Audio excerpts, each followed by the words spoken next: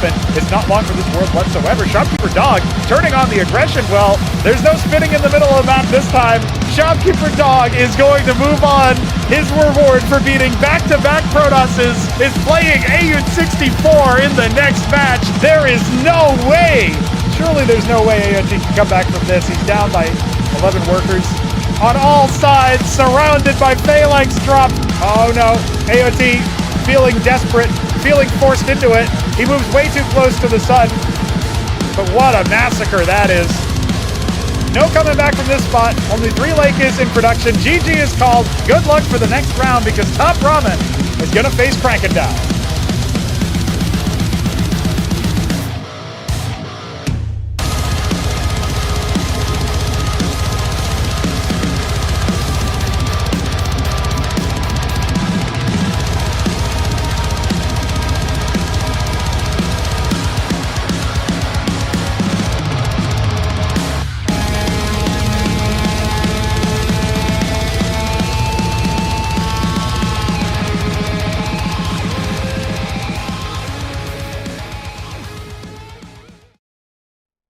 Ladies and gentlemen, here we go. We are just about ready to get into our Eliminations 3 matches. That means it's the 3rd round, and we've got a slew of players still left here, but we'll send 2 more home, proverbially speaking. I think everybody's playing at home. Nobody's like AOT and will just play from a hotel lobby or whatever after a party. But sometimes you gotta be Chadley in rare form and rare locations. Nabline is joining me for the co-cast. You have unfortunately been defeated by one of the 4 players on the screen right now, but I guess fortunately for my voice, that means that you'll be able to pick up some of my slack. How are you feeling this fine morning in Australia or afternoon in America? Oh, he's owned. Shambler. Oh, it's the freaking Discord admin thing, guys. Production values here. Well, I was saying, I'm doing good. It's not that early in Australia this time. And like we were talking about, Shambler's warmed me up, at least for being awake, because we played some games before. I got to watch myself getting crushed in the hype video. It was pretty sick hype intro, though, so I'm not even mad this time. Oh, okay, yeah. I do wish there was a Terran equivalent of, like, glassing your base, like Mystery Meat, all those hype videos back, but... I mean, getting nuked, right? Yeah, it would have been good, but Dog doesn't really do that. Come on, That's Dog. ramen. If you're going to eliminate me, come on. Have some style, have some class. Have some class about how you do it. Yeah. Well, the Zerg equivalent, by the way, is like 20 Orchestra Claws showing up. Yeah, or like, I feel like now you could go for like a Plague Bomb or something, you know, a bunch of plagues because of the Cagralisk, Richard Breathalord. Oh, well, remember that game I had versus Shambler way back when, where it was plague all over everything? Yeah, do that, and then have the Orchestra Claws fly in. Sure, yeah, get the infestation going. Anyway, we are here to take a gander. We're actually going to play these matches out of order, and I won't lie to you guys, I will be upfront about this. I actually haven't heard from Ayud yet, so there's a chance we don't actually get a confirmation that the next match is... away. That means that 3A is not where we will begin. We'll be playing from reverse order, starting with Krankendau versus TopRamen. And this is going to give us an opportunity to talk a little bit about our players before we bring them in. But I suppose there's always room for some kind of interview first. So we'll see if our Ramen wants to join us. Krankendau, notorious for not being interested in these pre-match interviews. So I'll ask our players if they are down, and if they are, we will see them join us. I also that answers my question, by the way, which was going to be live, which is going to be from replays, I guess now we know. Yeah, these ones are indeed live, so there is a chance. By the way, I sat here and was like, why aren't these guys doing their veto? And then I realized I only linked them the map list and not the veto itself. But I pinged them saying, like, somebody joins. Anyway, bottom line is we're going to get that map veto sorted, and then we will do the interviews, or interview, singular, as I'm sure Ramen is always good for it. But, he's saying Crank is a machine, or maybe he's saying, like, he's a robot that can't change. I don't know. I don't know if it's saying Crank's going to win or lose right now. Yeah, it's hard to tell. Crank is a CPU. I mean, usually that means that they are like really good at repetitive tasks, but they don't adapt. That's like my read on that. If you're talking about StarCraft 1-esque AI, obviously a bit different for Cosmonarchy, but they still have the same sort of pitfalls. That and early aggression. Yeah, it's the question, right? Is he like a StarCraft AI, or is he like a chess AI? You know? Yeah. Or is he like all these AI generated profile pictures you keep sporting? Courtesy I of would never. Could never do that. I do think, though, that one of the things I'm most looking forward to in this upcoming ZVT matchup, it's really putting to the test whether Krankendau is for real. I thought the way that obviously, he 3-0'd you in the quarterfinals, and then he goes over against Hamster, and some of the games, I think maybe the last game between those two in ZVZ was the only one that really looked like a blowout. The other matches were very close, very contested. It was 3-1 at the end of the day, and Hamster takes the cake. But we did see his ZVT against TopRamen, no less, earlier in the tournament. If he wants a chance at playing a different Terran, he's going to have to get past Ramen. But I also just think that, Ramen always has a little bit of a stumble on the first round, and then he'll get started. And this match does have some significance to it. The big issue, I think, that we're going to have with this sort of series is the big drama, if you will. We're talking about a series where the winner is invited back to Acropolis 4, and the loser is not. They are out of the tournament. You cement yourself as top 4 in Throneroom Stage once this goes down. So, yeah, it's going to be an interesting situation for our players. And, yeah. Hit has clarified. He's talking about him in the robot because he never comes for interviews, by the way. Which, raised the question. How do we know he's not a super advanced AI? Do we have any proof? Well, he does give interviews occasionally. He gave interviews after the Battleman stage. He also gave an interview after the March Invitational when he won his group out versus Dog and AOT. He said that... Okay, counterpoint. Okay. The AI's pretty good at synthesizing voice these days. Fair enough. I do think that it's an interesting situation. I don't know. I feel like with Krankendau as a player overall, it's a black box for me. We have the idea of him being this really powerful Zerg player, but he's an Acropolis debutant. He has not played at this level. He hasn't really played too many stage matches, if you want to call them that, when they're broadcast live and all the pressure's on in the moment and it's all for glory. It's not like it's going to be discovered later archaeologically after you're, casting from replays, that kind of thing. Anyway, we can always talk about that stuff a little bit later on. Keep your point, Nebline, because we got to get into the map veto. I'm going to give you guys the play-by-play. First bans are in. Krankendau has vetoed Serenity. Not interested in letting TopRamen pick that one for him. Check Stealer is the counterpoint from TopRamen. Out of the picture. Not interested in that map. I guess flat versus Zerg. Big open. Kind of hard to expand to your proper fourth base or something. Makes sense. Radium, selected by Krankendau. That will be our opening map in the Battlegrounds here. That feels like a pretty good Terran map, but Krankendau's very comfortable on it. It's another map where you only have 1,500 minerals in the mineral fields in the mains and such. So Brainstorm is going to be TopRamen's pick. And Brainstorm's the only map Ramen won in Battlements versus Crank. So this is actually really exciting because we're probably going to see, if I had to guess, it'll be a mech opener map 1 and bio in map 2. We got the secondary bans already coming through thick and fast. Our players not thinking too much about these ones. They had some preparation. Near Impact vetoed by Krankendau.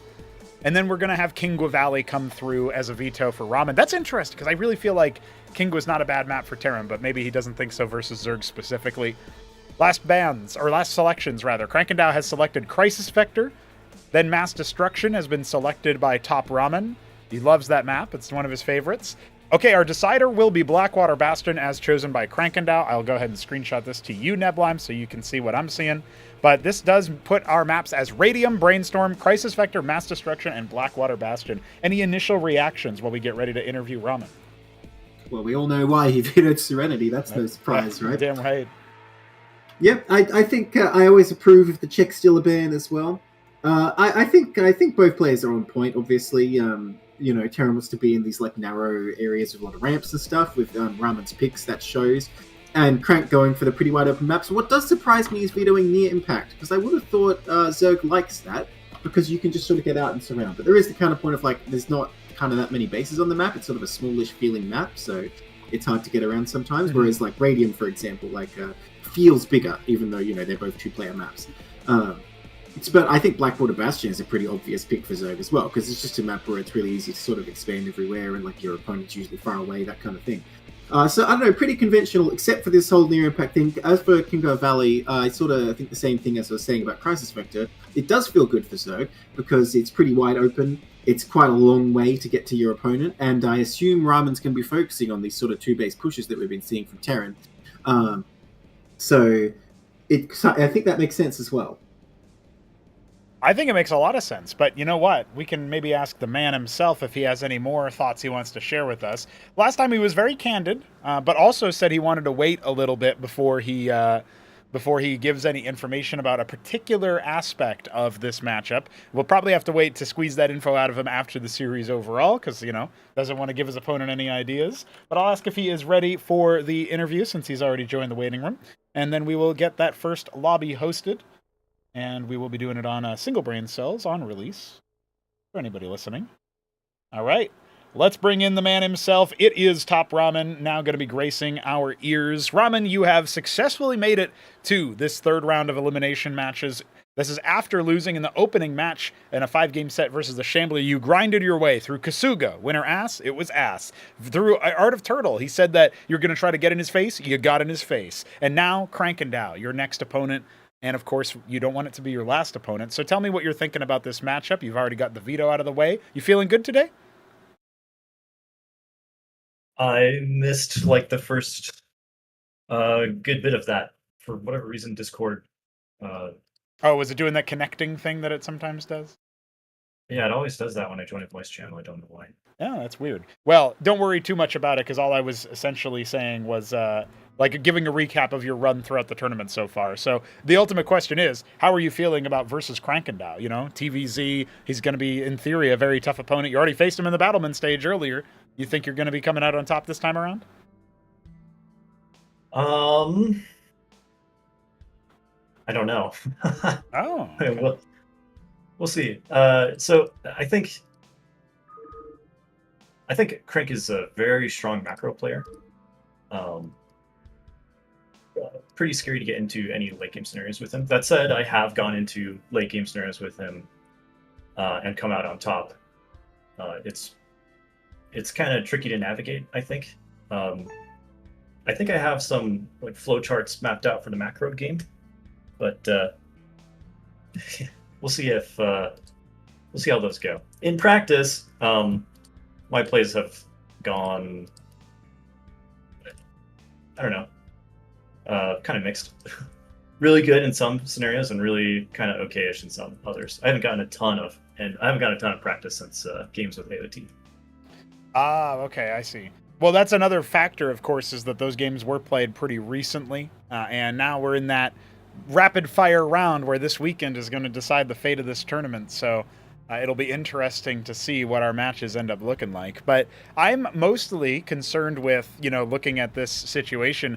The veto does look like it could get a little bit dicey, and this is after, obviously, a set of fairly strong vetoes. In general, you got Serenity versus Protoss. You obviously were able to do a lot of things on that map. You smoked Shambler on it, for example. But then you come into this series, and Crank immediately takes it away.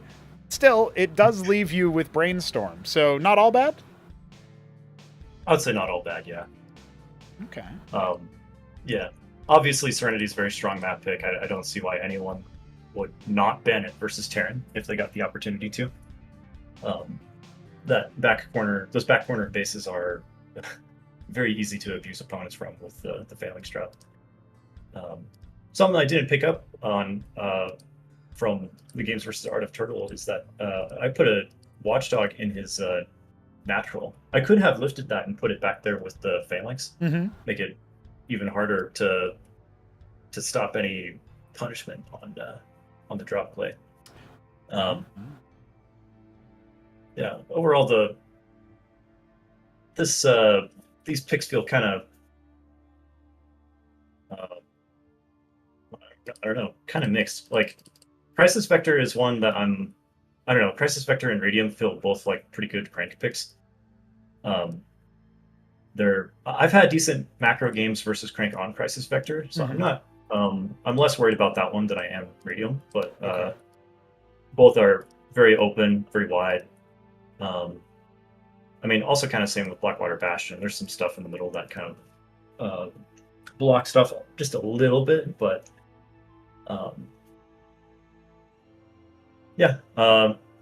Brainstorm allows for funky stuff, And I also like Mass Destruction because I feel like it can be difficult for Zerg to take a third base on there. And I hinted at it before. I think there's some pretty nice drop locations on Mass Destruction.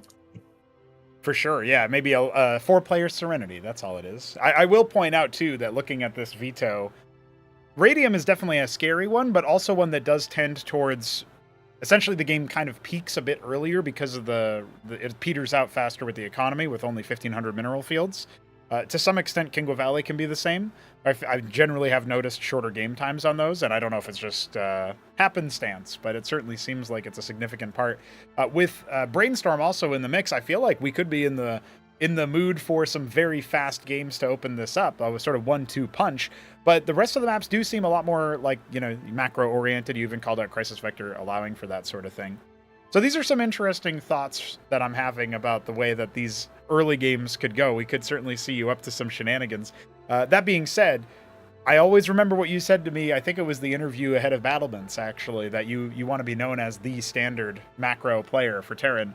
And, providing the race other people who are playing Terran with a little bit of influence, a little bit of understanding of how they can approach that. So it'll be interesting to see you take on another attempt versus Crank, as you did in Battlements, to play that macro style on Blackwater, on Crisis Vector, on other such maps. It'll be an interesting time for sure. And I think even Mass Destruction could allow for that, although obviously that's some more cheeky angles. Neblime, do you have any thoughts or questions for our homie Ramen? Yeah, I do wonder about this veto. Do you pick purely sort of on like balance, or is it kind of just like this because this is just how I feel about it? With Check Stealer, you just don't want to play the map, or if you pick purely what you think you're going to win or lose? I think I don't know, maybe a little bit of both. So Check Stealer, I think is. I think that's a terrible versus Zerg map. I mean, I don't know if I would say. Well, yeah. I mean, I guess maybe it is more the latter that I think I'm picking based on what I'm going to win or lose on. I don't think a game on Check Stealer is going to go very well versus Crank for me. But maps that are kind of strange, like Brainstorm and Mass Destruction, and kind of offer some aggressive plays, I think can totally fit to me. Okay. Well, I guess you don't want to reveal too much in the interview, but have you sort of prepared specific strategies for this matchup only, by the way, or are you just going in sort of trying to play your usual style? I would say for this matchup specifically, I don't really think that... I think maybe Hamster is the only Zerg player that... maybe hit him up too. I haven't seen hit him up's other styles in ZVT other than double Larvosk, but I think juggling between the different styles kind of forces Terran to play like a particular way, and I don't. So I don't see Crank doing that, but it's also been a while since I've seen Crank play at all. So I would say versus Crank, they're kind of tailored. Well, that segues into another question. I feel like Crank, of all players in this tournament, has tried quite deliberately to sort of like hide his strategies, where I don't think that's always been true for most players here, like in practice or in other games. I think they've mostly shown what they're going to do. Do you find that to be true? And like, are you sort of worried about like what he might be bringing secretly? Obviously, we're fairly far in. He's had to play a few games though. Well, I mean, I guess it's possible, but I don't think he's going to do anything different. All right. Well, I'll be quoting you later. Okay. There's definitely been a different style that Crank has been showing in officials compared to practice games. So I'm looking forward to seeing what we end up getting out of him. Of course, we don't get any intro interviews out of him, really. He usually ends up going for those post-game ones, post-match ones. It is also a little bit on the later side, but I believe he's a bit of a nocturnal beast, so it'll be just fine for him in European time over there. That being said, this is, of course, technically speaking, you haven't actually been deep enough in the tournament to get past the 5th to 6th placement. Acropolis 2, you exited in the same spot that you would be if you exited here. So even though Crank is a scary player, and you called out his macro in particular, it must be kind of salivating, the prospect of being able to skip the qualification stages in the next Acropolis sort of sequence and just be like, no, I'm going to get that invite after I beat Crank. I don't know if you were actually aware of that little placement there, but any thoughts on the possibility then that TopRamen could be in the top 4? I would agree. I definitely salivate over getting top 4. Mm-hmm. I mean, getting through, oh man. So, not making it through Tribunal and then having to go through the gauntlet. I felt like this for the last couple of tournaments. It feels like a decent chunk of work mm-hmm. to even get into Throne Room. So, getting top 4 would be nice because then I don't have to do that next time. I think there's I don't know. I think there's a possibility. Get there. At least top 4. Well, I definitely think it's a possibility, and I have predicted this to be a pretty tight series. I'm looking forward to seeing what you can do, man. I say we give you the floor for any final words, and then we just about get ready with that lobby open, ready for both of y'all to pop in, and we'll have our 5 minutes of analysis beforehand as we normally do. But before we get to that point, any closing thoughts that you want to leave us with, Ramen? No. Good luck, have fun. Good luck, have fun. All right, man. I'm going to stash you in one of those spots in case we need to grab your stream. GLHF, and thanks for the interview. Thanks. All right, Ramen's getting in the zone. You heard him warming up his keyboard just in the moment before, but let's be real here. TopRamen is absolutely the underdog in this sequence. He is the you player. Wouldn't say it to his face, man. You wait till he leaves the room. And Oh, you're like, listen, yeah, I told him, I said, it's a possibility. That's very different language than it's a likelihood, because Krankendau is likely to take this one. But TopRamen is capable. TopRamen is an uncanny player when his back is against the wall. I mean, he proved that he got second place at Tyrant's Tale. He was one of the only 2 players to ever defeat Hit 'em Up in a single map in that tournament. Hit 'em Up was on one when he was consistently playing the same race over and over again instead of playing random. And now here we are talking about a situation where TopRamen finds himself 1 win away from an invite back to the next stage. This is where he fell down last time. And I'm a bit surprised to see that he's looking in the form that he's looking.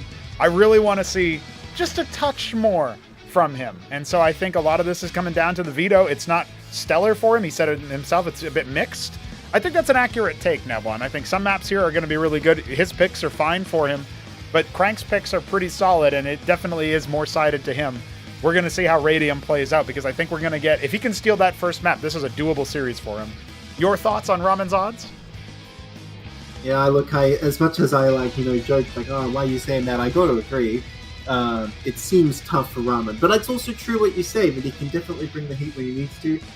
But look, I have to look at his past results, and when he's gotten this far in tournament, he has not been able to bring it against the top players. So I am anticipating a 3-1 Crank sway.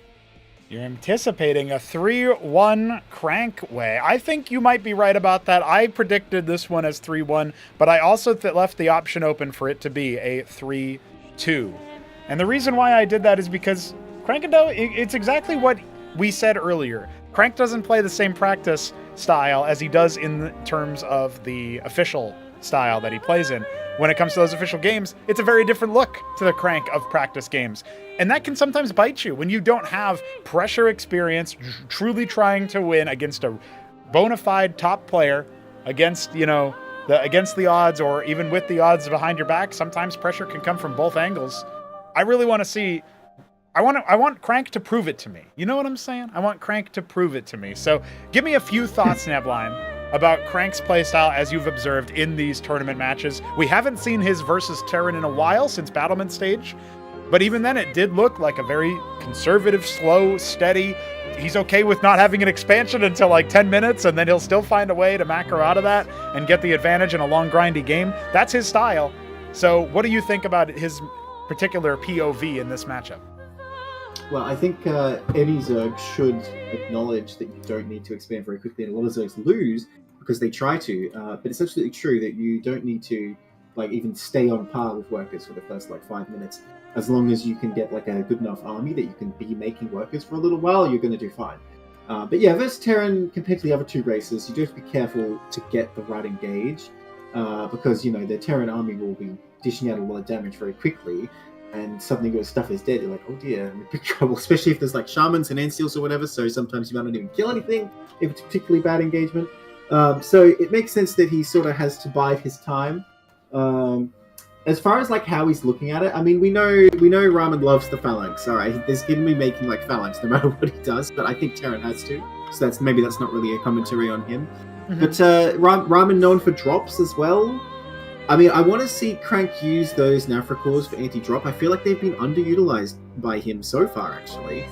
It's not a huge weakness, but I think Ramen's going to be trying to bring something fancy, so Crank needs to be ready to adapt. I guess it's true what we say, because we're talking about it this way. Crank really is the favorite, and he just needs to make sure he's prepared for whatever Ramen's going to try and pull off here. Well, he is the favorite. Let's see if he can make it happen. I'm going to ask our players if they are ready to begin. We start on Radium. Ramen instant with the ready. He typed it out and waited for me to type that so that he could hit enter. That's how in the zone he is. Either that or his word per minute will match his 1,000 APM in the warm-up stage of the next game. Krankendau has issued the ready. Ladies and gentlemen, we are ready for Radium. Game 1 between Krankendau and TopRamen begins now. Oh, well, allow me to do this in the first 3 seconds. What are you doing? What's happening? What's going on? I'm confused. Neblan, where are you going? What's happening? Oh, he has died. It is over. TopRamen in the top right. Surely that's a sign. He is our Black Terran. And I am now in the bottom left, Krankendau is the Dark Bronze Zerg. There you go. Color guesses achieved, and bio on the way. And Neblan has come back to me. While you were I got to do this in the first 3 seconds, which I assume was you restarting Discord with admin mode? Yes. Yeah, I'm now the administrator. I cannot be denied. That's right.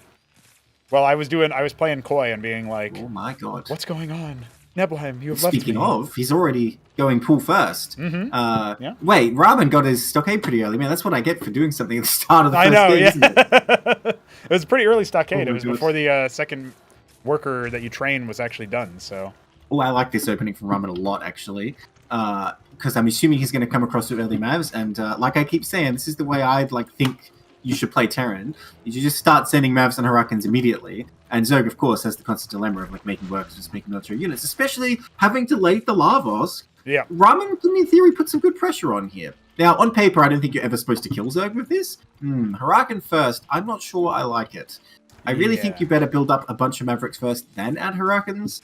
Because it's very hard to actually kill anything with one Hurricane. Anything you're fighting, you just run away. Correct. And Crank knows what he's doing. He will not lose workers to a single Hurricane, I don't expect, unless he really screws up. So, I don't know about this. But then again, maybe if he makes Hurricane only and shows up with 6 of them suddenly, who knows? It looks like he's going to do 2 Hurricanes into Mavericks afterwards, and he is actually sticking around at his ramp. So he's not moving across the map to punish this, pool first. Or it's not really a punish of the pool first, but it's more like he's using the timing of his early stockades against his opponent, who's gone for a build that's a little bit slower to warm up, right? We still have only 9 workers for Crank. As a comparison point, Ramen up to 14, about to be 15. And yeah, he's going to move out with the first 5 or 6 units that he's made, which is actually pretty scary, but the Zethra cores are on the way, and Nebelheim, you are lagging. I have crashed, so carry on without me. Okay. Unfortunate. Please stream though. Yeah, no worries. Classic move. Well, it is Zethra core in the base while I try to furiously wrangle the scouting. But what's the stream for now? And then, of course, funnily enough, we've got Krankendau setting the brain cell count lower. He wants as much latency as he can afford without the Aussie in the lobby, I guess. I believe they actually, hacked me and crashed me because they're like, this is too late, get him out of here. Yeah, fair enough. I mean, if you don't mind just watching the stream, we might just do it that way. We'll see. I'm sure Crank would prefer it that way. He sometimes gets particular about his latency, his little in-game settings. Oh, yeah, there's no way he's getting in there. He needs to not do this. This is going to be a disaster. What are you doing, Ramen?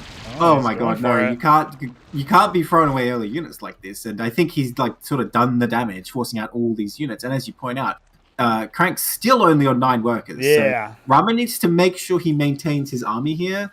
If he throws a bunch of units away in an attack, then he is totally screwed. But as for now, he's sort of keeping toe-to-toe. I would like to see an expansion, I think it's the best path here, because you can delay Zerg's expansion so much. Well, the other thing, too, is I was expecting a Star Pad follow-up, but instead he actually saves his Vespene for the Palladium and just puts down another Stockade. I guess he wants to try a little bit more one-base aggression. Okay, I don't like this, because what if Crank just doesn't expand? Then what do? You're kind of digging yourself in a hole here. If Crank's down trying to take a Hatteros, then yeah, I guess. But you also don't have any detection. Like, if he just waits for a Zorkias on one base, which would be the smart thing to do here. It looks like he is going to do that indeed.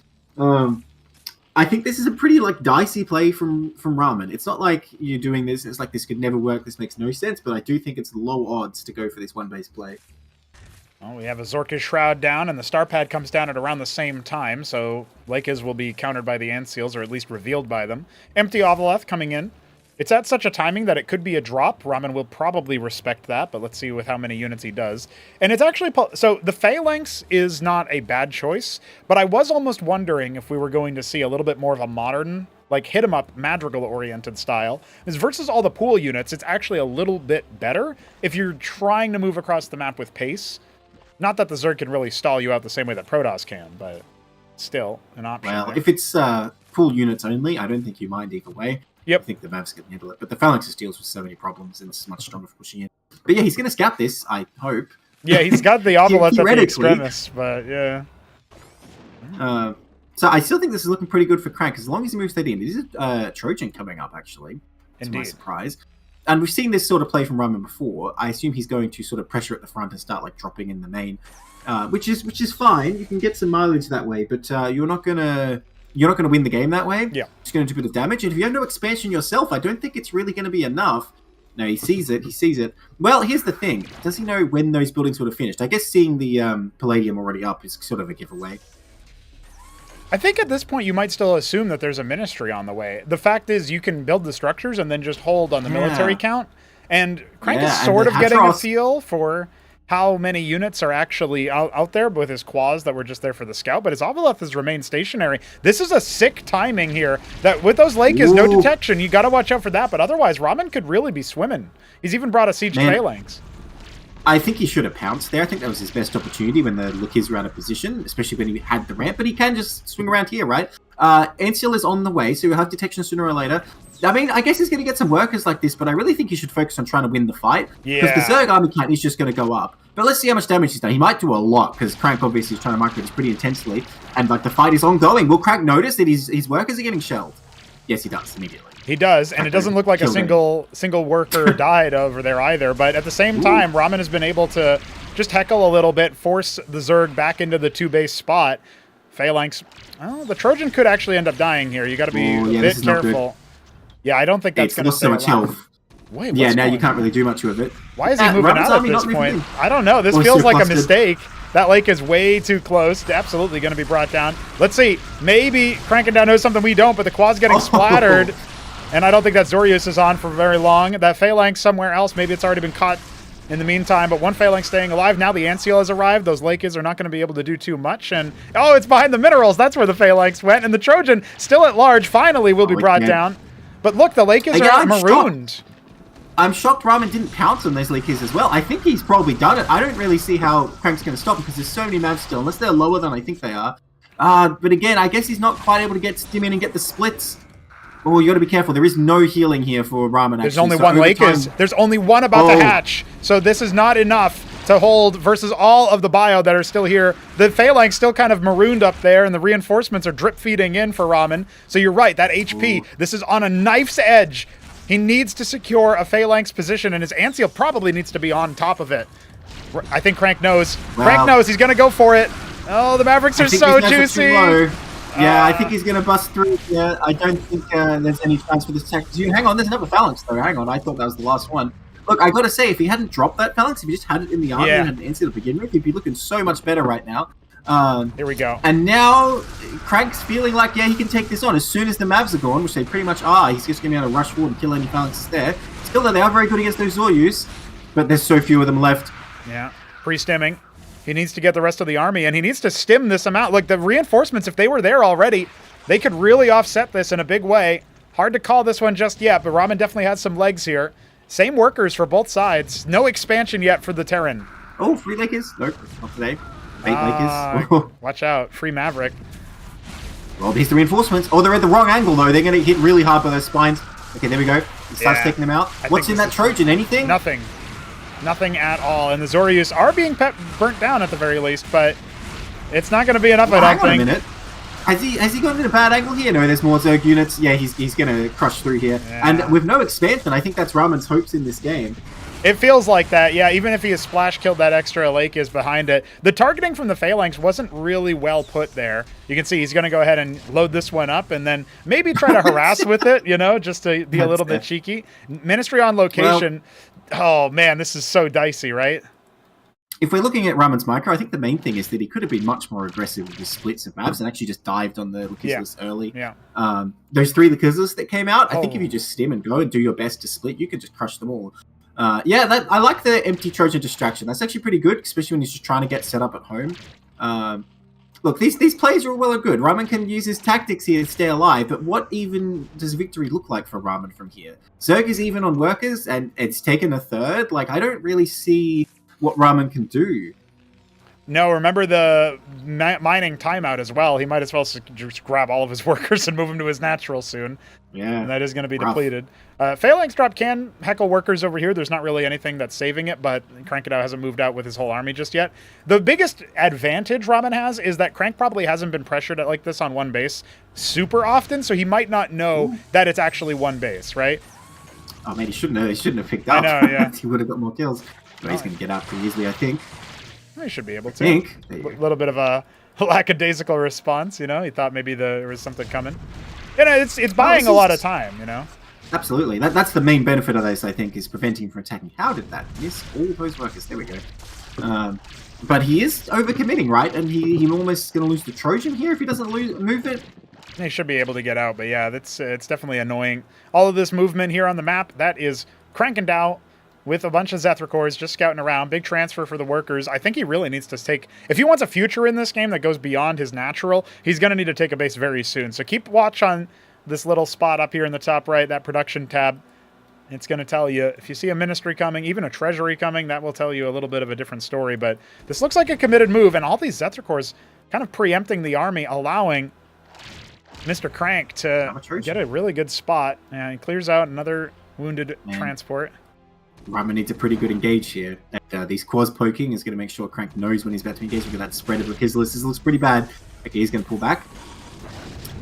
Yeah, I think this is one of the reasons why we were talking about Madrigals as a potential, just to try to thin out that chaff. But then you have less Phalanx, so it is a tight they are doing work. Walk, so. They are doing work, but I feel like it's going to be pretty easy for Crank to delay long enough to get whatever units he needs. And Ramen not on top of the army right now, actually. Phalanx sort of just like heckling those claws. Oh, here he comes. Here comes the engagement. The Marines are all at a ball again. They have to pull back. They can't even support. This is the problem. He needs to get them pre-split. The Gorg are there. They're going to do like pretty much nothing, I'm afraid. But it doesn't really matter. The rest of the army is doing the work, really. Yeah, the Lakers are in position to try to hit the Phalanx, but I think that was a fat finger on the Unburrow. It might not matter. The Spines are doing so much work versus Ramen's army, and Ramen should know at this point he's lost multiple armies across the side of the map. And Crank has set up a third base. He's got 1,000 minerals for a moment there, and he queues up 10 workers because he's wiped the army.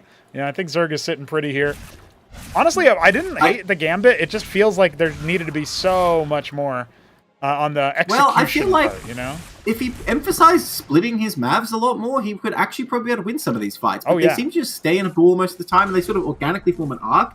But if he spread them out as much as he could, I really think he could have actually taken some fights here. But now I think this is actually over.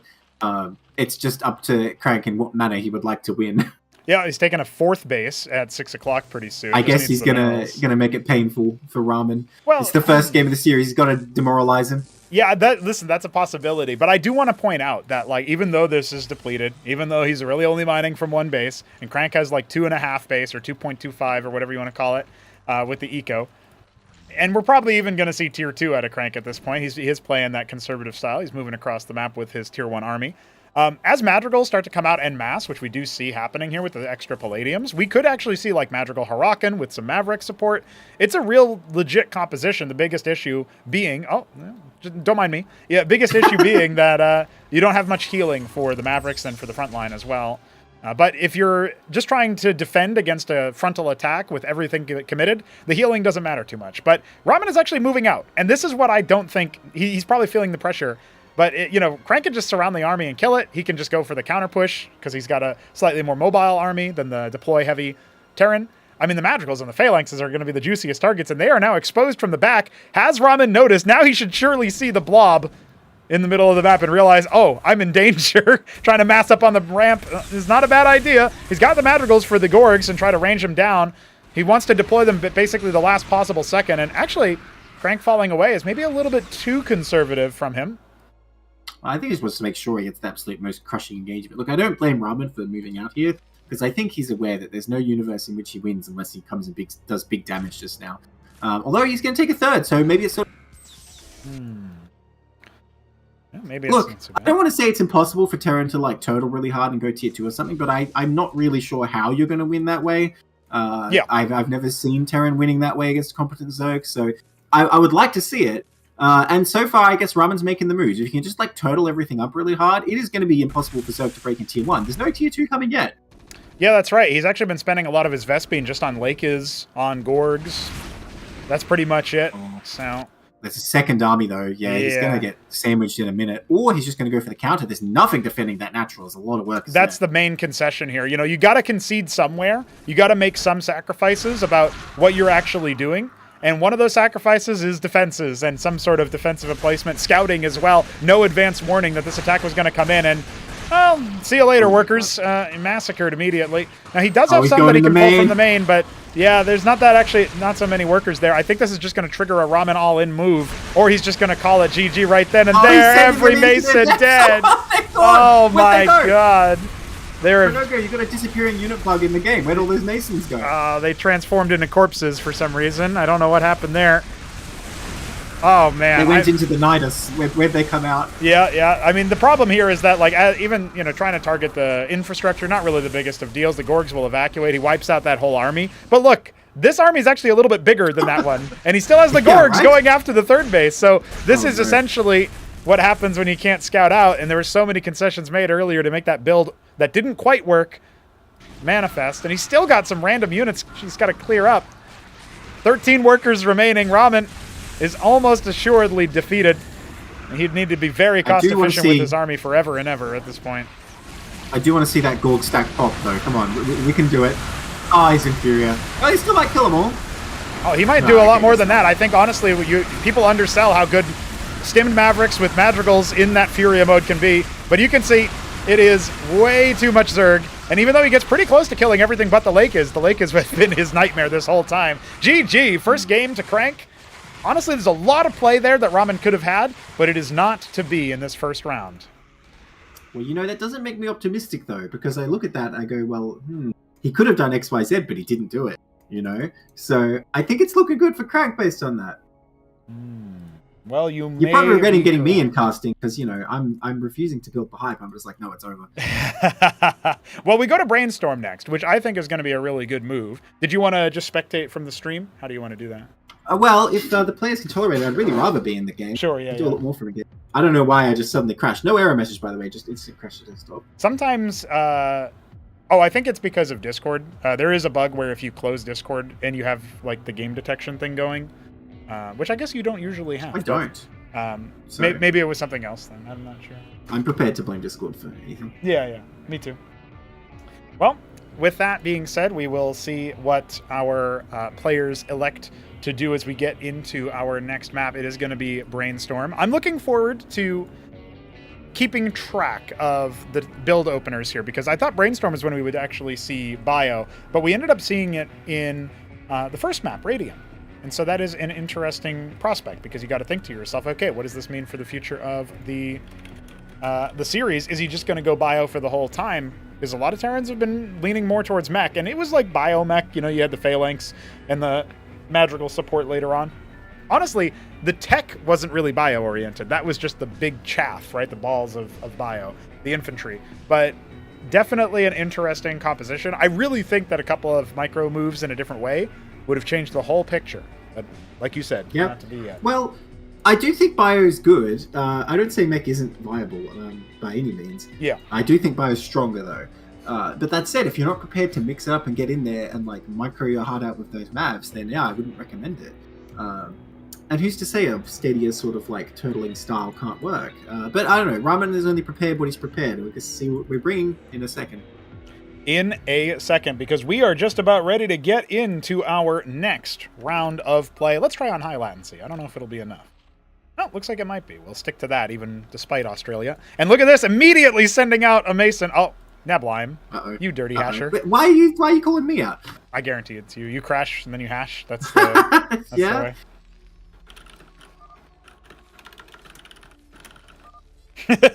We'll play it out like it's normal, you know. All right, Ramen. Right. I guess I'll just leave for lag and watch the stream anyway. Oh, that's fine. I think it's. We'll wait for a message to come out at the very least. Although sometimes it doesn't happen. Sometimes there is no. You're actually going to be an extra set of eyes anyway, so. Ramen's APM though. Yeah, Ramen's at 1K. He's in the top right. He is going to be our. I'm going to say Jet Black this time. Yeah, Jet Black Terran. He has been read like a book though. Crank with the freaking 7 pool is like no. No, it ain't a problem. It's happening. Well, it's a forward stockade, so it's a little bit different. And of course, Crank is going to scout a little bit later.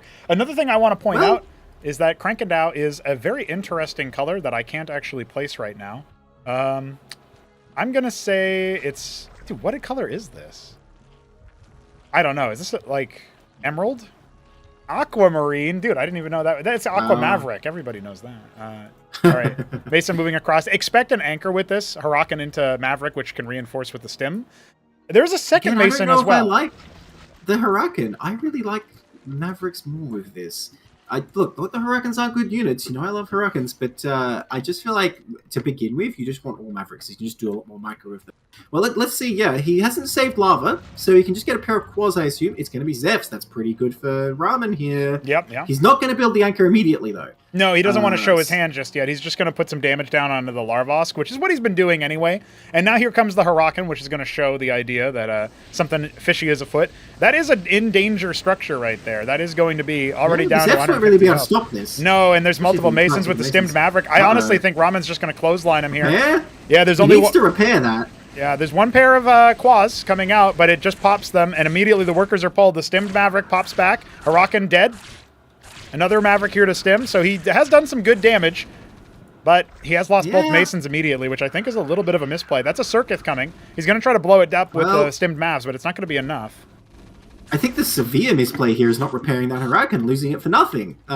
He's sort of been repulsed. Like, he's done his damage, but this is sort of the same as we're going to see from game 1. Yep. He's going to do some damage, but he's so committed, it doesn't really mean anything. Okay, he's going to double down, though. There's always the option to just show up and be like, I'm going to kill you. So we'll see if that works. But so far, I'm not liking it for Ramen at all. Well, you say that, but I feel like he's got plenty of units to hold a response all-in from Crank, who actually... Oh, I thought he was going to miss both of those Maverick kills. That would have been unfortunate for him. But, you know, he can make enough units with the 3 stockades that he's making, and he's still not harvesting any Vespene, which I am certainly a fan of. But I think he's done a lot of damage. Has he reset his own economy to be in the lead? I'm not so sure about that. I think it's going to be up to Crank what he wants to do here, and he is making that Ovaleth, which initially does put him behind a little bit, but I think at this point, you know... I wouldn't hate if Ramen just keeps making Masons. He is starting to harvest gas now, which I think is going to deflate my plan. If he just wanted to keep making Masons and then make a Ministry and play this out from a defensive angle, that would be a counter to his doubling down in the first game, which didn't end up working out. Still a valid strategy either way. Let's see what he wants to do with the Vespene. How are you going to hold with only stockades, though? That seems pretty dicey. As for Crank's economy, he did get the lava, so that definitely delays Crank, but it doesn't sort of change the fundamental equation. Yeah, because Crank is so secure in his defense, though, no matter what you do, he will be able to secure the worker lead sooner or later. It's just a matter of time. Oh man, what was that Maven doing there? It was just scouting. But it scouts the army move out, and then Crank immediately falls back, which, you know, we'll see if Ramen intuits. I don't think you care that much if the Quas are on the move. You don't feel mortal as Terran here. The only thing you should be watching out for is that abyss below the minerals in Ramen's base, because that's where the Ovaleth is coming in. There is no drop in it, but the Quas could have been linking up. That's the abyss over there? Oh, that's the tile type. Yeah, I call it the abyss because it's not water. It's just a void, right? Oh yeah, I didn't even think about that. Yeah, I updated it visually. Same as those blue ruins in the middle. Bluins. All right, what's your lore explanation why there's just a void there? Oh man, this just a deep cave. Get out of there. You know, there's a lot of stims he's forcing out, so I think that's worth it, honestly. And you know, Ramen's been very slack on doing repairs, right? Yeah, I don't feel like it's that hard to just task a mason to mass repair all these guys because they've only lost like 10 health each. Yeah, he repaired a wounded one earlier, but that was it. It was like a grievously wounded one. Well, here we go. He's going to do it. Maybe I judged him too harshly. There you go. Okay, he's getting on that. He's getting 2. That's it. He's repairing 2. Well, that's something. Star Pad on the way. Palladium on the way. There will be Phalanx drops. His early aggression not immediately winning out the game just yet. Well, Crank is still on one base. So, I don't know. I mean, there's no ministry, right? So, oh, this is just a fake out, I just realized. He's doing the exact same thing as game 1. Yep. It's well, not exact, because obviously, Yeah, different opener, but... Yeah, like at this point, Ramen is setting up for an easy defense so that he can either make or lift a ministry, but he's not doing that, right? He's just making units. All right. For God's sake, don't make any Trojans. Then I'm liking it. If he just makes Ant Seals from the get-go, I like it much more. I don't know if he has enough gas for that, but either way, the Trojans, I feel like, just distracted him and made him lose, quite frankly.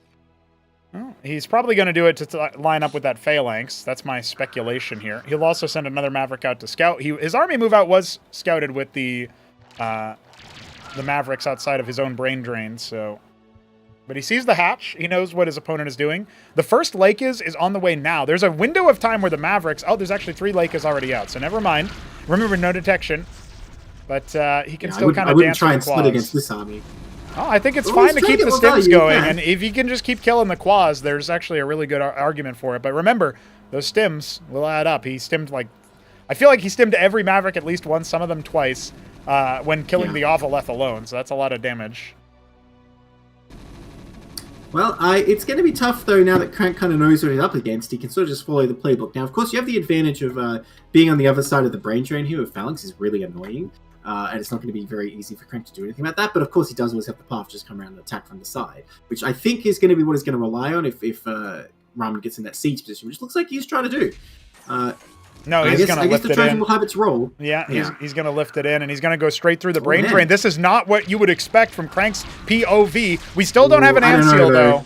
Yeah, he's going to turn around as soon as he sees the Lake was wise. I don't think that would have worked out. Well, if he had been able to, like the one Lake is inside the natural that was burrowed there, definitely shoot him away. But it also gave him a little bit of an idea of where the Zerg is. He has no idea, though.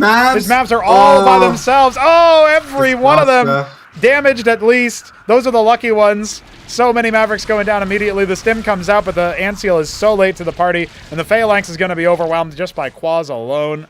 Man, his ride left him behind. That's right. See ya. Betrayed. The Trojan did start to fly over there like, oh yeah, I forgot something. I left my oven on at home. Yeah. Well, I like that lift at least. Yeah, that's pretty snazzy. Go right over on the other side of the proxy temple. Ramen looks like he's in a pretty doomed situation once his sort of fight has failed there. And like I was saying, this is what the move is in this situation. Is like you just sort of come around the side. And because you're coming down from high ground, it's a little bit advantageous. Ramen did not pre-split once again. It's really proving to be his weakness here. Here comes Crank. I think you need to if you're going to play bio versus this kind of style. But he's got another Phalanx. Actually, the Phalanxes have been really well protected. Some of those Lakes are actually stacked. That one off to the right side is going to go down. The Ant Seal staying alive despite the best efforts of those Quaz. But it looks like most of the Phalanxes have been routed. Good little drop micro. Try to keep that one with 18 health alive. And looks like eventually it will be overwhelmed. But again, with the Ant Seal taken out, that means that there's no hope. He's going to suicide drop with the Mavericks in, but they're mostly low, and there's already a burrowed Lake is waiting. Oh, yeah. Definitely a suicide mission. Oh, the Quads are even like, all right, then. Yeah. We're hungry.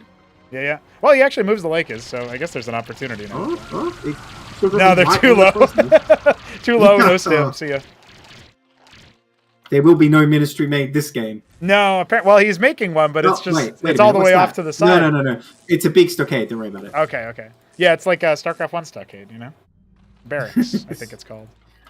Well, I was wrong before I even said it because it was already in construction. I just looked at all his production. I was like, he's going all in. But, I mean, what else can he do? Once again, he feels like he has to move out.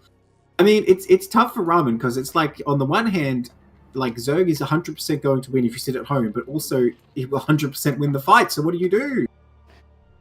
Yeah. I mean, in some level, Ramen is getting himself into these sorts of deficits. Also, it's worth noting that when he took that initial fight and he tried to storm through the brain drain, which I respect the nuts of somebody to do that, but he had 500 minerals and 200 gas at the time. Like he nothing in the queue, nothing coming out. So I think there was just a missed opportunity there, a little bit of a macro slip up in the midst of that. Yeah, I think we can say that strategically Ramen's choices have been fine, but he's not employing the tactics he needs to.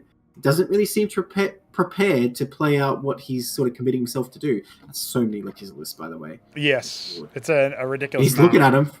The NCLs are like, oh, hello.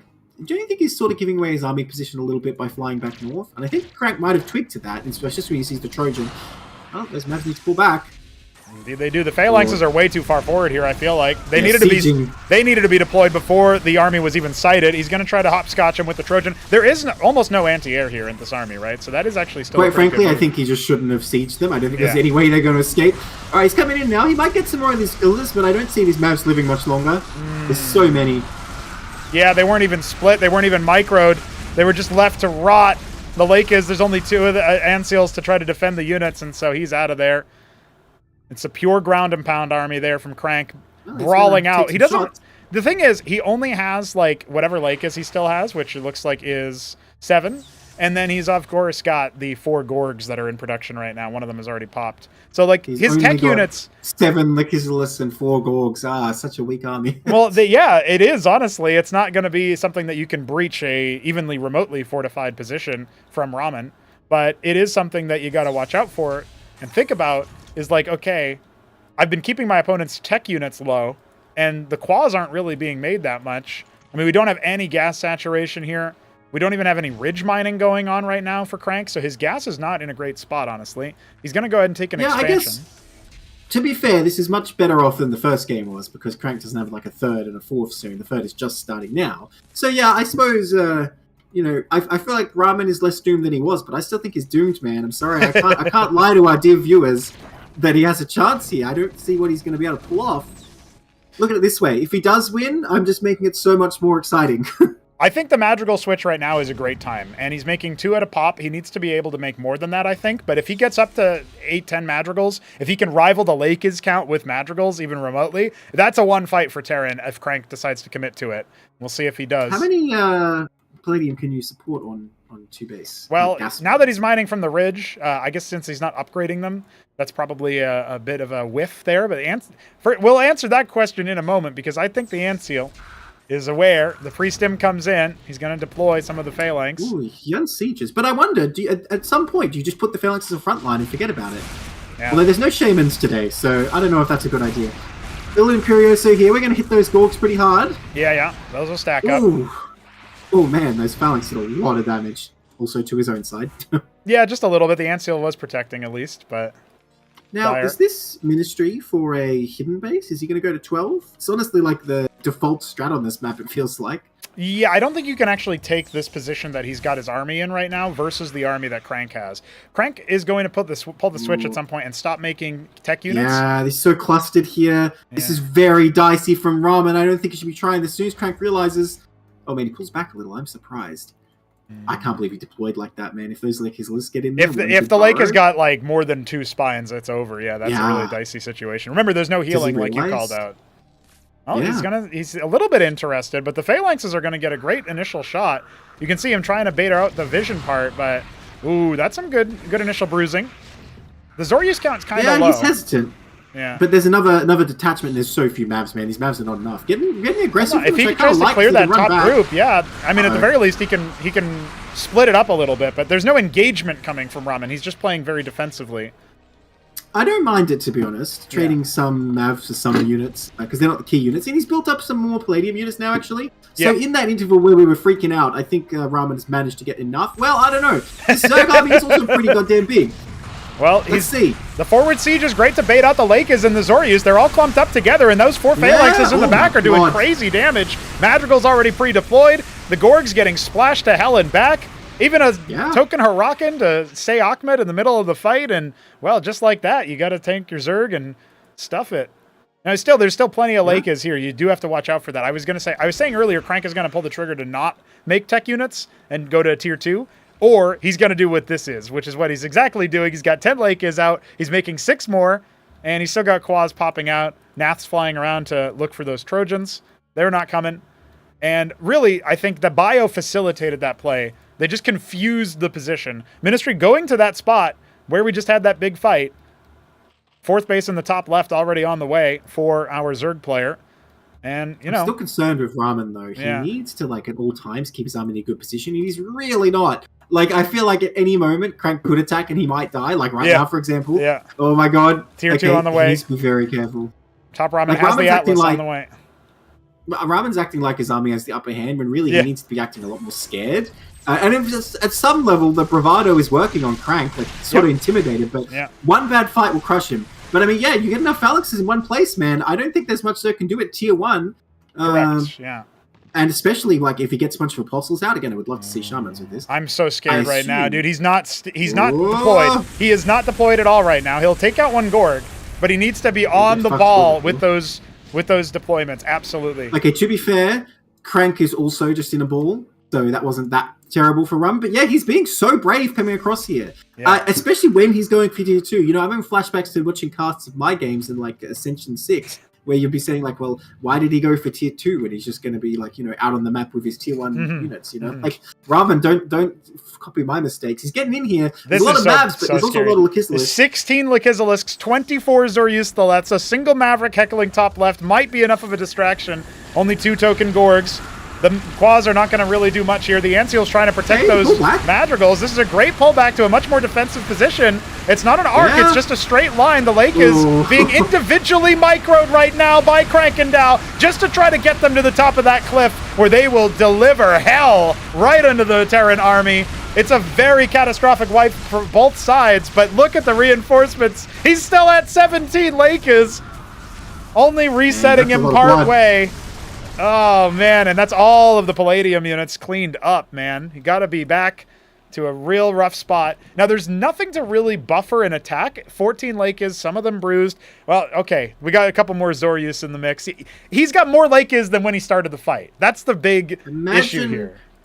Imagine if he was spread out with his phalanxes there, man. He could have won that fight. Even the Mavericks, I got to say, did start off in a pretty bad bunch. Now he's got no sentinels or anything. His army is not adequate. He needs to like abandon this third or something and throw up like a bunch of walls. Well, if he can catch him in transition, that might be a good spot. Remember, we've got a starport and 4 captaincies on the way. There might be a chance that you can use apostles, but deploying the phalanxes right in front of the lake is not the play that Ramen wants it to be. And even right now, his forward post, 4 more Palladium units hitting the deck. Actually, these Lakers split very inefficiently, so they're going to take a long time to clear those. And you know what? He might have just staved off the defeat of that 3rd base long enough to get some more macro out of things. And the tier 2 structures are finishing up as the Lakers are coming in. You know, that would have been a good split versus the Lakers if there wasn't like 1 Lakers per Maverick. Yeah, exactly. He's going to pull back with the Masons. Oh, the Zoryus. Speeding him up, and here comes the attack into the natural as well. I just don't know. He's got nothing coming from these stockades. He's only now making madcaps, and it's a little bit too desperate. Tier 2 finishes for Krankendau. He can even start going for that, but I don't think he needs to. He is going to take game 2, and at some point, Ramen had a really nice-looking army, and then it all went up in smoke with a ridiculous number of Lakizelisks hitherto unseen. Krankendau takes game 2. And after that one, I need a break. I'm gonna grab it. Fair enough, my man.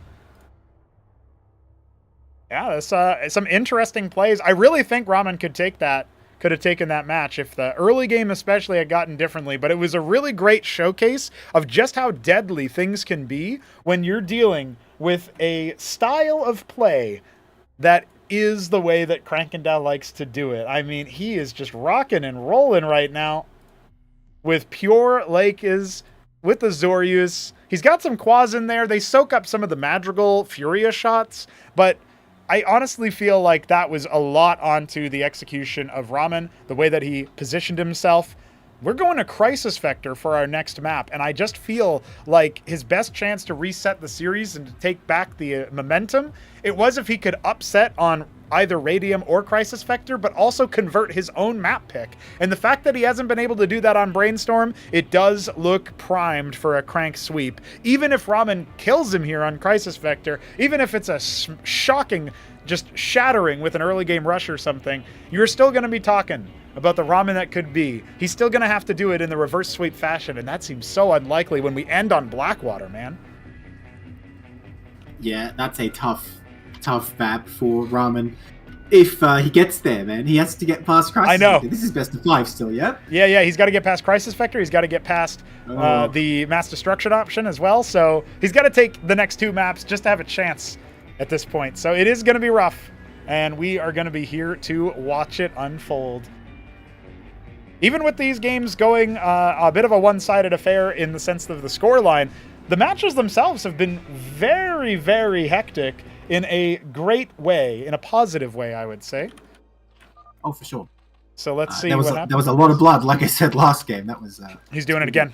He is doing it again. TopRamen in the bottom right as our Platinum Terran versus Krankendau, still rocking that dark bronze color. Yeah, well, I guess as far as Ramen is concerned, he got further last game than he did the first game. So he's like, all right, forward stockade equals good. Yeah. Well, if he keeps improving game to game, then he wins this game, then he wins the next game even harder, and then he wins the series. That's the logic, right? Yeah, I mean, he's going to get pool first again, though, so not looking good. That is how Crank seems to like to play every matchup these days, is pool first. But this one isn't a 7 pool, so it's a little bit more... a little bit less likely for the hard counter in the opening. Here's the thing, right? You clearly want to go Lavos versus the most advantageous, but I think Crank feels probably accurately that if he doesn't die immediately, he's always going to pull ahead in a longer game. So it makes sense for him to play this like super defensive opening. And look, man, Ramen has 1200 APM in the first 10 seconds of the game, so you got to be careful. You got to keep up with that somehow. That's right. Well, first Huracan is on the way. Still believes in it. I guess the logic is to use the Mavericks to reinforce with Stim to move across the map a bit faster, but my thought process mostly is just, if you're not repairing it like you said in Brainstorm, it will be brought down. Like, I think Crank observed very adequately that he just needed to do damage to the Huracan and eventually kill it, so that his quads weren't going to be negated by its armor forever. And another part of it was that Ramen didn't like pull back between Huracan attacks to make sure that the Zeth damage was minimized. So it was a lot of DPS down to a deceptive amount. He was maybe tunneling a little bit onto that Larvosk. And it is another pair of Zeths first. The Huracan will arrive just in time to dance with them. And we have the second stockade, the first one floating back to join up the rest. This is all we get for the first attack. Speaking of that last game, I do wonder, like in a different universe, where we repaired the Huracan, he might have even won the game initially. Let's see if he can do any better this time. He is splitting the attacks on the Mason and the Huracan. I feel like the Mason's probably better served even repairing from the get-go, but he will clean that up.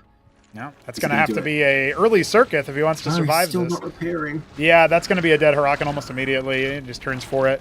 No, you should still be able to Why range even bring down. the Masons? Is my question. If you're not going to repair with them, you're just throwing away 2 workers that you might need to mine. So I am disappointed that he's just enacted like the same mistake. I feel like, and honestly, Crank's looking even better this time. Because he doesn't have to panic about making a circuit because he has a ramp and all that. Yeah. Didn't lose nearly as much, didn't lose a Larvosk. But there is a ministry, a twist. He's expanding.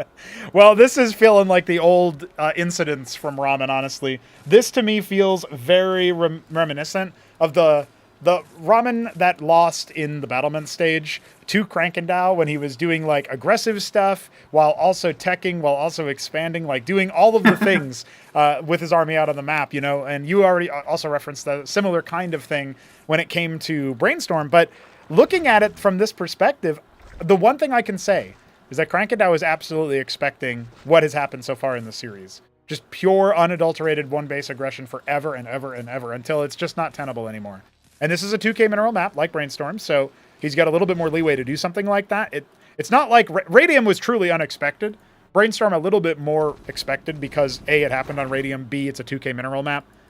And it's going to be a quaz drop this time around. Here, speaking of playing with expectations, Crank has scouted with an empty Ovoleth for so long, the first 2 games. Is Ramen even going to think twice? We'll see. You know, I'm not that excited about it against Terran, though, because Mace just have a lot of HP. I don't feel like it's going to do that much, unless Ramen really drops the ball. We'll see. Since he's just trying to expand, I guess every worker counts. Yeah. Yeah. And the Mavericks are also moving out. Oh, man. You know what? Maybe you're right. Oh. We'll see. He's going to start adding a second Fulcrum, I think, judging by that. No, it'll be another Stockade. That's okay. Well, with this move out, the one thing that you got to watch out for is the Quas obviously have free reign to move move across the map, but there's not really much at home.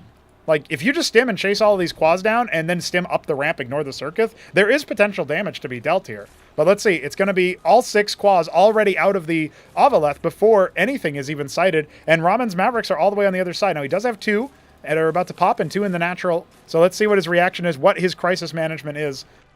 He's already starting to fall back. He's pulled the Masons away. He's lost 2 of them so far.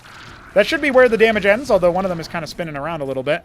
And the stimmed Mavericks are going to be able to gun this down relatively easily, but it does cancel the attack from Ramen. He didn't want to split his attention at all. Well, I don't think he could have got anything done with how many Quads are out back at Crank space anyhow. But yeah, I guess it's decent for Crank. It denies some mining time. And gets you the full scout anyway. So yeah, I don't know, I call it about even on that drop. Did do a lot of damage with stims to his own army. Now moving back across the map with that Maverick stack, and he wants to see if he can confirm a sighting on any expansion. Instead, we're expecting drops already. This is despite the Avaleth getting close enough to see that there was no star pad in immediate sight, but, you know, just careful. And also, if you forget to do it later, all good. I think he's just looking for an expansion here. Yep. He didn't even shoot for a second. Yeah, because there's no way anything's going to happen up that ramp. But I think Ramen's still pretty happy here, because at least he has his own expansion up. Now, we're yet to see what his strategy is when he isn't just barreling down from a single base. Still going to get those phalanxes, of course. I did say that at the start, that he's phalanx man. Indeed, indeed. Starting to add some Cyprians in the picture. Oh, we haven't seen that yet.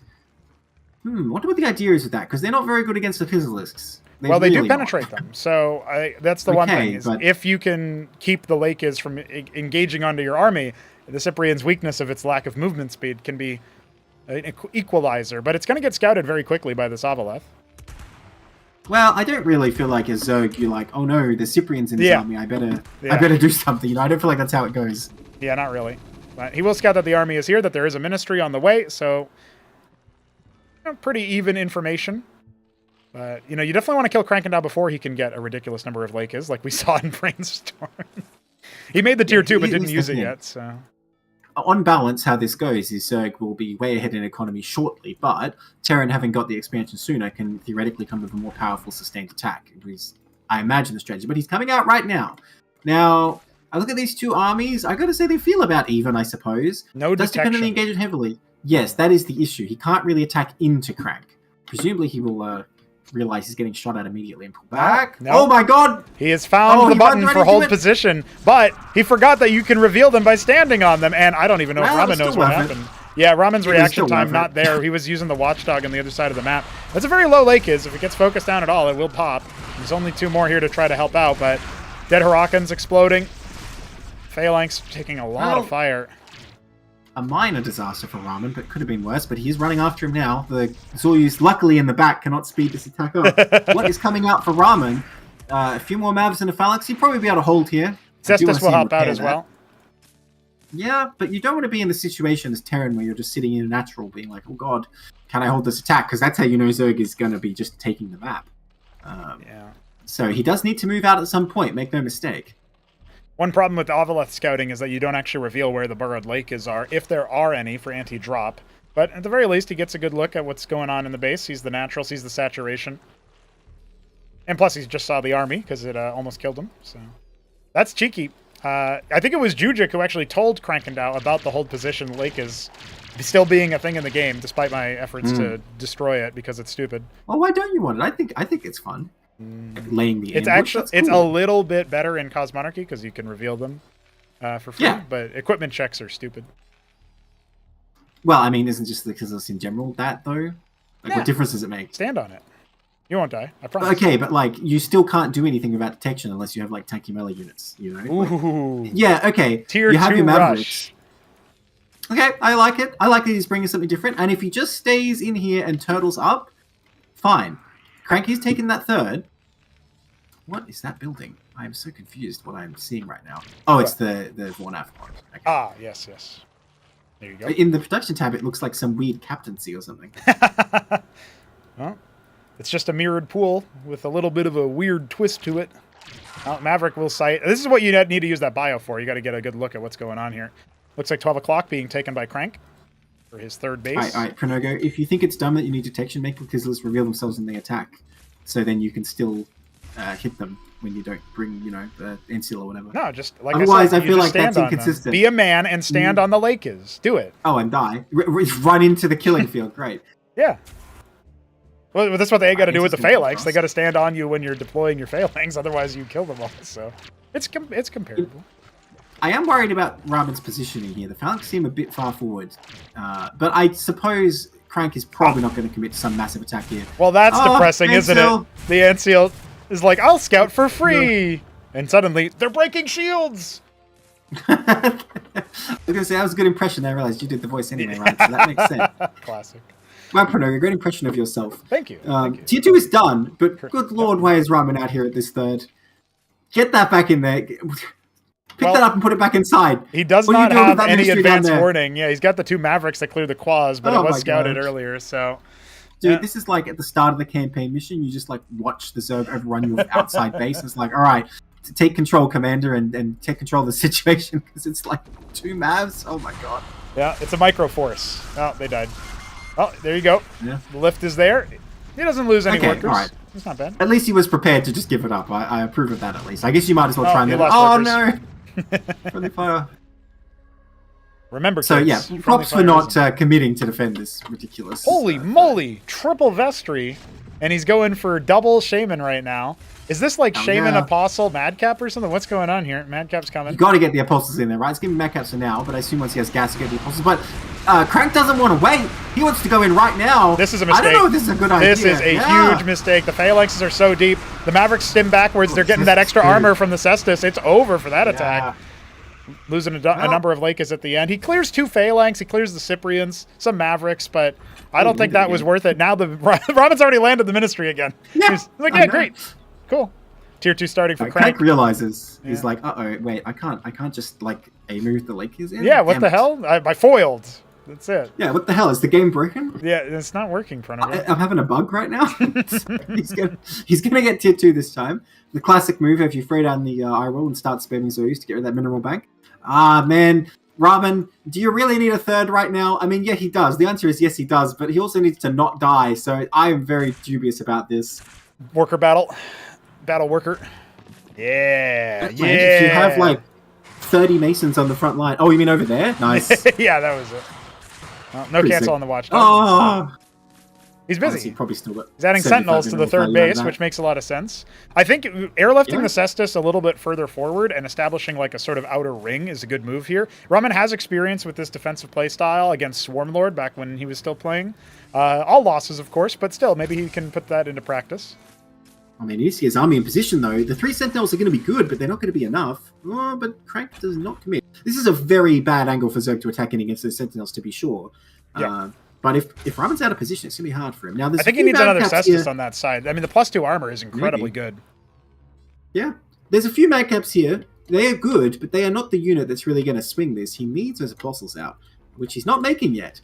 Is he not going to make any Apostles? It's going to be pure Madcap Shaman. Is that the idea? Yeah, I guess with enough Shamans. I mean, it's really hard for them to override the damage of the Lakers. Did you see that, Quaz? Yeah. It's very brave. It's brave, yeah. He's just playing. Yeah. He thinks it's a game. We'll see finally the power generators getting killed by Crank. Not interested. Tier 2 is done. He's going to go for the Matraval Nest. Certainly a tech I expect Vulgoricors, maybe Convalisks. I think Vulgoricors would be very good here, though, just because you can get on top of all that Phalanx stuff. 4th base coming online for Crank. He's already put down a 5th. There's a 4th Ministry for Ramen, but it's only just begun. Yeah, Ramen is within striking distance here, but he is definitely behind. That said, I mean, Zerg doesn't have a huge bank of gas or anything. Ramen's army is formidable, but it's just going to get weaker and weaker comparatively. Man, he really doesn't have any answer to those Gorgs, by the way, if they harass as well. Like, there's really hardly any Watchdogs. Yeah, and no Cestus to defend the mineral line either. Not that's pretty expensive, but there's like not even that is what I'm saying. So Arbas likes Ultra Cores instead of Vulgoricors. I don't know. I think Vulgoricors is pretty underrated. Not that Ultra Cores aren't very good. And look at this hit squad. That's one thing that Madcaps are good at, though. I'd like to see a Huracan with them. It's just like, okay, time to kill this thing. Give us 3 seconds. It's going to be anticipated, and there is already a lake is burrowed at that 4th base, or 5th base, rather. Force can handle that if Ramen just walks on top of it. Oh, the second right. one. Oh, no, now they're screwed. But he's pulling him out of position as he advances with his main force, so they may serve their purpose after all. Oh, I think this is going to work out pretty well. Oh, Nebula hashed. Is it me again? We'll find out. I'm just going to blame it. I'm going to say it. So... Just say blame Nebline. yeah. We got to wait for the number. We're about to have the big fight. That's right. Yeah. Uh-oh. What'd you get? 1. That's Ramen. Might be real, but if they have to fight now... Yeah, if they have to fight now, undecided... Ramen's army does look pretty goddamn scary here, but he needs a good engagement. Crank forced to pull back. He wants to make sure he does not get that bad engagement. I think if you preemptively burrow with the lake, it's still really dangerous for Ramen's army. Yes, it is dicey, but I mean, this looks strong enough. Ugh, I don't know. How does Crank even invade? The Vulgoricors are out. They're going to be real pain, but Madcaps do have the DPS. If they get in position and just start like pew-pewing away, they can really burn through that. Oh my god, this is so tense. It sure damn is, I'll tell you that. Let's see. Can Ramen take a game here? Ramen's looking for it. He's getting some Olympians out at home. It's a good choice, keeping his money somewhat low. I mean, about as low as Crank is. 10 Vilgoricors about to hatch. The biggest problem is that it's all bottlenecked. It's all ground. And Crank is pulling so far backwards. We saw this on Radium, and I was questioning it there. He takes the game eventually, but this is scary, man. God.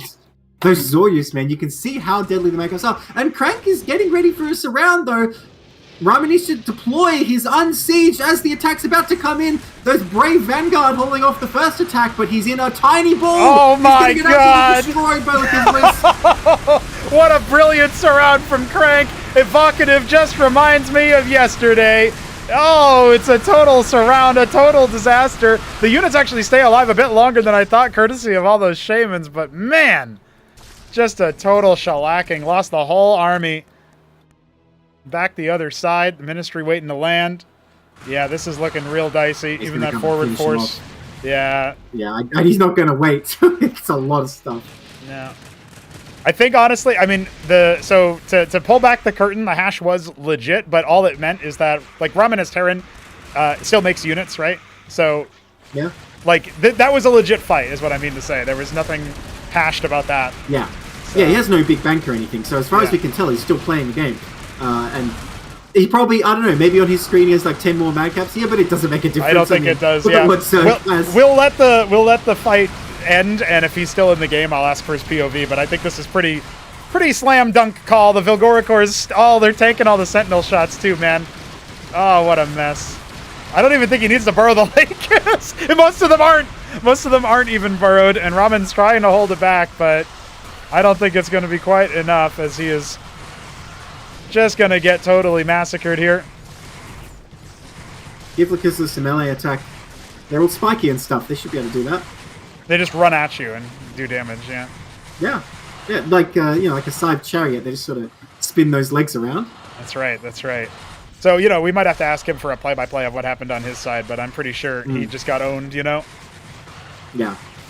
One does wonder, what is Ramen seeing right now? That's right.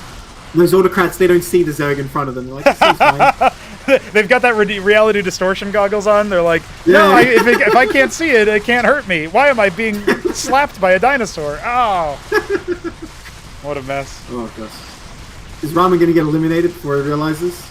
I think that's probably what's about to happen, yeah. Well, the attack at 6 got annihilated at least. I'll get his POV. I'm gonna call for a little PP because I want to be still in the game so I can see. And I'll jump into that voice channel real quick.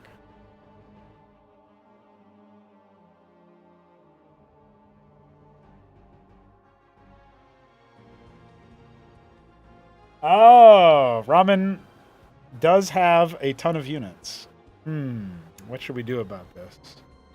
Did you lose your whole army in mid?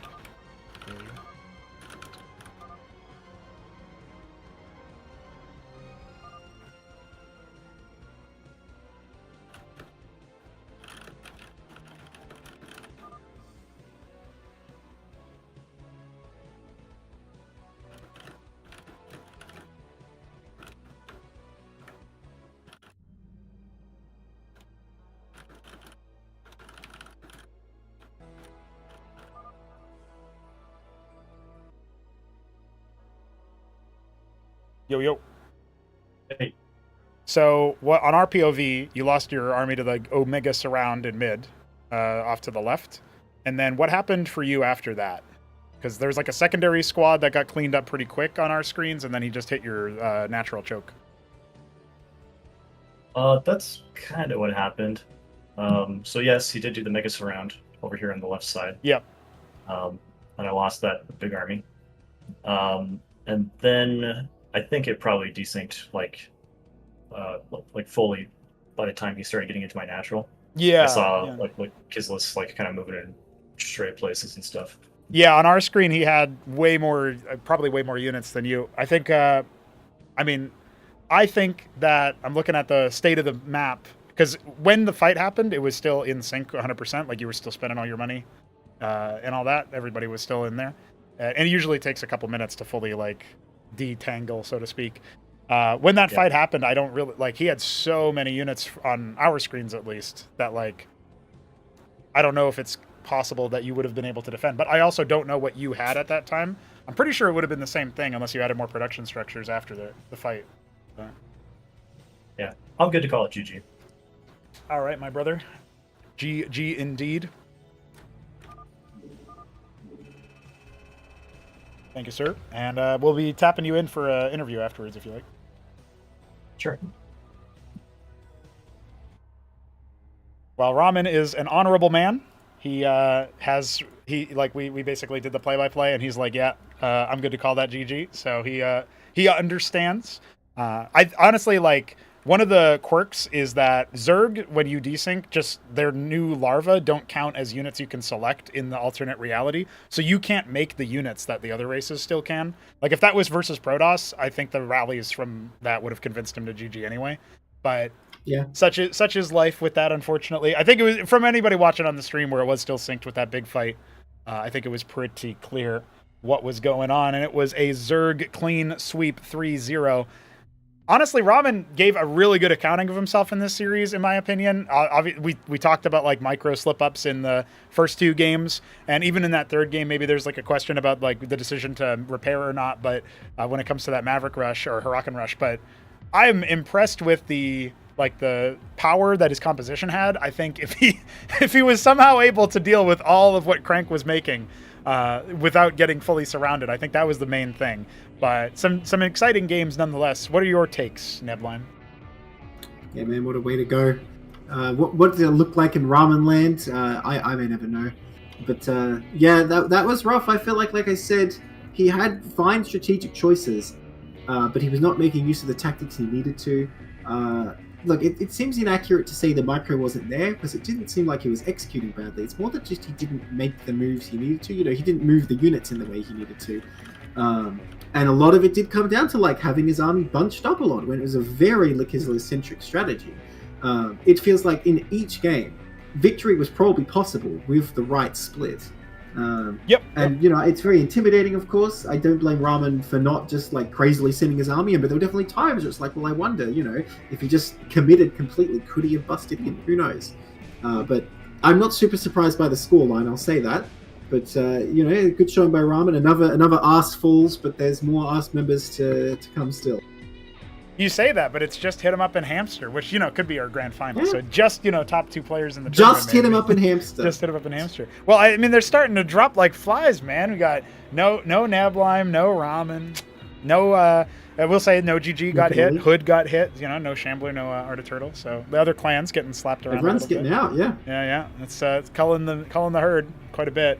I do think overall this is like I said, I think Ramen's showing, it showed me like a blueprint for how, if he regamed, like if we were done, not for that last game, if we replayed this with this lessons like downloaded, if this had been practiced and then we were going, I'd give Ramen a really solid showing, solid chance of taking the whole series, which sounds weird because it's a 3-0, but I think you look at the way that the match actually went, it's little adjustments. Maybe he wins Brainstorm in the sort of mid-game section. Little adjustments. Maybe his drops kill Krankendau on Radium. And, maybe that last game was the most obvious, like, it's a macro game, and Crank is seemingly better at that. And so that means that, that was a more obvious one, right? So, I don't know. This is an interesting option, an interesting set of ideas. and I'm looking forward to seeing TVZ for the future. Crank punching his ticket into Elimination 4. That means that we will have at least one more TVZ. And probably some TVZ in the grand finals, because I'm sure hit him up over all Terran and once in up to 7 maps. So we will have to see about that. But big shout out to TopRamen. Obviously, it kind of sucks when you're like, you get owned by the guy in multiple realities, and then you're like, wait, my reality, maybe I have a chance, but not really. But so I give him a lot of respect for that choice. But overall, it's still a move, still a motion, and I think that it's just not. It's nice to. It was nice to see like a really solid showing out of a Terran here in this matchup. A lot of people still thinking like, how do you even play against it? I think Ramen does have some good ideas here, and the score line of 3-0 is not going. It's going to sell him a little bit too short, in my opinion. I think a lot of these games are very winnable, eminently winnable, and it just didn't quite work out. So my prediction of 3-1 doesn't come true. Your prediction of 3-1 doesn't come true, but still, the one we said that would score 3, that's the one who gets it, and it is going to be Krankendau. So just a moment of silence for TopRamen while we get ready to say goodbye to him with regards to the like actually having an interview with him. But if you want to give us any final words before we get to that point, let me know. I got nothing, man. Oh, okay. Well, I was trying to update an overlay, so say something. Sorry. About that game. Wow, the Mavericks. Wow, it was a game. A lot of blood. There you go. Is that long enough? How long does it take you to play with like pro? 30 seconds. Jeez, I can't talk for 30 whole seconds. No one told me I'd have to talk when I came on this cast. Yeah. Anything you saw from Crank before? Well, I know we're talking about Ramen pretty soon, but anything like as in you saw mistakes? From Crank? Yeah, anything that you think great that you could. They were definitely banks, yeah. But okay. on the other hand, you could argue that it was sort of deliberate, and he's thinking like, well, I don't know what unit I'm going to need, so let me just build up the lava and the money and then make it later. I don't know. But I feel like after the early games, Mako was not on point. He could have like even exploded economy more overwhelmingly than he did. And some of the time he was a bit brazen with his attacks, as he saw, but he did have the room to make mistakes. So I don't know if you could really even call it a mistake, just not being too cruel. I don't know. Fair enough, not being cruel enough, he says. Well, it is the end of the line for TopRamen. Let's see if he is indeed ready to go. And we'll get ready to hear from him. Monsieur Ramen, you find yourself eliminated from the tournament. I don't know how much you caught of my analysis afterwards, but I wanted to say to your face that I think this is the most fugazi 3-0 of all time, because every single game was winnable. Every single game you, I think, made a pretty good accounting of yourself overall with like the choices that you made. But obviously at the end of the day, it does suck. It's a time of mourning in some ways. So tell me how you're feeling about your play, about the result now that your match is concluded. I was kind of hopeful. I mean, it's not unexpected though. I had not gotten a ton of practice. Like I played some games versus Gerald Storm over the weekend, but that's and then some games versus Hit 'em Up before going into the match, but that's about it. I'm sure Crank had me downloaded after watching my games versus Art of Turtle. So it's okay. One of the things, sucks, but right?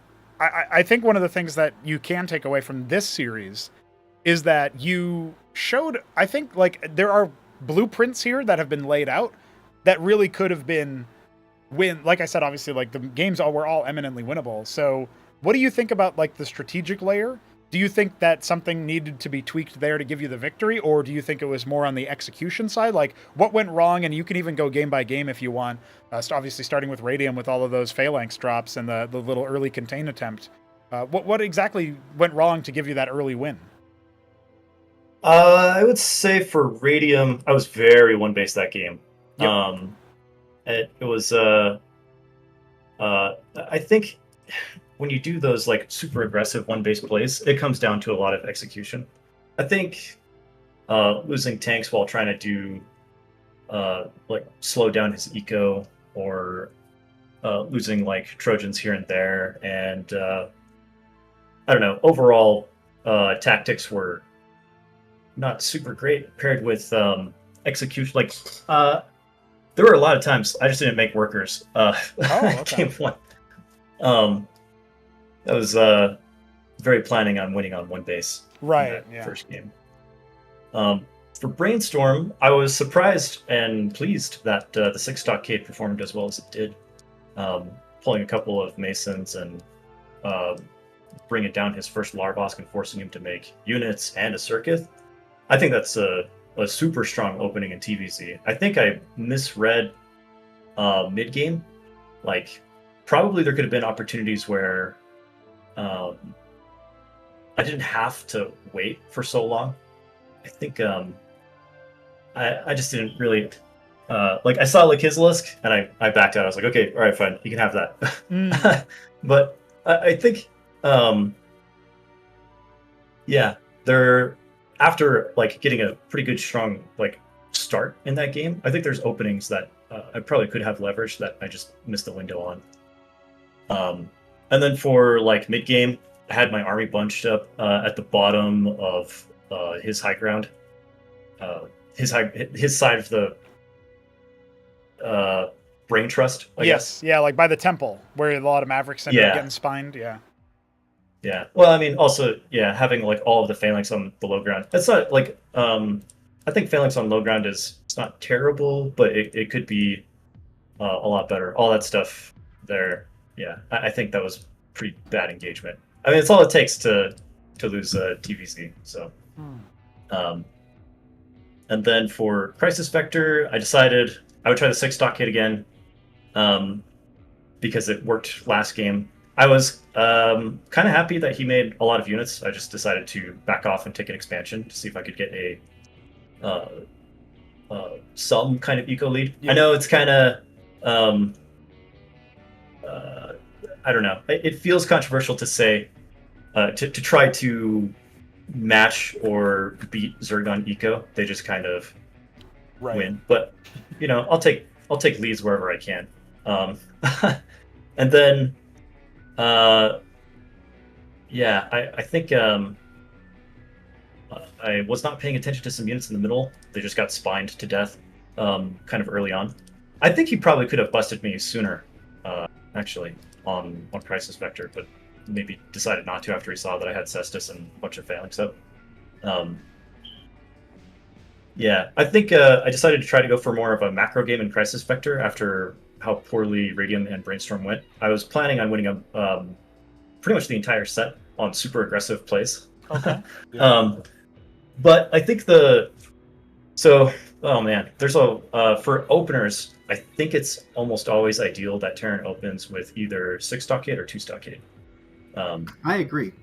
Finally, someone said it. And the theory is, with the Larvosk and Pool First plays, you can't. They're going to commit to either of those super early. Early enough that you're not going to be able to scout it. So if you 6 stockade and you send your first units over, along with your Mason that built the stockade, you can know what they're doing. If they 6 pool, then you can pull units back, maybe make a lodestone if it feels like it's going to be kind of dire. And then, but if they go double Larvosk or Larvosk first, then you get to punish them. I think if they 6 pool and you've gone 6 stockade, and you hold the 6 pool, then the game's kind of even. With 25 mineral Zets, you make 3 pairs, and you have 300 minerals, so you can immediately throw it on a hatch. I think you could probably play around with the numbers a little bit there. But that's what I've measured, at least. Yeah, for early game, always 6 stockade or double stockade, because bio units are cheap and fast, and you can threaten Zerg early, kind of force them to make units and stuff. Mid game, I think the ideal composition. I think the ideal composition always has like 6 madrigals.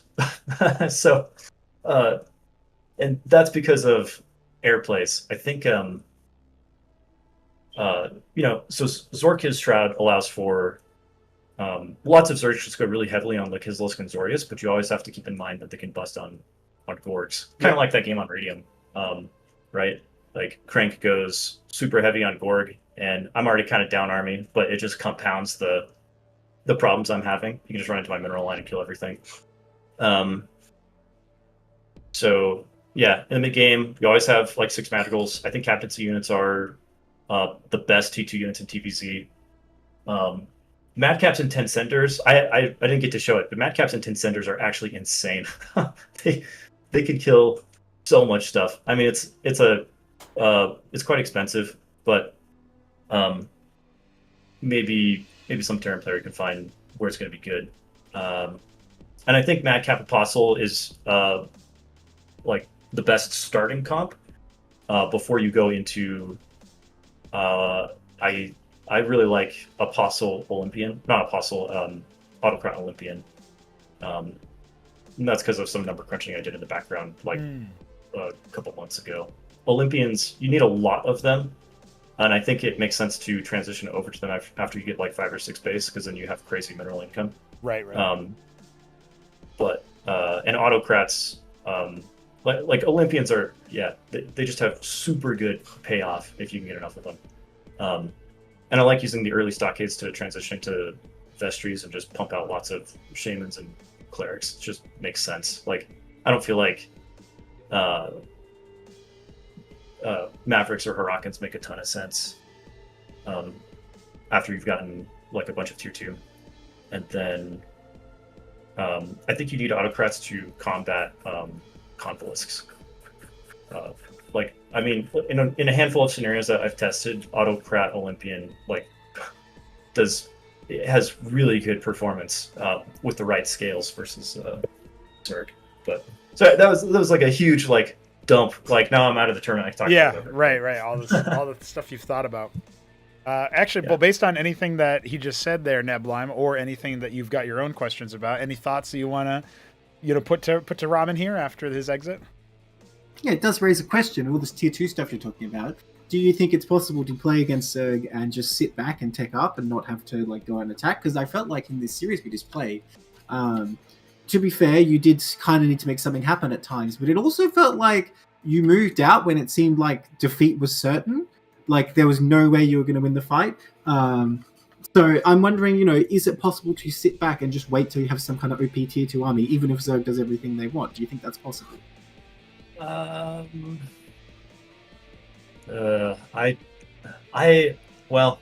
guess it's possible. I haven't seen it. I mean, like maybe Shambler from was it last Acropolis? Was he playing? He was playing Terran last Acropolis, right? Yes, he was. Yeah, and he was trying to do that style where he would assemble the Exodia, where he would have Anseal, Apostle, Shaman. Yeah. I really hate that style because giving Zerg free reign, it just seems like a really bad idea. I think, maybe it's possible, but I think it's almost always better policy to just force them to make units and attack where you can. I mean, I was probably a little wild in some of the engagements on this series, but I think in general, it's good to keep pressure on and lose as few units as possible. Force Zerg to use those larvae so they're not making workers. Okay. The other question I had is, so you're committed to Bio then? No chance of mech happening? I think, well, I mean, now that I've spilled the beans, I think 2 stockade or 6 stockade is what I'm going to always open with for TVZ. Unless someone proves me otherwise that mech openers I agree. are going to be all right. You're buying into my philosophy, so I'm not complaining. I'm just wondering.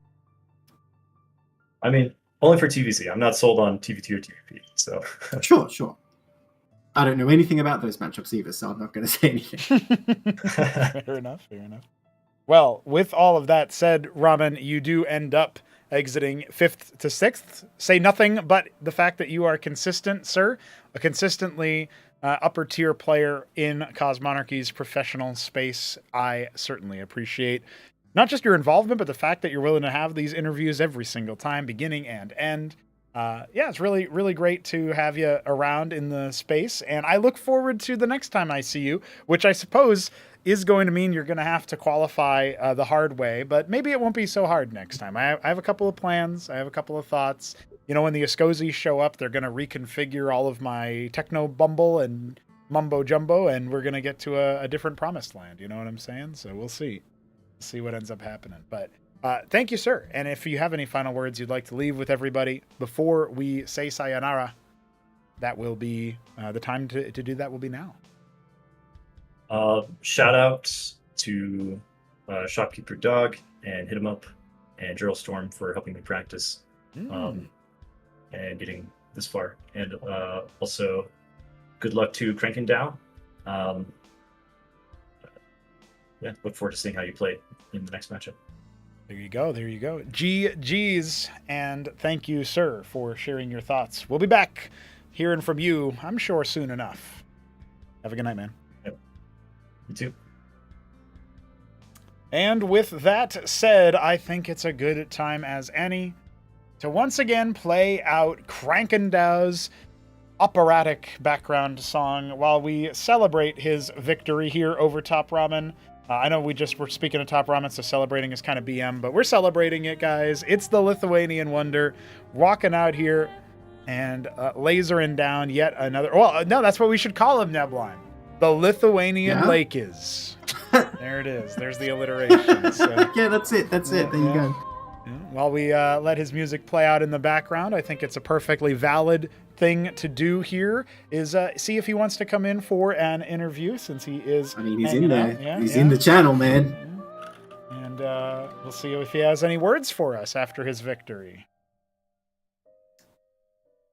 Well, it is time to talk to the Lithuanian Kizilisk. What's going on, Crank? You have won your set versus TopRamen. How are you feeling? Hello. Well, I'm good. It's late, I'm tired, but I think I did pretty well. There you go. There you go. You ended up taking every game.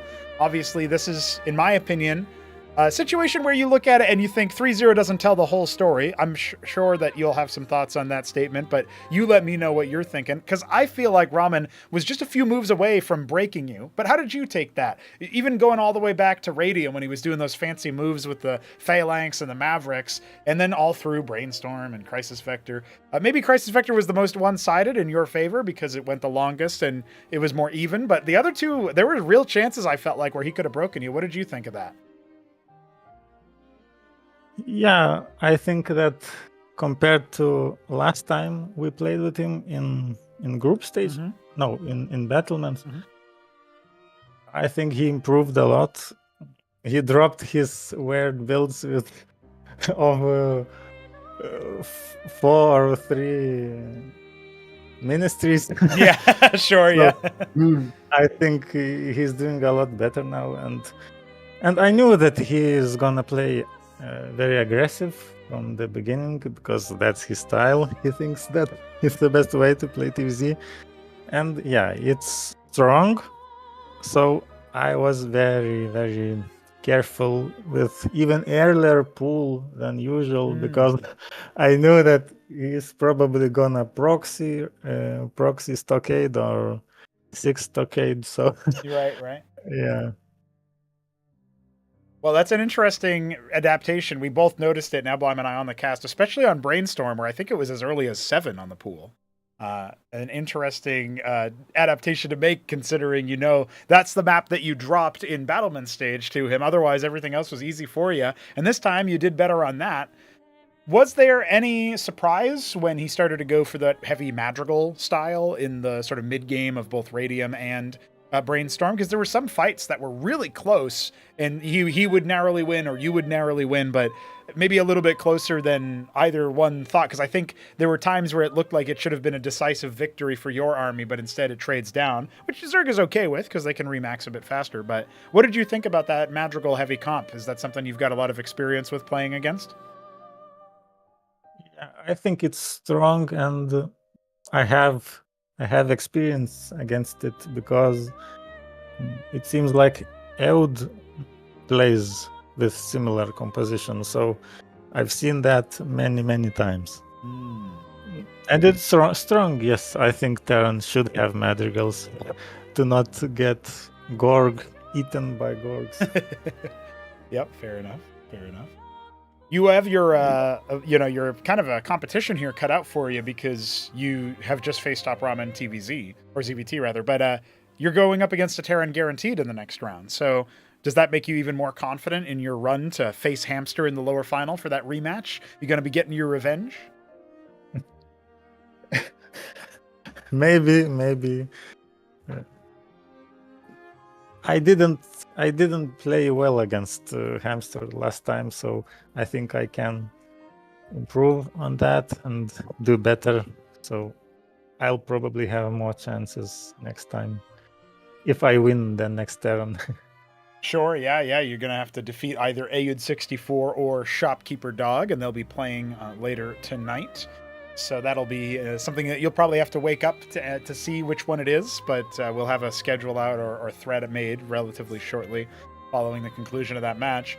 And of course, I appreciate you staying up a bit later than usual for playing this one, and that you've got your weekends cleared as well. So that's very nice. Always, it's kind of, I don't know if people do this kind of thing on purpose. I'm sure there's other reasons for them to clear their weekends for any given moment. But when I find out that some of our players are like, yeah, I'm not doing anything on Saturday and Sunday just so I can participate, that's pretty cool. I appreciate that. So thank you for that, my sir. Yeah. Something oh, go ahead. I think weekends, the easiest to plan. So with such huge tournament, I have to make it free. Fair enough. I have one other thing to tell you, because I don't know if you were aware of this, since we didn't get a chance to talk to you before the match, which is fine. I know your philosophy is that you think that only hurts you. If you do a pregame interview, you prefer to just do that kind of thing after the fact. By winning this series, you have secured yourself an invitation to the next tournament, the next Acropolis, without having to go through the tribunal stage or the gauntlet stages. So you're no longer going to be somebody who has to qualify. You're royalty now, Krankendau. You have your invite into the next one. The same way that this tournament, it was Hit 'em Up, Ayud64, Nablime, and Hamster who got their invites directly in.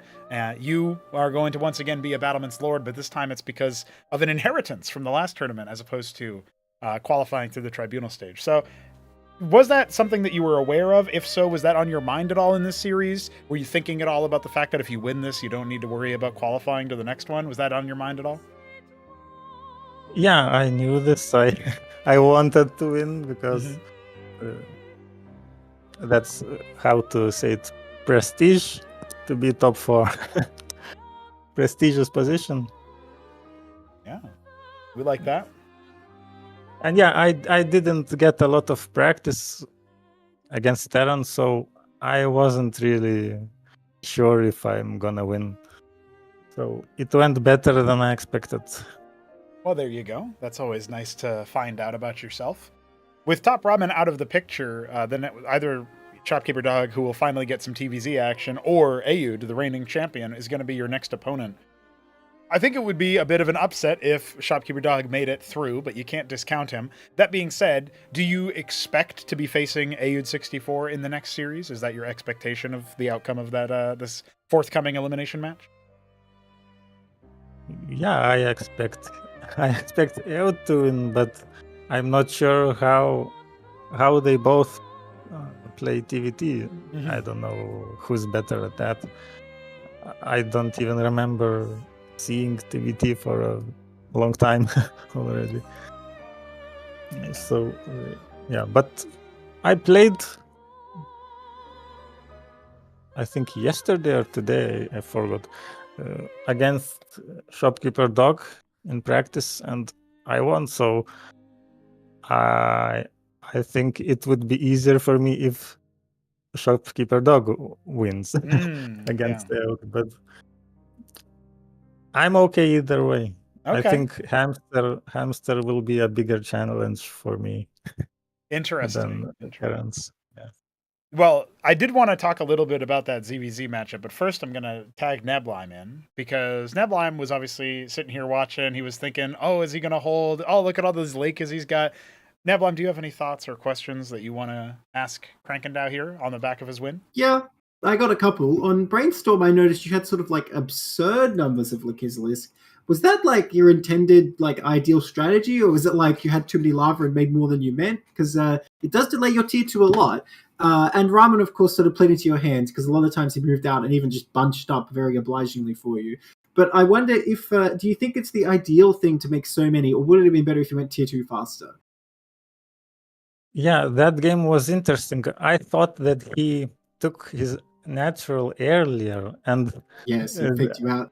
yeah, and I watched the replay, and he played on one base. So I think I scouted that he had a lot of units, and I decided to delay tier 2 because I knew that if he does a push when I'm building my IRL, then I'll lose 100%. So I delayed it, made more Lakis, more Zorius, and he attacked on that big ramp,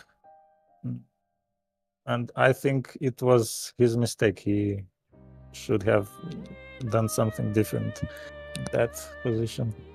Yeah, I think he also had a fairly poor engagement. We were in the cast. We were like, "Oh my god, Ramen, be more careful," because he was moving around like he was about to smash your army, and really he was in big danger, and he wasn't really respecting it, honestly. The other question I had was, you were saying like, "Okay, I kind of played poorly versus Hamster last time. I'm going to get him next time." Do you feel like he's your only obstacle? Are you worried about hit him up at all? Obviously, you were saying like you weren't really worried about presumably EUD, which I agree you're probably right. It's probably going to be him. Do you feel like anyone but Hamster's going to stop you? Is Hamster going to stop you? Are you saying that like you're on lock for the championship if you're going to get him next time? Well, it's interesting because Hamster is so good at ZVZ. It's hard to practice because no one plays at the same level as him. So I can basically my preparation is looking at our games with Hamster earlier. So that's it basically. So it's hard to prepare. That's what I want to say. Hard to prepare. So more. Well, what do you think about the Hit vs Hamster games? Well, the Zerg vs Zerg one anyway. Well, I think Hamster ZVT is somewhat. I meant the Zerg vs Zerg though, for your own preparation. Oh, you mean if I'm happy to meet Hit 'em Up? No. I mean, did you watch the Hit 'em Up versus Hamster Zerg vs Zerg? Yeah, of course it was. Yeah. So does that feed into your preparation as well? You were saying like, you only watch your own games versus Hamster and try and learn. Are you going to take your cue from Hit 'em Up at all? Well, I played with Hit 'em Up, and every single game with him so different. He does every game something different. So it's basically impossible to prepare against him. It's very true. Yeah, so if he rolls Protoss or Zerg, I'm not really afraid of that. But his Terran is really strong, so it's hard to predict what would happen. Yeah, between you and me and everyone else watching on stream, including probably Hit himself, to be honest, I feel like he's a Terran player at heart. Obviously, he's taken it on himself as a challenge to play Render, but like we can tell his Terran is just like way stronger. So I agree with you. Yeah. Well, he says that it's more fun to play as random. I guess I have to agree, but I think it's hard to be the best at all races at every single moment. Very hard. Well, I definitely think if you roll some races and not others, you're going to have a harder time winning. But we're getting ahead of ourselves. We don't know who it's going to be in that final. We've still got some matches to play to get there. We do. Well, I still want to get to grand finals. Still want to be there. Listen, I did initially predict that you would make it there through the upper bracket. I thought you'd make it over Hamster. I think I said 3-1 for you, actually, but maybe I said 3-2. Either way, ZVZ is, of course, apparently some kind of specialty for him, but even then, he coin flipped against Hit 'em Up, 50-50, right? 1 win, 1 loss. So, an interesting set. I think I was trying to break down or verbalize like the differences of you two in the ZVZ matchup in particular, and I think like Hit 'em Up had a really good analysis of Hamster, where he's a player who clearly plays like similar to the meta, but just a little bit different, and that throws a lot of people off because once people get established, like locked into a spot, then they just kind of stay there. But he also had the like, I think that if you compare the two of you, Crank and Hamster, like I think you play the style where it's like when you have any sort of nerves about the match, or if you're just a little bit uncertain, your instinct isn't to go attack, it's to maybe pull back, wait, try to set up and gather more information so that it's more of a 100% win play. And then you look at Hamster and it feels like his default, if he's not sure about something, is to just attack and be aggressive. Go attack. So comparatively, it's like when you have that stylistic matchup, usually the aggressive player is the one who's going to lose because the defensive player is like ready for something like that. But again, that's where the Hamster chaos comes into play, where it's not pure chaos. It's not throwing out the whole rule book, but it's just different enough that maybe it's the unexpected. It's like around the corner of what you were thinking it was going to be. I don't know if you, whether you have any thoughts about that, but as long as we're talking about future matches, if you do end up getting a rematch, I don't think it'll be 3-1. I think it'll be a more contested set, but I do think that there's a chance for either of you there. I don't think like you can't really look at that last series and expect it to go the same way, right? Yeah, well, Hamster's multitasking is really good, so I think that's where he excels.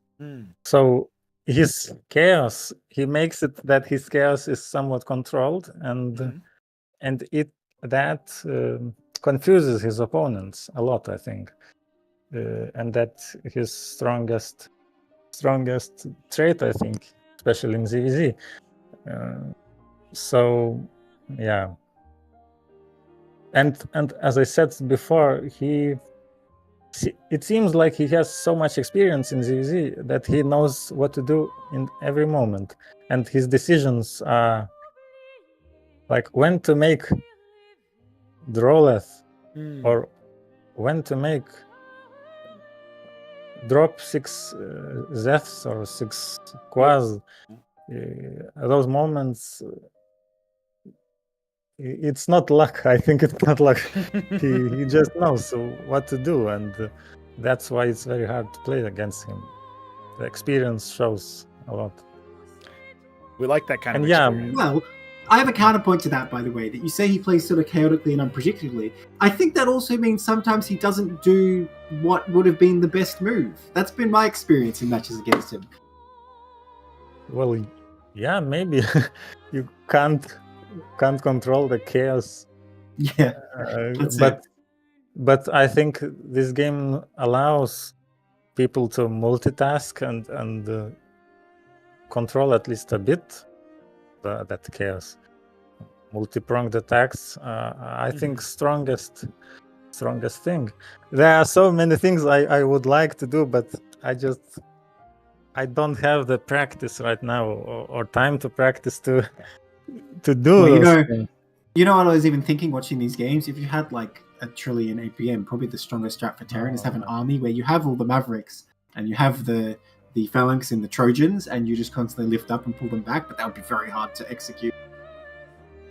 But I think APM doesn't help, because in practice or versus AI, I do maybe double APM than against players, but it doesn't help. It doesn't help. Well, EAPM versus APM. Well, yeah, I'm talking about not spam, but still,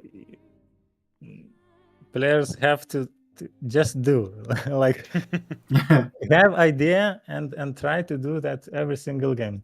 All ideas do every single game, because reflexes,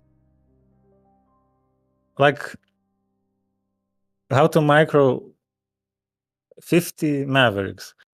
Only when you try to micro them perfectly every single game. Without that, you'll do mistakes. So, and multi-attacks in 3 different places, people just need to do that. Don't overthink. And I'm overthinking, so I'm not good right now at that at all. I'm sure there's plenty of room for an improvement to be had. As of right now, we got to go ahead and get ready for deciding who your opponent is going to be in that next round.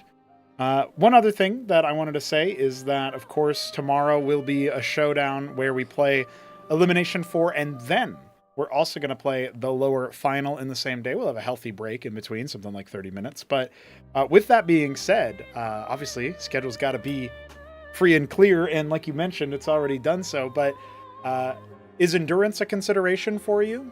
Obviously, you got to get some good rest tonight now that you've won, but we won't be starting until maybe evening or European time or some such. We'll figure out the exact timing later. But does that prospect, do you feel like you could get really in the zone and go from beating a Terran to beating a Zerg, or do you find that to be a handicap going into the fact that you're going to be playing 2 matches in one day if you win the first one? Well, it's not gonna be easy, but I think it's okay since I can't practice with the hamster to play against hamster, so Sure. So whatever happens, I think. Whatever happens, happens. Let's find out what that will be. Sir, thank you very much for sharing your thoughts with us, and congrats on your win. If you have any closing thoughts, final words, you can throw them at the audience right here and now. Good luck to everyone who's still in the tournament. Oh man, he's firing shots at me. Ah, got him. Well, he already beat you, so, you know. Yeah, I know. Yeah. Classic move. All right, man. GG's, and we'll see you next time. Hopefully, Crank gets some nice, well-deserved rest as we clear the deck and get ready for our next Terran matchup. It's Terran versus Terran, actually, and I am looking forward to that. Neblime, Ayud versus Shopkeeper Dog. Dog, notorious, says TVP unplayable, and TVT I hate it. But here he is. He's Does he owning. like TVZ, by the way? Yeah, that's what he wants. So Okay. he has to. Man, I wish we could have put him in the scene instead of Ramen. See how he does against the 25 Pizzolists. Yeah. I mean, he would just say the same thing in the interview. I'm going to lose really fast, but at least he'd have fun doing it. Maybe, I don't know. I think maybe he's unstoppable if he's angry at the matchup, and then if he likes it, he's going to lose. That might be what happens. Right. Like he crushed me TVP, and even like ages ago when we practiced, and he'd be like complaining about balancing for games. We're playing pretty goddamn well, so you're probably right about that. It is a possibility. Well, pretty soon we'll be playing the Terran music, and it's because the Terran has to win one of these matches here. So let's find out what that will be. But until then, we will be going to a break. We'll be back in something like 25 minutes to get our next match underway. So thanks for waiting up for us, guys. Of course, we will be gaming with Ayud64 reigning champion versus Shopkeeper Dog. Winner is invited to the next Acropolis and continues on to face Krankendau. Loser is out. We'll see you soon.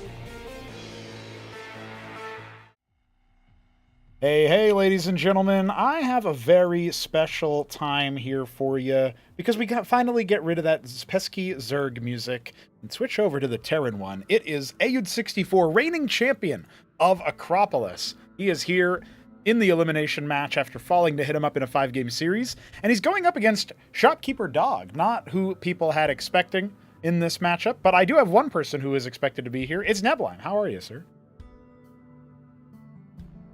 Obviously got a lot of moves left in the tank here, or so we suspect about Shopkeeper Dog. Obviously, he's a guy who, well, sometimes he's a dog of few words. Oh, tell me what he's so good at the game. If anyone lost to him, I mean, that doesn't say anything about him at all. A guy who was like on lock to win the tournament easily could still lose to him 3-0 or 3-1 even. Yeah, 3-1 even. Yeah, I think what does that mean? Ayud would be lucky to score a single map versus this guy. Well, let's just say this. All right. All jokes aside, then, if AUD goes down 3-0, then that means I'm better than AUD, right? I'm still joking. Well, listen, I feel like recontextualizing the run that Shopkeeper Dog has had, it requires his opponents to be held in a bit of a higher esteem if he keeps legitimizing his run here, right? That's kind of what we're waiting for, is the turn back into a pumpkin Cinderella story style. But, maybe it just doesn't. Maybe he defies the odds. We are in the loser's bracket here. This is an elimination match, so it's no fairy tale run for either of them. And to be honest, we got to say, AUD as the reigning champion is looking a bit weak for a reigning champion. I don't know. Maybe I'm a bit harsh, but he looks very beatable. And if I'm thinking about grand final, I'm kind of not thinking about him that much. Yeah, I do think that there is a really... honestly, I'm going to just go out and say it. I do agree with you to some extent here, where he's no longer a favorite to make it through. And maybe you could say the same thing in his match against Hit 'em Up in the last Acropolis. I think Hit 'em Up was the favorite. In the match against Hamster, Hamster had already won that matchup, and yet, Hamster was not, in fact, the winner that last time. Despite that, I would have given him the favorite.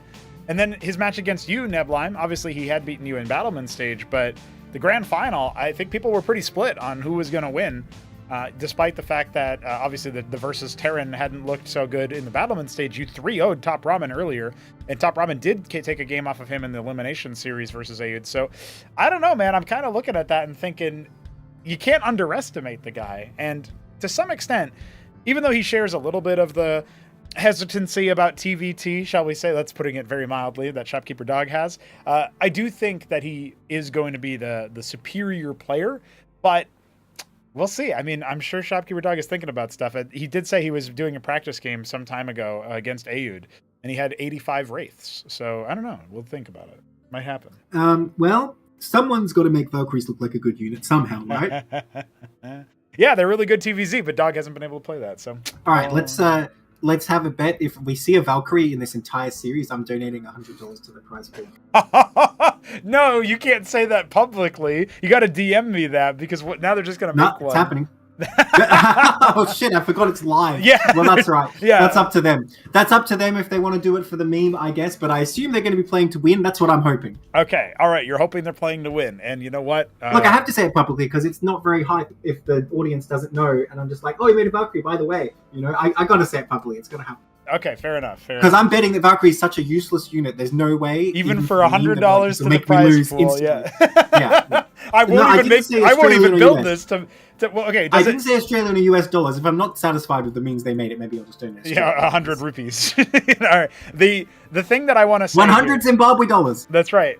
The thing I want to say here about this is, if we're going to put our cards on the table and say that this is the bet, I guess that's what you're saying, is it's Australian dollars if it's a game that is already lost. If they just do it on purpose just to make me... Okay, yeah. But if it's a legit use case, it's 100 American dollars. That's pretty nifty. All right. All right, no, okay. Let's refine it. If they make the Valkyrie and that player... No, that doesn't make sense. No, never mind what I was going to say. Well, if that player wins with the Valkyrie? Yeah, because then they could just make it as they're winning. If it's part of their win. We can be pretty honest about that. If it looks like they won with it, right? Well, let's not get too detailed, but I've said the statement, and it's asterisk. We'll figure it out. Subject to terms and conditions / interpretation. If I'm not satisfied, I'm not giving you the money. So there you go, and that is fair. That is fair. I think it's probably a pretty good time to check in with Mr. Shopkeeper Dog, coming in as the underdog once again. Let's take a look at his placement through the tournament and see if he is ready to talk some smack. It's Shopkeeper Dog gracing your ears here and now. He is here to play Ayud 64 in his most coveted matchup of TVT. Dog, your run in Acropolis continues. I gotta say, at this point, all I can think of is, damn, you keep winning, especially when you say you won't. So, are you gonna win now? No, I don't think. No, this is like 0% chance. Okay, fair enough. All right, 0% chance, he says. He is not winning this one whatsoever. Tell me why, though. What about Ayud's TVT is keeping you from victory? I don't like TVT, and like I haven't practiced it very much. And like my practice games with Ayud is like, I think this patch I've won like 2 TVT games out of like 50 I've played with him. So it doesn't line up. All right. So it doesn't line up. The practice doesn't look good for you. But you were saying somewhat similar things, maybe not to the same ratio, but somewhat similar things about Shambler, about Nebelheim. Is there not even a chance, like, you think there's not like, versus Nebelheim, you told me, if he doesn't understand the matchup, then there's a chance I can win? Or if there's some mismatch in the understanding there, like if he plays the matchup incorrectly from your POV, then you can win. That ends up coming true to some extent, but you don't think Ayud is going to have a chance of not understanding how to play TVT versus you? Yeah, I think he's just better. He knows the matchup better. Like I don't feel like I can even really do anything. Like the strengths for me as a player, I feel like is like this mid game, like moving my army around tactically, and you just don't do that in TVT, so it's kind of doomed. Kind of doomed. Well, I did hear something about wraiths. 85 of them, I think. Is that true? Oh yeah, we were playing TVZ, so I just went wraiths because I lost like 2 games in a row, and Go ahead. Oh yeah, it's like I wanted to win, so I built wraiths. Oh, see? There you go. You build wraiths if you want to win, and maybe Valkyries too, right? Oh yeah, I built like 8 Valkyries that game. It's good against TVZ if you have a big wraith stack, because then they can't fight it.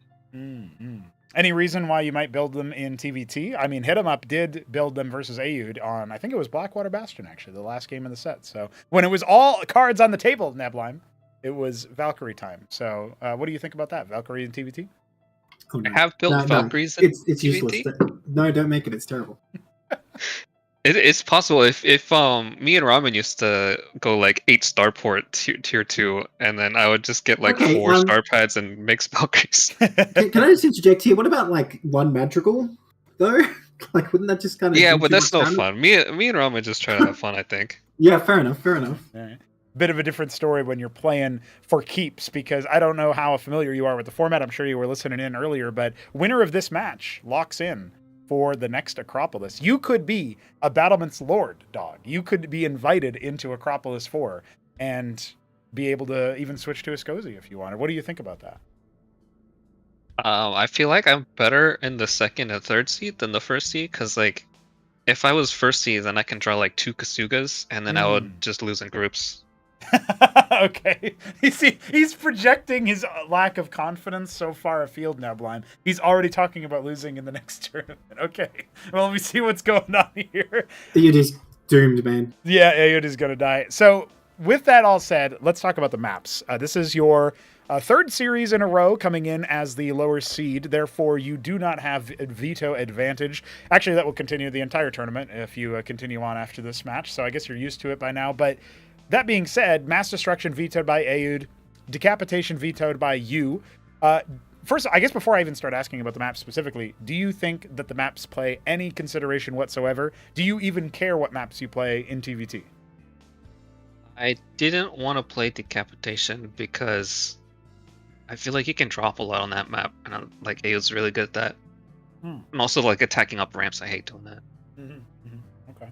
And then second round is Serenity and Kingwa, so that's kind of interesting that Ayud takes Serenity away. Brainstorm, though, is what he picks first, and you respond with Near Impact. Are these maps, like, at all considering for you? Like, did you expect the Brainstorm pick? Ayud has picked it a lot in his series so far. I was going to ban Brainstorm second, because it's a weird map, but yeah, I'm fine banning Kingwa, too, because I feel like that's pretty good for drops, too. tell me why you end up picking Radium. The Crisis Vector pick comes in from Ayud.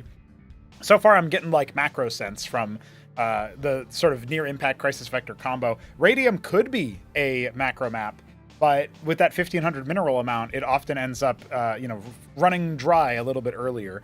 And then, so it's just an interesting contrast to the other maps in the pool in that way, especially having banned Kingwa, and so no longer an option. So why'd you go for Radium, and what do you think about the Crisis Vector pick? I thought he'd pick Crisis because he always practices that map. And then I picked Radium because I wanted to pick Check Stealer, but I also wanted Check Stealer to be game 5. Oh. So I was kind of hoping I win the 50-50. All right. And so you pick Radium, hoping he picks Check Stealer. He does. How does that make you feel? Feels pretty good. I don't think it's going to go to game 5, but if it does, at least we'll get the Check Stealer. Yeah. It's funny. You and Jujic seem to be like the chief Check Stealer fan club members, right? Like you guys are really happy with that. Tell me, you couldn't come up with another like C word to make it like alliterative. Oh, chief Check Stealer. Cooperative. It's got to be a CH word, like charmers. I don't know.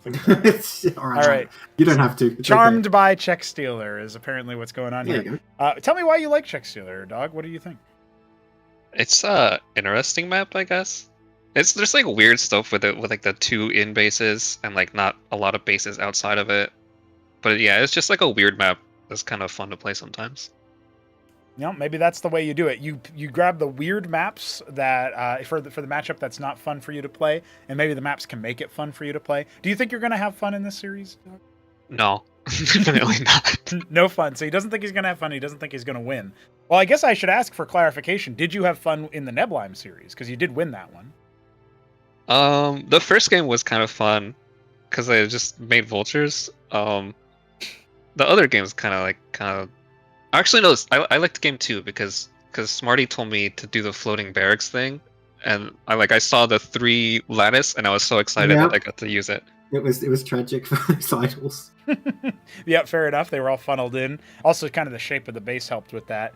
But game 3 with the exemplars wasn't your cup of tea, and then game 4 also, where you ended up winning the whole set, and it was that Radium back and forth, the gateway spam.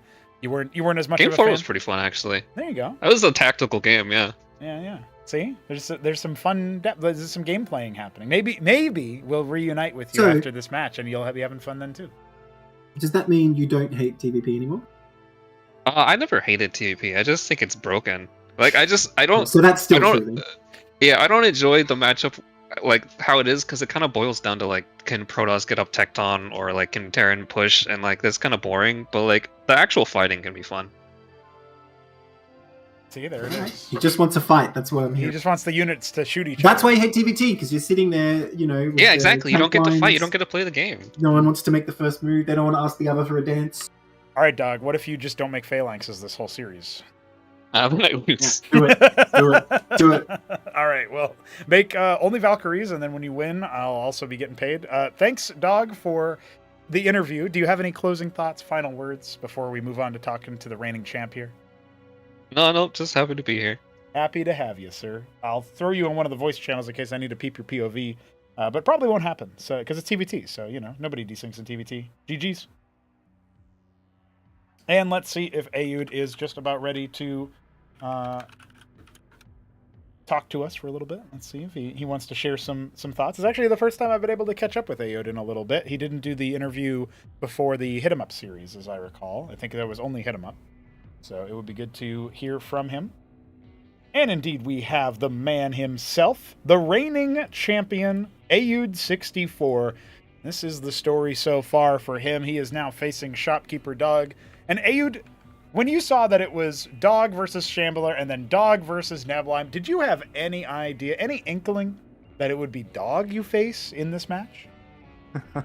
It's funny that you ask because, lately I've been a bit busy with work, so I haven't had the chance to watch all the games, and when I do, it's always, they are ending, the last game, so but yeah, definitely when I saw that, Dog is practically winning every game. I think he just has one lost against Neblime, I think. Yep. So yeah, I was pretty surprised. I didn't expect Nevlime to be out of the tourney just yet. I didn't really know about Shambler because I don't know, I haven't played him in ages. I think he's avoiding me. You know, I deep down I know deep down he's avoiding me for some reason. So yeah, but anyways, yeah, Dog is, I mean, he's applying the hit 'em up strategy. You know, that you just say that you don't feel prepared and you are playing really bad and that you don't really care. But yeah, but I don't know, that somehow is giving them, I don't know, this hidden power to beat everybody. So Dog is pretty much, you know, in his final form right now. I mean, I just heard his interview with you guys, and he said it was 0% winning chance. That means he has 100% confidence on his gameplay today. So I'm a bit, you know, I'm not as confident. I'm just gonna be, you know, be really careful.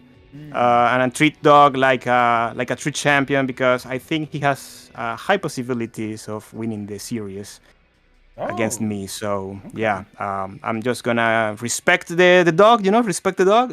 Yeah, I'm gonna give him my best. Well, as far as we're talking about interview strategies, right? We had Shambler say, "I'm not going to lose a map. That would be disappointing." Then he doesn't win a map. And then we had Neblime say, "I'm actually in danger. He might be cracked." Yeah. And then he lost. So it doesn't seem like there's a good way to target the interview strategy of Dog. Well, it seems like you no matter what, you're dead, right? I decided to drop the mask after Crank, by the way. So yeah, sure. That's why. And I don't know what to say. Well, he revealed that he had been playing with Hit 'em Up and I think it was Ramen. Those three guys have been practicing behind my back because I haven't had the opportunity to play against any of them. I think, you know, it's a secret alliance to dethrone the king, I believe. Okay. So you know, I respect that. There have been, you know, this little rebellion against me, but I'm gonna claim what is mine. I'm here to win them all. Well, I certainly have some thoughts that I want to get given to you after this match is over, assuming you do end up winning. I've got a lot of thoughts about that grand final spot waiting next to Hit 'em Up. Of course, at this point, it's getting to a point where it's very unlikely it won't be a rematch of something he's played before. The only way it couldn't be a rematch, a fresh match in the grand final, is if Krankendau makes it there, which he certainly wants to. But with all that said, we're talking about the future. We should be talking about the here and now. Let me grill you a little bit on these maps. I know you like to pick Brainstorm, but tell me why you end up vetoing Mass Destruction and then later on vetoing Serenity. Well, Mass Destruction is a map I kind of hate. Okay. Number one is because I haven't practiced the map that much. So I'm not really confident on what can be done and what can I do on those maps, and on that map in particular. So, you know, since I'm not very confident, I don't really want to risk it. So I end up vetoing that map for that reason. And Serenity, well, I've seen the hit 'em up shenanigans with the drops. And, you know, defending against it seems so annoying that I just don't want to worry about it. You know, even though I tend to play with a lot of drops early on. I don't know. I think that siege tank drops, you know, it's not my favorite thing to do. So, you know, maybe Dog, since he's practicing. Hang on a minute. Hang on a minute. Who opened this Pandora's box before Acropolis 1 and started doing that all the time? You only have yourself to blame.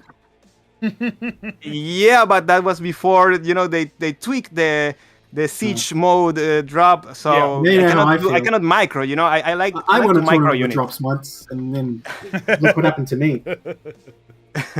Well, I don't know, man. We are talking about now. I mean, that was in the past, and now it's now. Okay. So you know, I'm sorry about it, but things are different now. Now it's all about the Matador drop. You know, I think it has potential, but people are starting to figure to figure it out. Maybe I've done the build too much, so they got the timings right, and it's getting really hard to do those lately. But yeah, I mean, talking about Serenity, I just didn't want to deal with the drugs behind your base. So yeah, that's it. Fair enough, fair enough. I was pretty sure it was something along those lines, because somebody could look at Mass Destruction with the vertical or horizontal spawns being so close. Somebody could look at Serenity with the spawns in general being the closest out of the pool. And I was thinking, is he trying to eliminate the maps with the quick distance? But then you pick Brainstorm, of course. That ends up being a pretty fast-paced map. I also am looking at this, and you played 2 TVTs against Hit 'em Up. You ended up dropping both of them. It was the opening and the closing of the series that went all 5 games. And those were on Near Impact to open, and then the close was on Blackwater. So the only repeat map that we're going to see TVT on this time around is Near Impact, Dog's own pick. And I'm sure on a normal day, you're thinking that's a pretty reasonable map for you. But with all of that said, like looking at this veto, with it being completely different and you know it's going to be against Terran, were you able to pull any lessons from those hit-em-up losses? And do you think that you're going to be pretty confident with the vetoes and the maps that you've got here in the series? Well, it's hard to tell because when I played hit 'em up, there is this feeling before every match that I've gotten that I kind of feel like I mean today. I say today is gonna be I'm gonna play my best because I feel great, right? But I mean during the hit 'em up games, something was a little bit off. Maybe it was because I don't know. I was a bit sleepy. I didn't want to bring this up. It sounds like an excuse. I mean probably is, but for real, I wasn't feeling like to say I'm gonna win this. Because I mean maybe I have a chance against hit 'em up if I'm in my 100% on that day, but I don't know, maybe it was that. Also I didn't, I mean hit 'em up returned, and I think I played around a couple of games with him, maybe around seven games, and he played on this weird way, man, hyper aggressive, that when I was playing against him during the tournament, I just thought that he was, doing the same hyper-aggressive strategy, and that kind of, messed up with my mentality because I was expecting, like he said in his interview, I was like overreacting to things. So I was expecting him to do these super crazy builds, a lot of units, and maybe delaying his expansions a little bit, but he really knew how to deal with the psychological aspect of the game. So I believe he took advantage of that. I believe I could have played better, but in the end, he was the better man. So I mean, respect to him because he's a really good player. But I think that for today's matchup, I'm very aware of all those mistakes I made against hit 'em up. I tried to analyze everything and prepare for today's matchup. I mean, mentally, because I mean, like Doc said, mechanically, I think I have the advantage, but I'm not discarding his skills. He's a really good player too. Let's find out then. I say we just about get ready to start things up as the lobby is up and ready. With that all said, any closing thoughts or final words? Anything that you want to say before we get rolling here? Well, I'm just happy, to be on this tournament. I love these games a lot. I wish I could get more games. I mean, a lot of people. Just move to Australian time zone, then we'll play lots. yeah, I know, man. I know. I mean, I've been trying to play against you, but my work schedules are really sometimes very very crazy. But I think one of these days maybe I can catch up with you and maybe spam games, and so we can do better next time. Yeah. But Most definitely. Look, I will say before you go, don't feel bad about saying these things because you're like saying you don't feel good that day or whatever. This is just the ancient art of the Johns that you're using, that since time immemorial. Before a game, you say like, my keyboard is like not in the right place, or it's cold in my room, or it's laggy, or my dog did something weird. So don't worry, it's how you do it. Now, I was listening to Pro that day I lost, and he said something that really stayed with me. He said something like the weight of the crown is heavy. I think that has that has something to do with what it's happening, because when I was like, the newcomer against, these big names, Nevlime, the champion, and hit him up. He was, he was the king, the best, possibly, arguably the best player in Cosmonarchy. I was like, like I was relaxed, because I didn't believe anybody expected me to win, so I didn't have that pressure, to stand up for a name, But now, like, when you are the current champion, you have something to prove. And that's definitely, if you are not, if you don't stay relaxed and calm, that can definitely take a toll on your performance during the tournament. Yeah, heavy is the head that wears the crown, is the saying, and you think about it in the terms of pressure. Well, if you got that crown next to your name and those overlays, you're looking at a situation where you ought to be the winner, you ought to be the man. Well, I think you're favored in this matchup as well, but like you said, it's good to come in thinking anything could happen, and so I suppose we're about to find out exactly what anything looks like. Thank you for your words, Ayud. Good luck in your games. Okay. We're looking Thank you, forward. guys. GG. Yeah, Good luck. Thank you. Alrighty, people. I think it's time. Let's get his music playing. Let's talk a little bit about the champ while we get ready for this next match.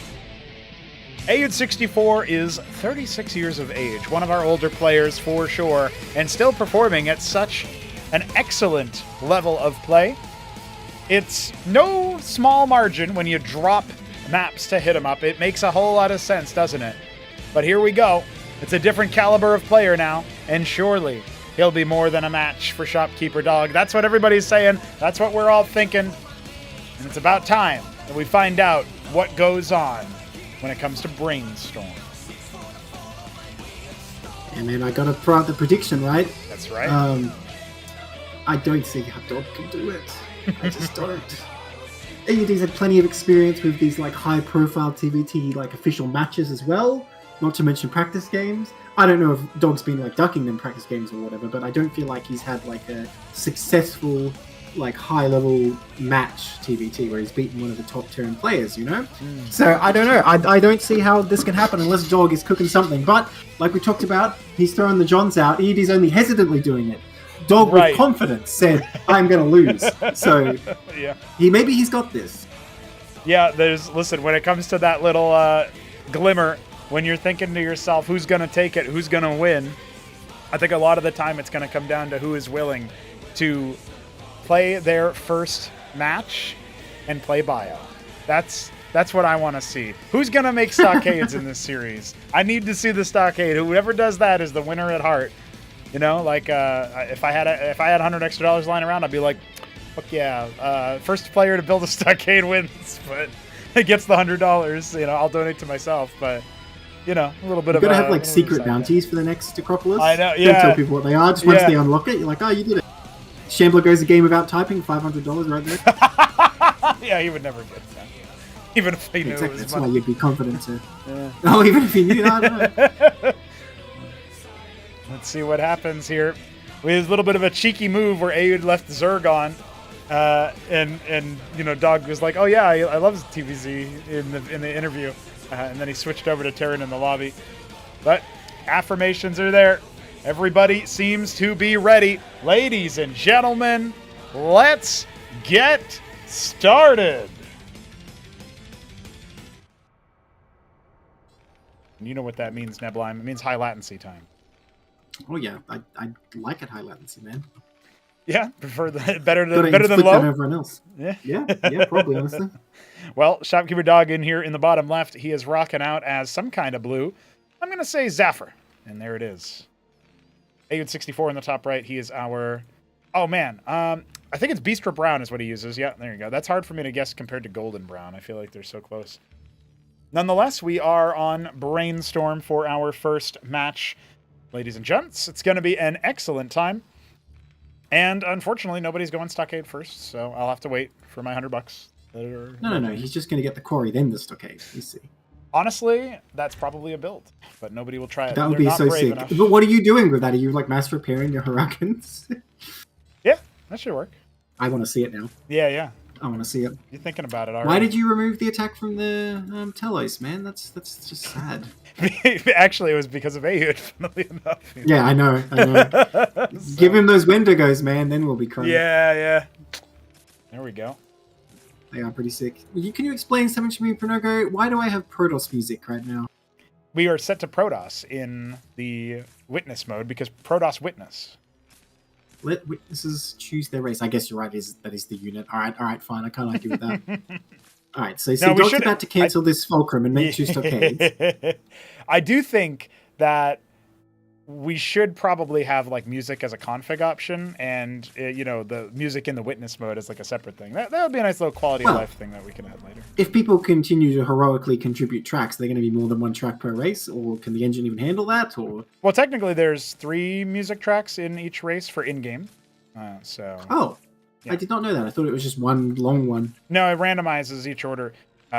But Blizzard was not very forward-thinking, I know, shocker, when they decided to implement the Brood Wars theme, because each race got an extra track in... I think maybe only Terran got an extra track when it came to the Brood War theme. Rude.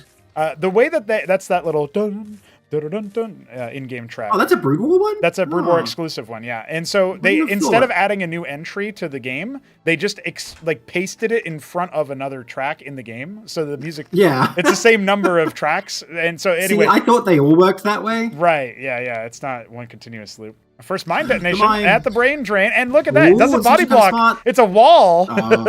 But Doug doesn't want to try it.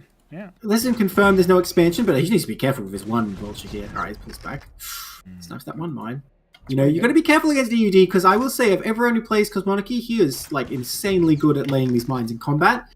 Yeah. So you do not really want to get into like a vulture v vulture war with him. But Dog's like, no, yes I do. Yes I do. I can take him. Yeah. And that's really important. He can't chase him down. Yeah. That mine is actually like extremely well positioned, because it won't stop units getting into the brain drain. They'll get in there and then it'll come from the side and get them. Yeah.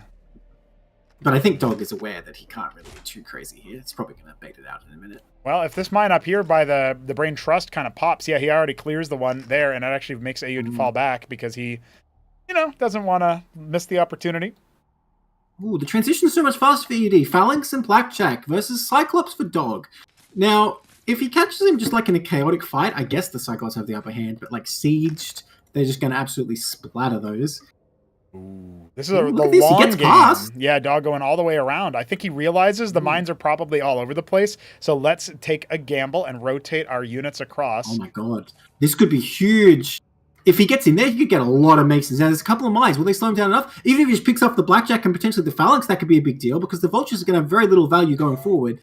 He's going all the way around Cyclops everything. At home. Yeah, this is actually a big deal.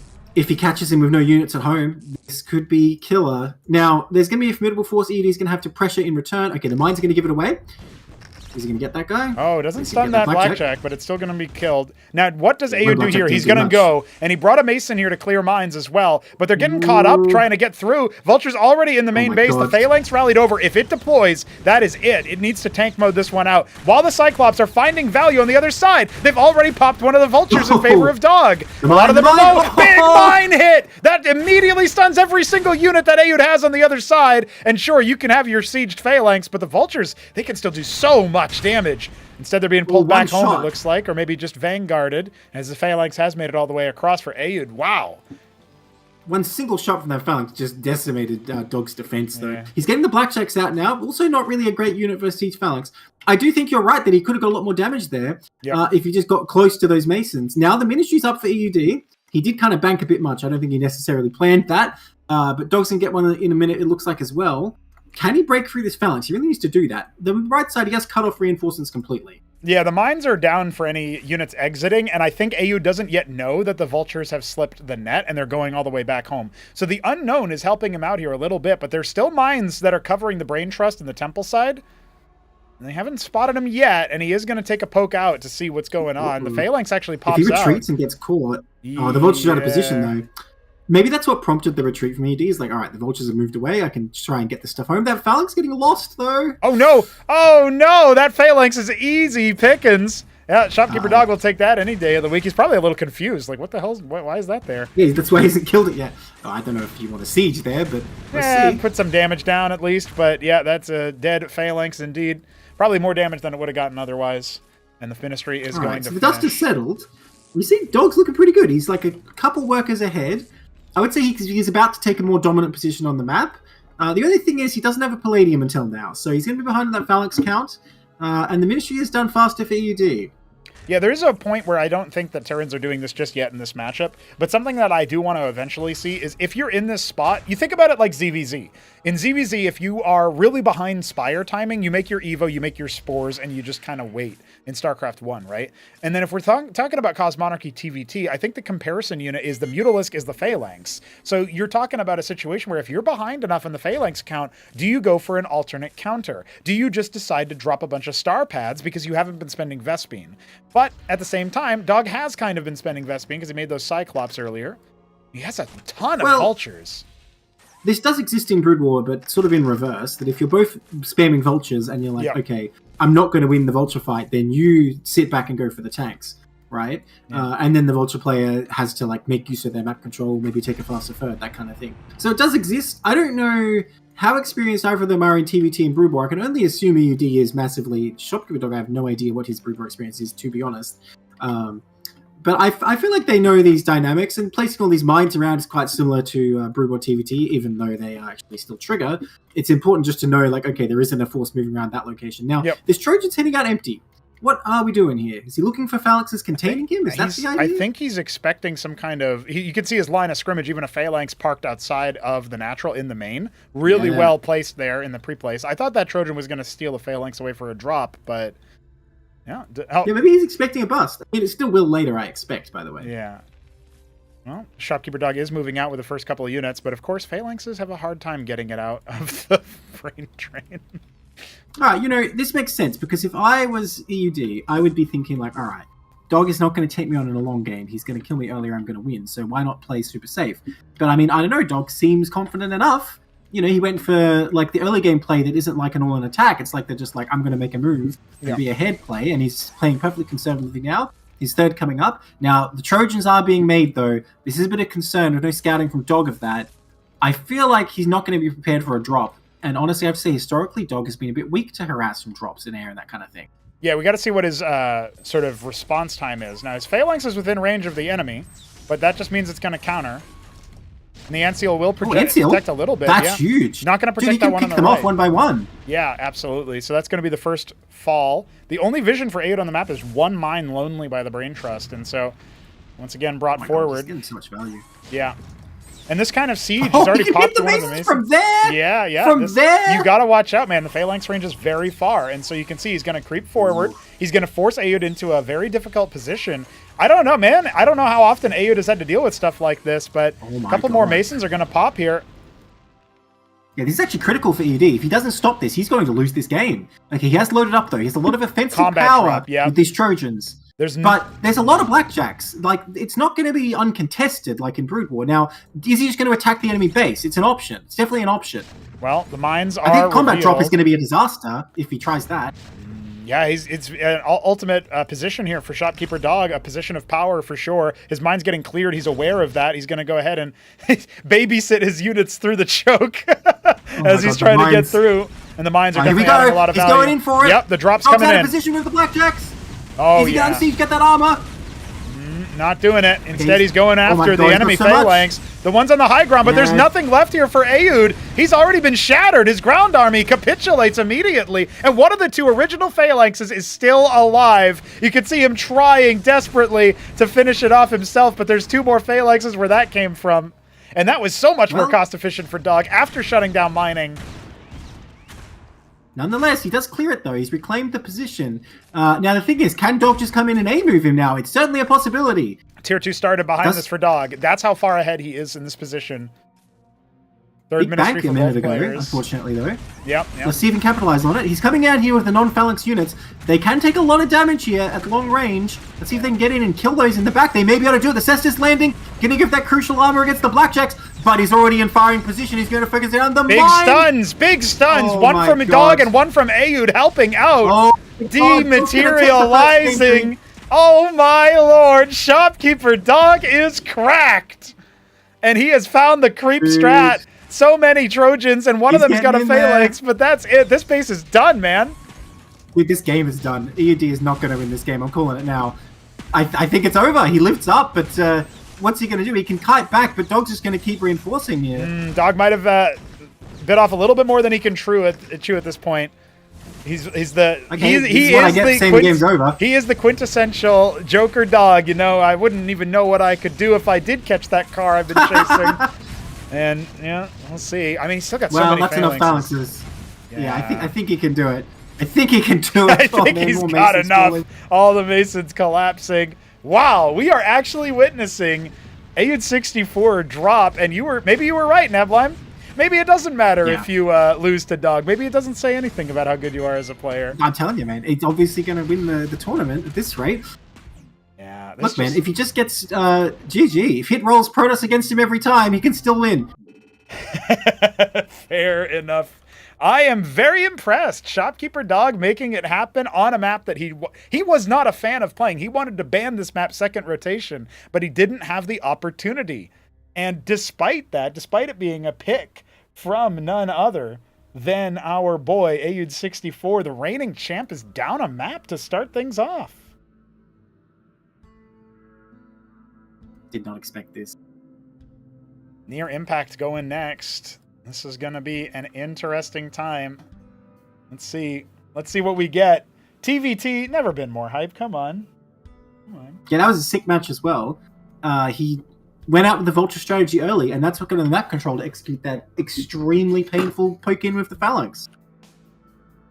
Yeah, extremely painful is a good way to describe it. And, you know, maybe you're going to start reconsidering that kind of map pick as we get a little bit further into the series. But will Ayud even live long enough to meet another match? We are going into game 2. Ladies and gentlemen, it's Near Impact to kick things off here. And I hope you guys are ready for what will be an exciting map 2. I can already sniff it out because Ayud is not mining gas. And that means, well, he's going to do it now, but I'm pretty sure that means bio. Maybe, okay, well, fuck you,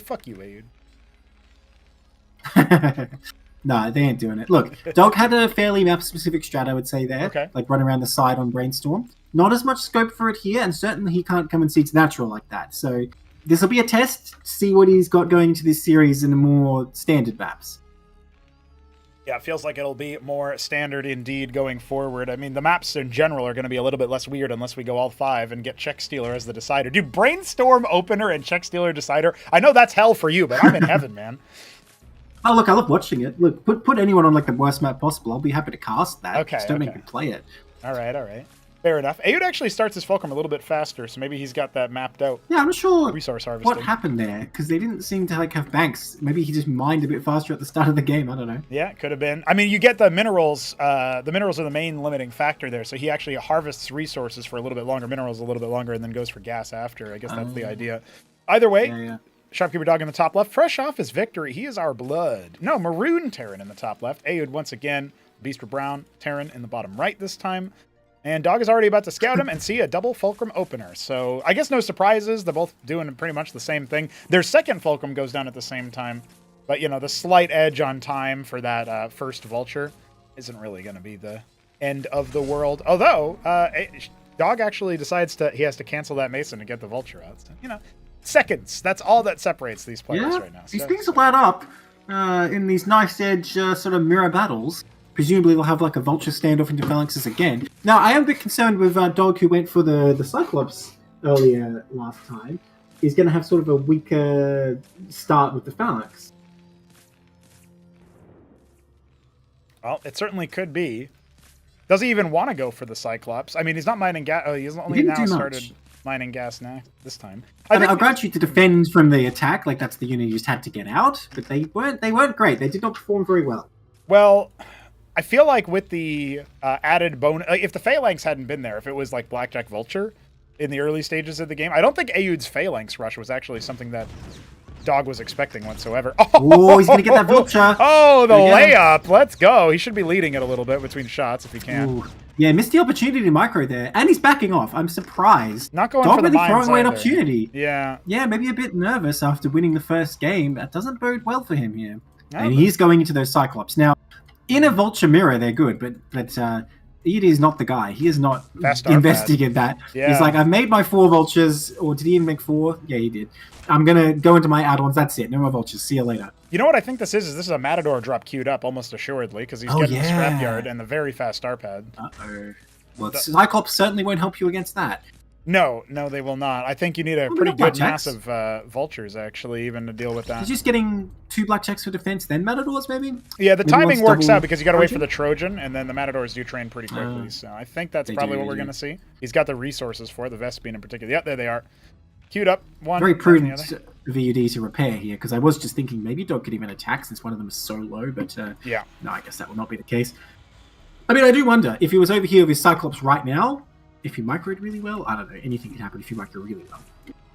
Well, sure, and I do think that first fight was Dog favored, but, you know, is he going to bother with it? I'm not so sure. I do think he does need to be on the map with the vultures, and that's exactly what he's doing. He has a couple of mines left. 3 mines left. This is actually pretty good. That he's stuck in, like, between the mines and ED's base, he might fly over it if he's super sloppy, because he might think, well, I know there's no enemy units there. See what I mean? Oh my God, he look sees at that. it! Beautiful. Yeah. Trojan Give spotted. credit to Dog. This isn't ED being sloppy. That's a huge move by Dog that he like sort of got into that location where he wasn't expecting. That's 2 games in a row. I mean, Brainstorm threaded the needle this time around. Pretty much the same thing. He said in the interview, dude, he called it out. Dog is the secret champ already. He said in the interview, you can't move your army around. You can't have tactical maneuvers in TVT. You can't play the game. He's playing the game right now, boys. Okay, but is he really prepared for this drop? I mean, I don't really like how he's positioned his units at all. I kind of feel like Edie's going to come in here and kill a lot of stuff anyway. Well, yeah, and also the mine hit is going to be catastrophic for these vultures, so say sayonara to that. Oh, only one. Oh, well, hang on, there's a watchdog there I did not see, so never mind. Disaster for ED. Oh my God! All right, Shopkeeper Dog, take your trophy already. What a glorious opening. He is going to lose those vultures in the middle of the map, but yeah, Watchkeeper Dog right there. Terran watch Shopkeeper Dog? No, that doesn't work. All right, EUD's like, no, damn it, I'm going to make an attack happen. No, I must kill you. His Anseal is here these Cyclops... Oh my God. These Cyclops actually gonna be huge. No, the big stun. That's not what you want at all. Now, the Anseal might go down. Oh, it does. That is critical right there because that was a lot of detection and shielding that you could have used, and so Ayud will be held at an arm's length. But yeah, standing on top of your own mine, I think, honestly, if he doesn't do that, he could just win the game from that position, but, you know, it's a sick move by ED, no doubt, but Dog did just have a superior force, so it sort of evened out. And yeah, now Dog's sitting pretty. I mean, it's not a win for sure. It's just an advantage. We have to see what he does with it. I would like to see him take map control. It's very crucial that you take all the space you can, and you saw the army retreating through those mines. So if Dog doesn't move out with his first phalanx, I really feel like he's giving the initiative back to ED for no reason, especially since he killed that Anseal for free as well. I mean, I guess not for free. It wasn't a fight, to be fair. Goddamn, peering through the future right now is Shopkeeper Dog, finding his perfect spot for the Watchdog, and it wasn't a perfect spot for his army, but, you know. Hey, remember when he just, like, refused to make Watchdogs? Yeah. How the times have changed. How the turns have tabled. Ayud 64 here with his Dude, Palladium. Make one in the corner. Just all the way down the corner of his base. Yeah, there you go. He's doing that just in case that's where the next drop is. And you know what? Ayud was so perplexed, like, focusing on where those vultures were going, that Dog banking at the last second from the mine, like, he dodges most of it with, like, the one mine with most of his vultures. It only hits one. And then he still has the ability to, like, keep the army entangled for a moment while Ayud's attention is elsewhere. That Watchdog just kills the Matadors, dude. How is that even replicable? You know, I think Doggy's screwing up, though. He's not moving out, and he's even making additional turrets. I don't know what he's expecting here, but he's sitting back too timidly, and this is going to give AUD a chance to possibly get a dominant position on the map. Yeah, sometimes it matters a lot less what you have. It's where you have it in this kind of matchup, in TBT specifically. But we are also seeing the double Palladium come out. And so Phalanx production is going to be his chief concern right now. Well, I think it makes sense. It's the weird unit that's sort of dominating the matchup, right? Of course, it makes you wonder, is there scope to put something sneaky like some air units or... I don't know. The Ancials aren't as popular as they used to be, so if you had like a hit squad of 5 Eidolons suddenly sneak in, could they kill some critical phalanxes before they get detected, you know? Who knows? Yeah, lots of theory that could be done, but very expensive to get there. We'll see. As that last surviving vulture is going to go ahead and move through with some mines. That might actually be a fresh one. I'm pretty sure that's a survivor that's moving through. He's going to lay some mines off to this side path and make sure he can catch any rotations coming on through. Ayud now adding more fulcrums, so that production edge that Dog has had is going to start to dwindle. But I don't know if Dog is even planning on adding more Tier 1 production. I think he might be going for that 2-base Tier 2 timing, the same kind of thing he had on Brainstorm. That's how dominant that Brainstorm match was, by the way. He won with a military fight and with good positioning while had Tier 2. Yeah, so pretty phenomenal stuff. All right, well, I guess this makes sense. If it is a Tier 2 player, I guess the turret ring makes sense. That is a lot of Watchdogs, though, like damn. Really expecting the drops there. Okay, if he's just thinking I'm going to sit back for Tier 2 and is not concerned about playing on the map with Tier 1, okay, fine, I don't dislike this. But I do wonder, what do you make in Tier 2 that deals with these phalanx lines? Gorgons, and I have to say also, EOD has not taken advantage of Dog's timidity either. If he was in front of his natural right now, I don't think Dog would be able to break out. I think he'd be very strong with those 4 phalanxes in the back. Are Gorgons still good when there's this many blackjacks around? Yeah, you just shark around and find them in transition. Like, the main weakness of the Phalanx is it can't be everywhere all at once. And when you have the Gorgons, you can preempt the position pretty well. The other thing, too, is that usually they're set up in a formation kind of like what we see with Ayud, where he has, like, a brick of them. And if you have your own Phalanxes or Cataphracts or whatever you've got, to deal with some of the ground army that isn't the Phalanx, you kind of wedge in and allow the Gorgons to get free reign over some of the Phalanxes from afar. Because if the Blackjacks come forward, they die to your Phalanx. So that's sort of the theory. Well, nonetheless, he can move out. And you know what? Since ED has not gotten right in his face, even with a slightly weaker army, he can probably just take his third and sort of get the money he needs to implement whatever Tier 2 units he's planning. Yeah, and that Atlas is already a third of the way complete for Dog. It is a big force, though. It's going to be down. Combat drops again. Yeah, two Trojans full of Blackjacks. Ayud wants to bomb the position, and this isn't something we've seen, actually, from Ayud in TVT before, so I don't think Dog will be ready for it, even though it happened in last game. I think he might just assume that was a desperate move, which is kind of what I thought, but he's planning it this time. Unless it's like a very isolated phalanx, which I guess there is in this case, I don't think it's that good, because compared to Brood War, you just have so much more anti-air everywhere all the time, and like Blackjacks compared to Goliaths in Brood War, they're going to kill stuff so much quicker. Yeah. So I don't think it's really a play. Now, it's not a dead loss. He'll get value out of it, but I just wonder if the money is better spent on just, like, say, more phalanxes or something. Who knows? All right, the mine's going to give him away again. So Dog can move his army down here. It's a good spread. Looks like he just wants to pull back instead. You know, I don't hate that. Oh, look at that. The combat drop is just immediately getting neutral. He does pick it up. Yeah. I think it's a good decision to pull back here. Yeah, and he's going to find a more defensive spot. He just finished his Atlas, so I think he knows at this point that he's got a good level of play here. His Ministry is about to finish for the third base, but not a bit far away from being able to take something like that. And now the full breadth of the army is revealed as the Vultures fly forward. The drops are earmarked for it. Oh, they're not even unloading Nablime. No, they've all gone down without unloading a single Blackjack.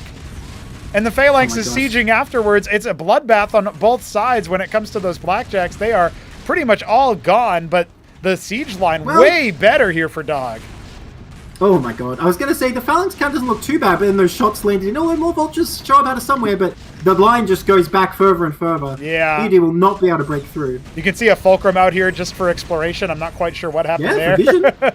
For vision. No, that's huge for vision. You know how it goes. Yeah. Well, there's still a couple more phalanxes, and Dog is really trying his best to hold while the starports come up, but that's all he needs to do right now, and there's no other units ready. Micro. Yeah. Picks up another phalanx. Yeah. Yeah, I guess like you say, it is going to be Gorgons. I mean, does he even know? He doesn't even have a third of his own. No. Dog's looking very good here. That's right, and the Antseal from him doesn't go deep enough to scout any Tier 2 tech either. The Ministry now going to float over. It looks like to 11 o'clock, which makes a lot of sense here because the third, 9 o'clock was just attacked. So if you're going to take that high ground third. The one thing that does suck for Dog is that that's not a double gas base at 11, whereas it is where Ayud is expanding and the counter position at 9 o'clock. So I think once you have Tier 2, you can get plenty of mileage out of minerals, though. Yep, absolutely. You can go Captaincy if you want. I have seen that in TVT. Obviously, mantles for Ramses are really good, the mineral-heavy unit. Yeah, actually huge against tank lines. Durandals, for example, as well. Yeah, if you were going yeah. those cataphracts, you need to sort of do a bit of mineral dumping. Obviously, they're not gas-free, but they are quite good for sort of throwing in to break tank lines. Now, EUD is building an Atlas, but little does he know. He's a little bit behind on that game. He's going to try another bust here. Yeah, wrapping maybe around just, into one that by. third base, and he sees that the Ministry's already landed, but no workers there. Well, good Blackjacks timing, can though. clean They're that on up. their way. Yeah. Yeah, I guess he's not going to get anything. I guess if he came like 10 seconds later, he would have got a few workers. Yeah, I guess but it's just Dog the has been vultures. up by like 11 workers for most of this game, though. The mining time. Yeah. It's all worth it. Newt is smiling upon Aoud right now. I forgot he would always do that. Yeah. Big Okay, fan. so I assume the idea is for Dog here, he doesn't reveal until he has like a overwhelming force. So if ED tries a bust and loses too much stuff, and then suddenly Dog comes out, it could be huge. Now Goliaths are being made though. Did he scout it? I didn't see that he scouted anything. I think he might have just expected it, you know, like at this point, what are you Yeah. even going to do? You must be going for some kind of air play. I don't think he's expecting it's star pads. I do think he must know that tier 2 is coming.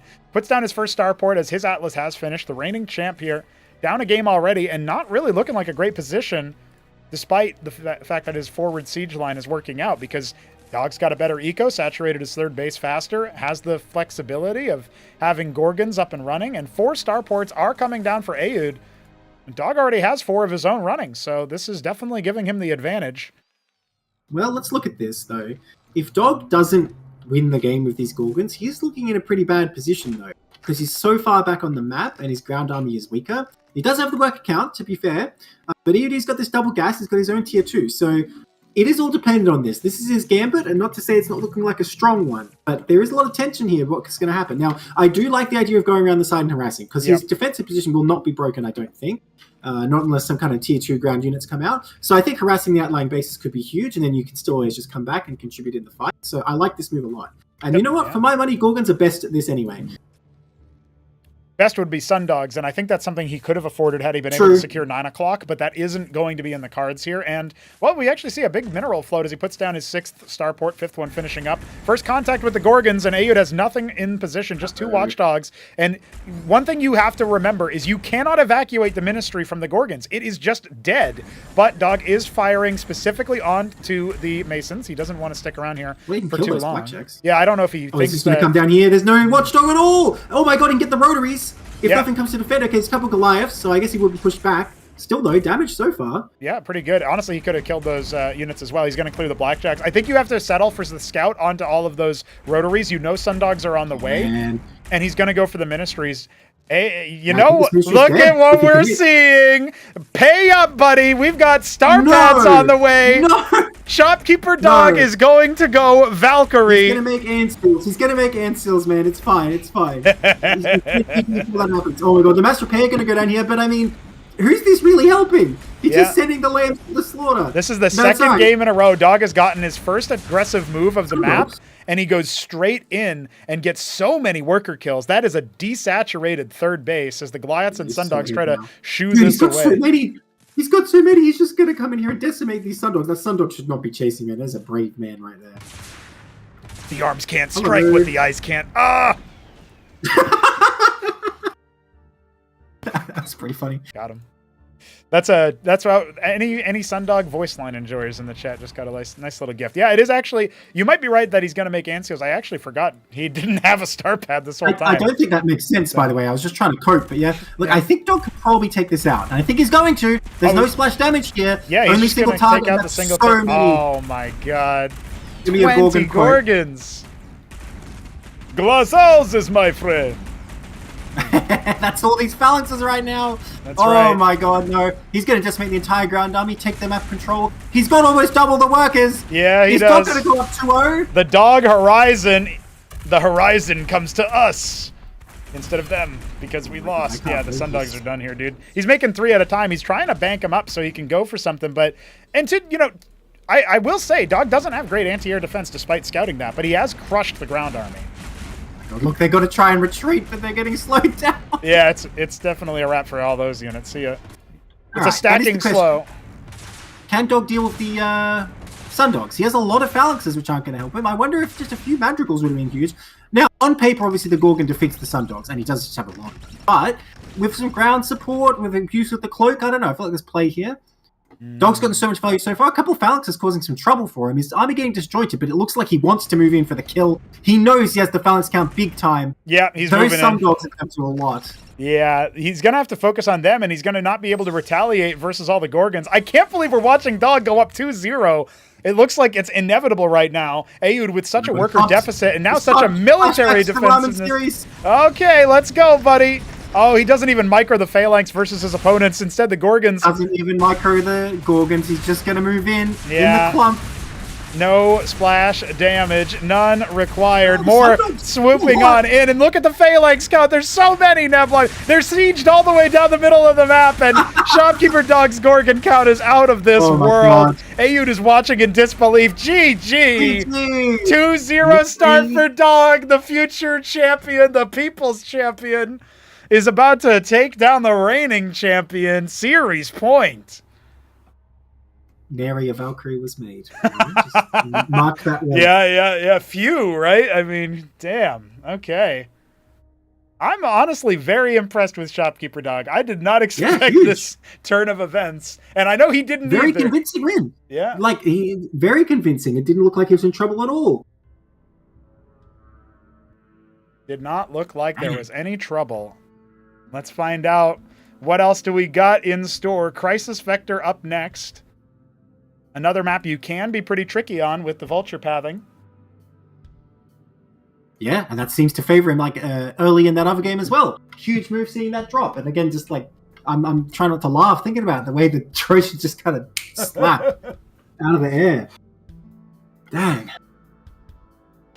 Aoud is collecting himself before this next match. This could be for all the marbles. At this point, it's maximum pressure upon him. But maybe that paradoxically lets it wash off, maybe this is a wrap for him and he's just like, all right. Now, he seems to be in good spirits coming into Crisis Vector, which is exactly where we are going for next. Nablime, give it to me, my homie. Tell me what we are about to see. Is this 3-0 Dog? Well, here's a question for you. Question for your question. Have we ever seen EUD pull off a reverse sweep? I don't believe so. They traded games versus Hit 'em Up, traded games versus Hamster, and he was ahead in the series versus Ramen, ahead in the series versus you. This is all last Acropolis, of course.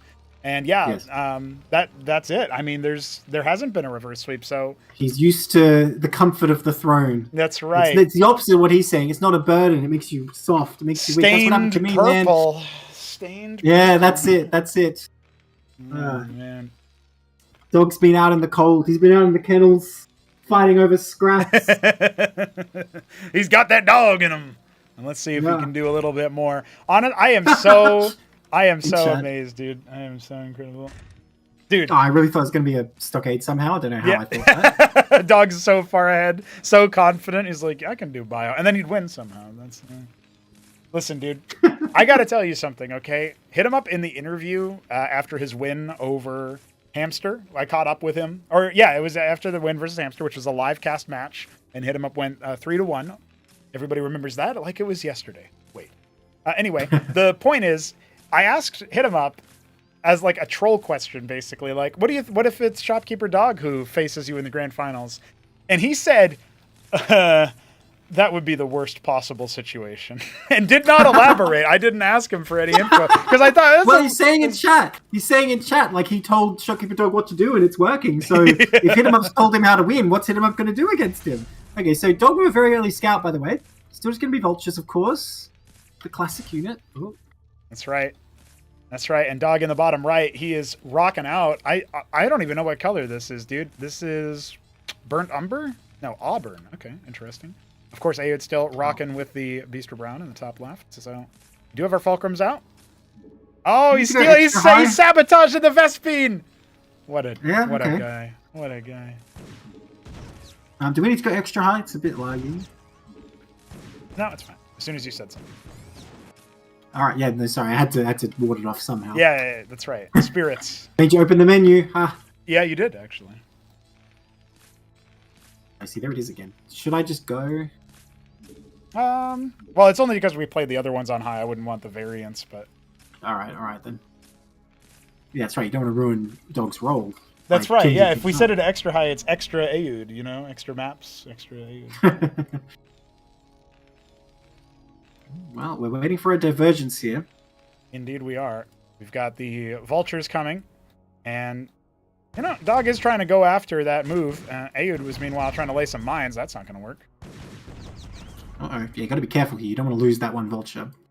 Yeah, second one comes in for reinforcements. He's going to go for those offensive mines, and you can see Dog trying to pull back, don't know but about Mason's this. here to stun, so that'll eat the Oh, first okay. one. He's just trying to get space to lay the mines. That actually makes sense. Got to be careful, though. Yeah, faster reinforcement point, of course. Aud once again going for the fast star pad. He is not going to be swayed from his moves. Oh, he's playing one base. 3 Fulcrum. Dog is, I mean. 3 Fulcrum for Ministry. Or is he just going to try and get the Phoenix expand? All right, here's the fight going down. Edu really wants the fight, man. Oh, can he bounce on that? I think he will. Dog He's trying to misses. scramble, but there's another one right there. Yeah. It's bait. The He vulture baited fight. himself. The vulture fight is not going Dog's way all of a sudden. Well, you can't get overconfident. You can see Aud scanning. Yeah. He thinks there might be another mine, and there it He is. finds it. Yeah, he does. Now, Dog cannot pounce on that. Now, it does kind of work in Dog's favor in a way. Because he's committed to this multiple Fulcrums, if ED feels like he should keep trading, that'll actually work it more for him. The Cyclops are out now, and in these Vulture Mirror fights, they will decimate. Does he want to Especially pick with the the fight? I really mines, think he yeah. should. Yeah. Yeah. Oh, I'm having some UI bug right now. Oh, okay, it's fixed. It says, Come on, yeah, it come says on. Shopkeeper Dog is ahead 2 games. That can't be right. Ooh, doesn't quite get the mines off. The Cyclops doing huge splash right there. Does force him back. But so far, so even. And Doggy's going to put down the Ministry after all. Indeed he is. Now, the drop's coming this time, and he does not know about it. But there is no scrapyard. No, the Cyclops just got brought forward. Oh, they're going to die, man. It's the dive, and of course, a pure, like full vulture, full mine. Vulture dives in forward. Now, he's not going to be able to clear everything here. You can see, Dog's just trying to use the mines against him. Yeah, but there's Oh, the hang on. Where'd these guys come from? Production has stopped for Dog. In fact, for both players. What is going on? They've been microing a little bit too heavily. Yeah. All right, with the pull, he's going to lose a lot of workers here. Maybe the game can go on. Yeah, he was ahead in workers a little bit. Aud actually cut for this, so... he brings back his vultures on the map. I don't even know where they were, but he's losing so many workers here. The I mine's think definitely he's going to die. loaded. Well, he's going to put down his His vultures are really ministry. low. Remember, there's no ministry for Aud, so he can come back into this, and he's still only down 2 He's workers. also not making workers. Yeah. Man, they were not handling this. Okay, so he took a lot of damage, but it actually isn't that much in the scheme of things, I guess. Oh, that vulture almost died to the Cyclops shells. Yeah, the Trojan comes in with 2 vultures, but he's like, wait, that's not going to do anything, so he doubles back to grab 2 more. Maybe that could actually do something, but... Yeah, this could be it. This could be the killing move, because now Dog is eager to reclaim the lower terrain. He's building more blackjacks. Does he want to do it, though? I mean, he sees him hit that mine. He knows he's down there. He's going to go for it. Yeah. These blackjacks, are they going to stay up? No, I they're thought they going would down. be pocketed, but Oh. instead, yeah, he's going to end up pulling them away. Now, how fast is his control group recall as the Trojan is sees it. recited? We have mines in these vultures. Right in. This Oh, can't that's be a lot problem. of mines. See what I mean about EUD laying mines? He lays them so fast. Oh my god. I think he might be the only Terran who knows you can shift Q him. Now the Masons get pulled away. 4 vultures I mean, losing even the line. knowing the tech aside, it's still impressive. Yeah, He for tries sure. to stack him to prevent the shots from spreading, but still losing a few. Alright, looks like he will reclaim his mineral line. Yeah, I wonder if Dog intuits that this is that he's still going. Damn it! I mean, he doesn't want to give up easily, right? It does look pretty bad for him now, but I will say his army's still stronger at least. Yeah. Just need to set the defenses in main. And you know what? He has a phalanx and his opponent doesn't, so game's basically over, right? Third Fulcrum on the way here for Aud. His ministry was started later, but it is finished. Both players ready to go. And, you know, sometimes without even lifting off the ministry, you just use it to make workers on the spot. Yeah, And yeah, you go fine. from there. Aud does have a minimal worker advantage, but we'll see, because that Hang can on, easily more turn vultures in. coming in. Yeah. Dog has not learned his lesson. There's still nothing here. Oh my gosh. Yeah, this is the 3rd consecutive harassment of the worker line to find some impact. Okay, and they got 2, so that's not that bad. Mines left over from days gone by, from attacks of yore, and one of them will stick around too. So that's pretty Well, good. I hope he leaves a couple blackjacks now. He's going to build a watchdog, but I think the gamble is, Nablime, you keep playing it out as if he's not going to drop, and then eventually he's not going to keep dropping, and you're correct. You just might be dead by then. He is 6 workers behind, 7 workers behind right now. But again, his army is looking much stronger. I mean, I don't think ED should be out here. No. Dog can still take map control here and use that to sort of offset his economic disadvantage. His second ministry is up, even if both aren't functioning. There we go. So he's still in it. He's just at a deficit here. Yeah, and Ayu did have enough time to get up and mining at his second base. He's been slipping on the macro a little bit, but I feel like he's very far ahead after those early scuffles. Being from South America, I feel like maybe Ayud is more alive in the lag. So Dog was probably just bamboozled by that. About that, I was wondering if he was like inside that range and wasn't spotted or what.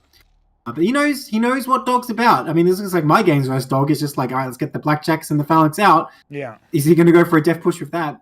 If EUD still has silly ideas about doing combat drops, who knows? Yeah, or Vulture's going to try to link up with the Trojan, but the Trojan's not there. I guess they're just pathing around instead. Yeah, and there has been a bit of a turret ring assembled for Dog. This worked out for him last time, but he was not nearly as further behind. Yeah, and for both players. Looks like he wants to take that third. Yeah. Yeah, okay.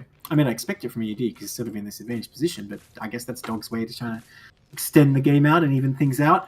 Anseal's coming up as well. This is something we've seen Dog not make use of the star pad, definitely the starport. Whereas EUD's been getting these Trojans, these Anseals. Hasn't worked out for him so far.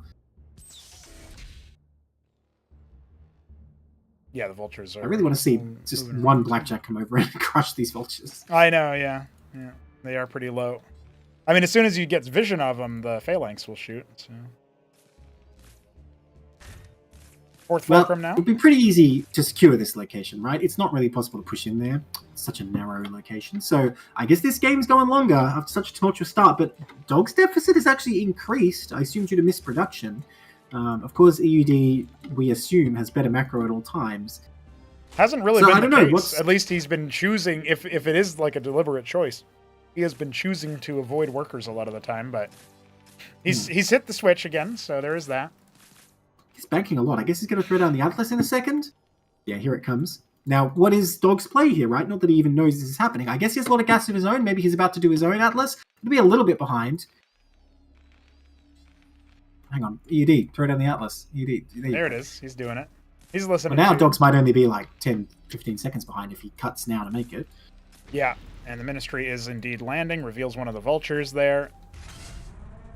Probably before the Vulture itself looked. Oh, he's actually going to put another add-on down before his Atlas. So. There we go. Probably a mistake, to be honest, because you got to get that tier 2 timing. I wonder what ED's going to go for. Is it going to be the Sun Dogs again? Is he going to take a leaf from his opponent's book and just go with Gorgons? These Vultures are too early again. Yeah, he's kind of baiting him with that. He's like, hey, look, a Ministry. Yeah. And then he starts making the Masons after. Transfer hasn't even happened yet. So. Well, he doesn't have that many. He doesn't even have enough for 2 base, really. So, fair enough, yeah. What transfer? He's just saturated on his own. Even with the gas caps here from ED, his economy is just looking so much stronger. They have plenty of money to get whatever tier 2 he chooses. The Vultures coming in here are not probably... Well, will they get this Phalanx? No, I don't think they will. Yep. Oh, last shot. Are you kidding me? Yeah. Oh Gotta be there. Okay. Maybe it was worth it. Like 5 Vultures for a Phalanx, I guess. Depends on how impressive you think the Vultures are going to be later on. Speaking of, we got a little bit of a worker raid. 2 Masons killed already. Oh, that's good. Gives him a little bit back in, and he runs away. Yeah, he's still down 9 workers, and his Atlas is going to finish about a minute after Ayud's. So. Oh, they're going to die, though. But at least they stunned him. Shocking. Yeah, Dog doing a good job kind of sneaking Vultures around where you don't expect them, right? Look, he's doing it on the right side. Is he going to get around those mines? Yeah, he's trying to wrap around here, and also... I think he's going to. He's also maybe playing a little bit of Minesweeper himself, right? I do. Yeah, true. You do want to get rid of those, but he is spotted now, and I don't think he'll be able to get anything done with EUD's Vultures prowling. Now, it is starports again for EUD. Getting the refineries makes me think... the reservoirs. What am I playing? Broodmore? Makes you think he is thinking Sun Dogs again. Yeah, and now, that slower articulation can be bad if you're just going to go Gorgons on Dog's side, right? Well, I don't feel like Dog made any particular preparations for them last time, though. He just sort of had the force of numbers as the Gorgons. So I don't know. I feel like this is probably going to be successful. What is Dog going to do, though? I'm trying to think what you get. Cataphract's good versus Sun Dogs? I don't really know. I imagine they probably are. I was trying to think what he could get that would be the worst case scenario for EUD. If he goes mass mantle and makes Ramses, they annihilate Sundogs, but you need to be able to see them. And that's clearly not what he's But doing. why on earth would you do that? Because they don't really break phalanx lines. Right, yeah. So as far as like realistic concern, I think he's just going to make Gorgons. I think that's his play here. Well, I mean, theoretically, they're more cost efficient than Sundogs, right? Yeah. But there is the cloak, and also the fact that there's a bit of a head start. But no, EUD is making the Gorgons this time. Oh, okay. Interesting. I think... Do Salamanders beat Gorgons, by the way? Just a question. Not usually. Like, they are a supportive unit because they rend the armor. But Gorgons themselves don't have Oh, the right, most they don't fearsome armor. air splash anymore. Yeah, I forgot. yeah. So... no, I mean, again, Valkyries are actually, unironically, the unit to go, but I don't know that we're going to see well, Star Paths. good thing neither of these players realize that. Yeah. Captaincy's for ED as well. Oh. Heracles, I suppose? I feel like that actually could be for Striga. Hit him up has bullied so many turns of yeah. TVT with Strigas before, but not in tournament games. That hasn't come up in the tournament match. Yeah, I'm sad we didn't see Ramen use that, because Ramen is a big proponent of the Striga Siren as well. 12 o'clock being guarded, but the Vultures will clean each other up here, it looks like. Honestly, if I'm Dog it's and not a fair fight. Yeah, Called his big brother. if I'm Dog and I notice that, I'm going after the Mason. So Dog doing what he can, by the way. yeah, just being does he tricky, notice? just being annoying. Oh, can he somehow get over there? No, he cannot. No sniping that Yeah, Mason. Blackjack shoots so fast. Yeah, unless they're half health. So yeah. Yeah, then they shoot so slow. Alright, it's Gorgons for both, which looks pretty bad for Dog, because he just has less workers, he's slower on the production. Yeah, but you have to find the weak point, and there are watchdogs It's for true. warning, defensive advantage. There's a chance here. It's going to have to be a long game for a Dog victory, whereas Aoud could theoretically win in the next few minutes, but... Man, just a couple madrigals could turn this. Yeah, if he sniffs it out, we'll see. And there's the Tinkerer's Tower for Aoud. He's going to go for 2 of those, grab himself a captaincy. Yeah, well, I guess like you said, it's not surprised. Now, Strigas would be devastating, because... there's really nothing Dog has to deal with the Strigas except the Gorgons, but the problem is, if you're in a Gorgon mirror and your opponent throws a couple Strigas in, either you're shooting the Strigas to stop them coming and destroying you, or you're shooting the enemy Gorgons. You can't deal with both. Correct. So again, it's looking better and better for EED. A couple of Goliaths as well, which aren't great first Gorgons, but they can sort of tank some shots and hit back. Like, it looks like Sirens, which I guess is probably going to helpful. Oh, and Dog reveals his Gorgons. Could be a critical error here, because he has no intel of his own. That's right. He's trying to use these to scout, and of course the Gorgon stack looks so much more fearsome on Aoud's side. Dog is moving to 6 o'clock, I think. Yeah, he's going to end up losing a couple. Out of there. No, they're all Well, gone. you know what? That's not too bad, because now he knows, and at least all he lost was a few Gorgons. So now he knows he has to deal with that. But I don't know what the answer is. I mean, again, what else do you make out of the starports? He's like, no, I'll just make more Gorgons. Well, the Gorgons were trying to clear 6 o'clock because there's a Vulture blocking the land to the 4th, but instead, 4th base is up and running for Aoud faster, which that was a timing that Dog could be going for. His 5th is also done sooner, but is he ever going to have a realistic shot of expanding to either the 3 o'clock location or like the 7 or 8 o'clock location, right? EED moving closer, by the way. Looks like he thinks he can break in here. There are no watchdogs! No, there aren't, They're and not the that armies are moving in expensive. opposite directions. It's just phalanxes back here. This could be devastating. All the phalanxes could get picked off very quickly. A few more Gorgons come out, but against Gorgons, a smaller number of Gorgons is not going to help. 2 Madrigals just finished for Dog, and he's got 2 Star Ooh. Paths coming up for the Valks. We'll see. 12 Gorgons are here. And the phalanxes Okay, the are 2 able to Madrigals. range down some of the ground army. Meanwhile, Dog is going to come back into a position of strength. Wait, where are these Madrigals of yours? I don't see them. They are stuck in the rally. There they are coming Oh, in. there they The are. Ministry goes down. A lot of If he can Masons bait him getting in, killed. If he can bait him in, the Madrigals could turn it instantly. All the Sirens are very scary, though. And he does lose his 3rd. 30 Yeah. workers up for EUD. Yeah. Dog is sort of always taking these hits that aren't bad enough to make him lose, but it is just getting worse and worse. Yeah, the fighter's beaten up, bloodied. Thought maybe you found a new His prize army still fighter, looks but strong. He does still have a strong army. He's going without his phalanxes. down and This is the engage, problem. and the It's Gorgons are traveling with the ground units. That will be a stun on everything if they... Yeah, Oh, no. that's exactly what I thought was going to happen. Now, the Gorgons are slow. They're going to get pulled on in by all of the Sirens as well. So that's like 3 or 4 Gorgons lost immediately. And that's what you get for Well, moving once out with again- no Anseal. And here we go. 2 Valkyries finishing up for Shopkeeper Dog. No! If he wins this match, you know he's going to have to pay up. Some Gorgons here to save the 3rd base reestablishing. He had the spare Ministry, so... Watch out for those wasn't too Strigas, bad. though! Yeah, Okay, the that could splash have done damage huge could have damage. been humongous. You can see now, No wonder. with no air defenses at 6 o'clock, he's going to have to respond to this somehow, or he's going to have to just go and counter push, base trade it out, which might favor Aoud He's with going more back production. to his turret-hating ways. Oh, well, hold on. He's going to try to the just clear the silence. ground army, and the Madrigals were deployed instead of shooting at the air stack, so that ends up being a big whiff. Oh But my here's the God. Valks clearing out the skies, or at least trying to. They do so much splash damage, but I don't know if there's enough support. With the fact that there were only 2 of them and the Madrigals in deployed mode instead, that's a wiped ground army, and so many phalanxes for Dude. Dog. If he didn't deploy those magicals, I think he would have won that. Yeah, it does So look that's like it was kinda really tragic. close, yeah. And they looked so pathetic in Furia mode. That was actually sad. I know, they were shooting like 1 phalanx on the high ground. And that Hang was on. it. Wait a minute. He's killed all the enemy Gorgons. He's actually going to push these back? I mean, there is a Gorgon in his mineral line, but he can deal with that sooner or later. He's actually held his base. Now, the other base is not doing too good. Well, the Gorgons have to clear these phalanxes, which, I mean, the Blackjacks will could be. at least clear everything else. And yeah, he's going to lose the Ministry, which kind of sucks. I feel like his crisis management, ironically, on Crisis Vector, not solid. Yeah. Well, that one Gorgon's still there. Dog is sort of ignoring it. Again, I really wish he'd made some watchdogs around the place. He's engaging the Striggers. You know, this is probably going to be cost effective, but the enemy Gorgons are there. Oh, And no, Sirens as he's well, pushed yeah. back. So that's his air stack reset a little bit. Daedalus They've on the been to way the for balance, Aeud though. 64. He's going tier 3, and the Blackjacks do clear that Gorgon at 6 o'clock. I think he knows he's so ahead, he thinks he can do anything. Now, I wouldn't be so cocky if I were him, because Dog still has an army, but he is getting pulled both directions, sort of not setting up defenses properly. I don't think he But, can do anything. He has to like lift one of his other ministries if he wants to do something here, because he doesn't really have the tempo to wait for another full mining base. You know what I mean? Like he's got to lift the one in the main. It feels like. Yeah, that's true. This is going to be very hard. Look, I can just see a bad engagement happening. There's Magicals out, but so far every engagement is going Eudie's way. And you know what? With so many Striggers, actually, this is looking pretty dicey. But there are a lot of Phalanx. I don't know. Yeah, the Phalanx has never got really properly cleared, but the problem is Dog is just moving way too Magicals. far forward. Oh, he's got to deal with all There we those go. Strigas, the first volleys. There's a lot of splash damage on those Gorgons. They're very low, but I think they're just it going to enough? stay alive for a little One bit more? longer. One Madrigal left, but it gets pulled in, and the Phalanxes weren't Oh, deployed look, fast enough. Yeah, they've got almost nothing. Where's the hero Valkyrie when we need her? Oh, it's stuck on the rally. Oh, it could have been so game-changing. Looks like Eudie's going to save my The wallet. two after all. Blackjacks. The two Blackjacks clear Infinity Gorgons. That's beautiful. Oh, hang on. Once again, Dog somehow comes in with some reinforcements and, like, technically is the victor, you know? He's the one who's still standing when the dust settles, but at what cost? You know, he's not looking too healthy.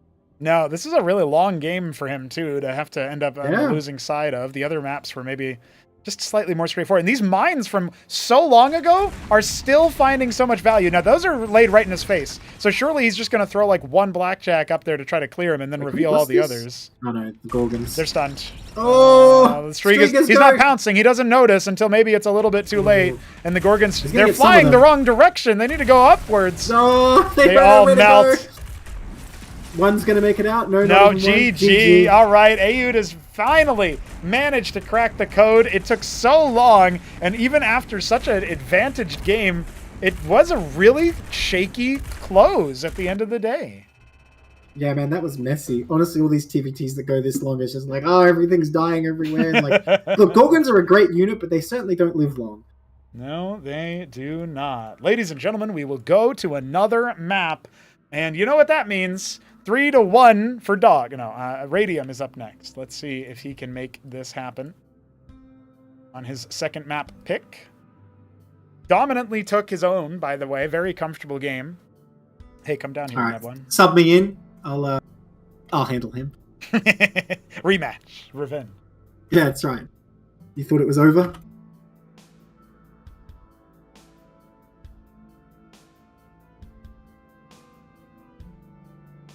We'll have to see. We are waiting for Aeud, reigning champ, to try to make the next leg of his reverse sweep. What's going to have to be if he wants to continue play in this series.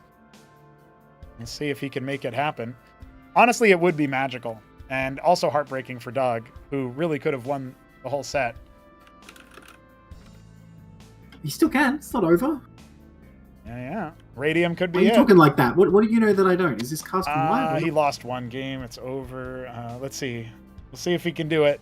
Guys, we're going to Radium for our next match. And Aeud is overriding my brain cell count. He does not want the lag. Fair enough. Fair enough. Let's go. I think we do need extra high.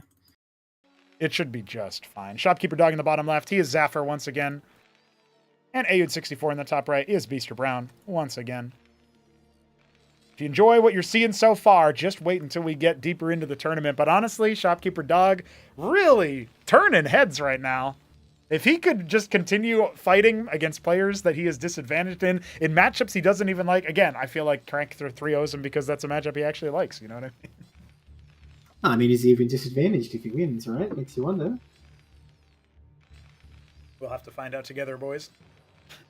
No stockade. Nope, first Fulcrum on the Damn it. way for both players. Could have had a free win. I know. The Stockade would have won immediately. Don't ask me how. I can't tell you how. You got to find Alright, that out so- for yourself.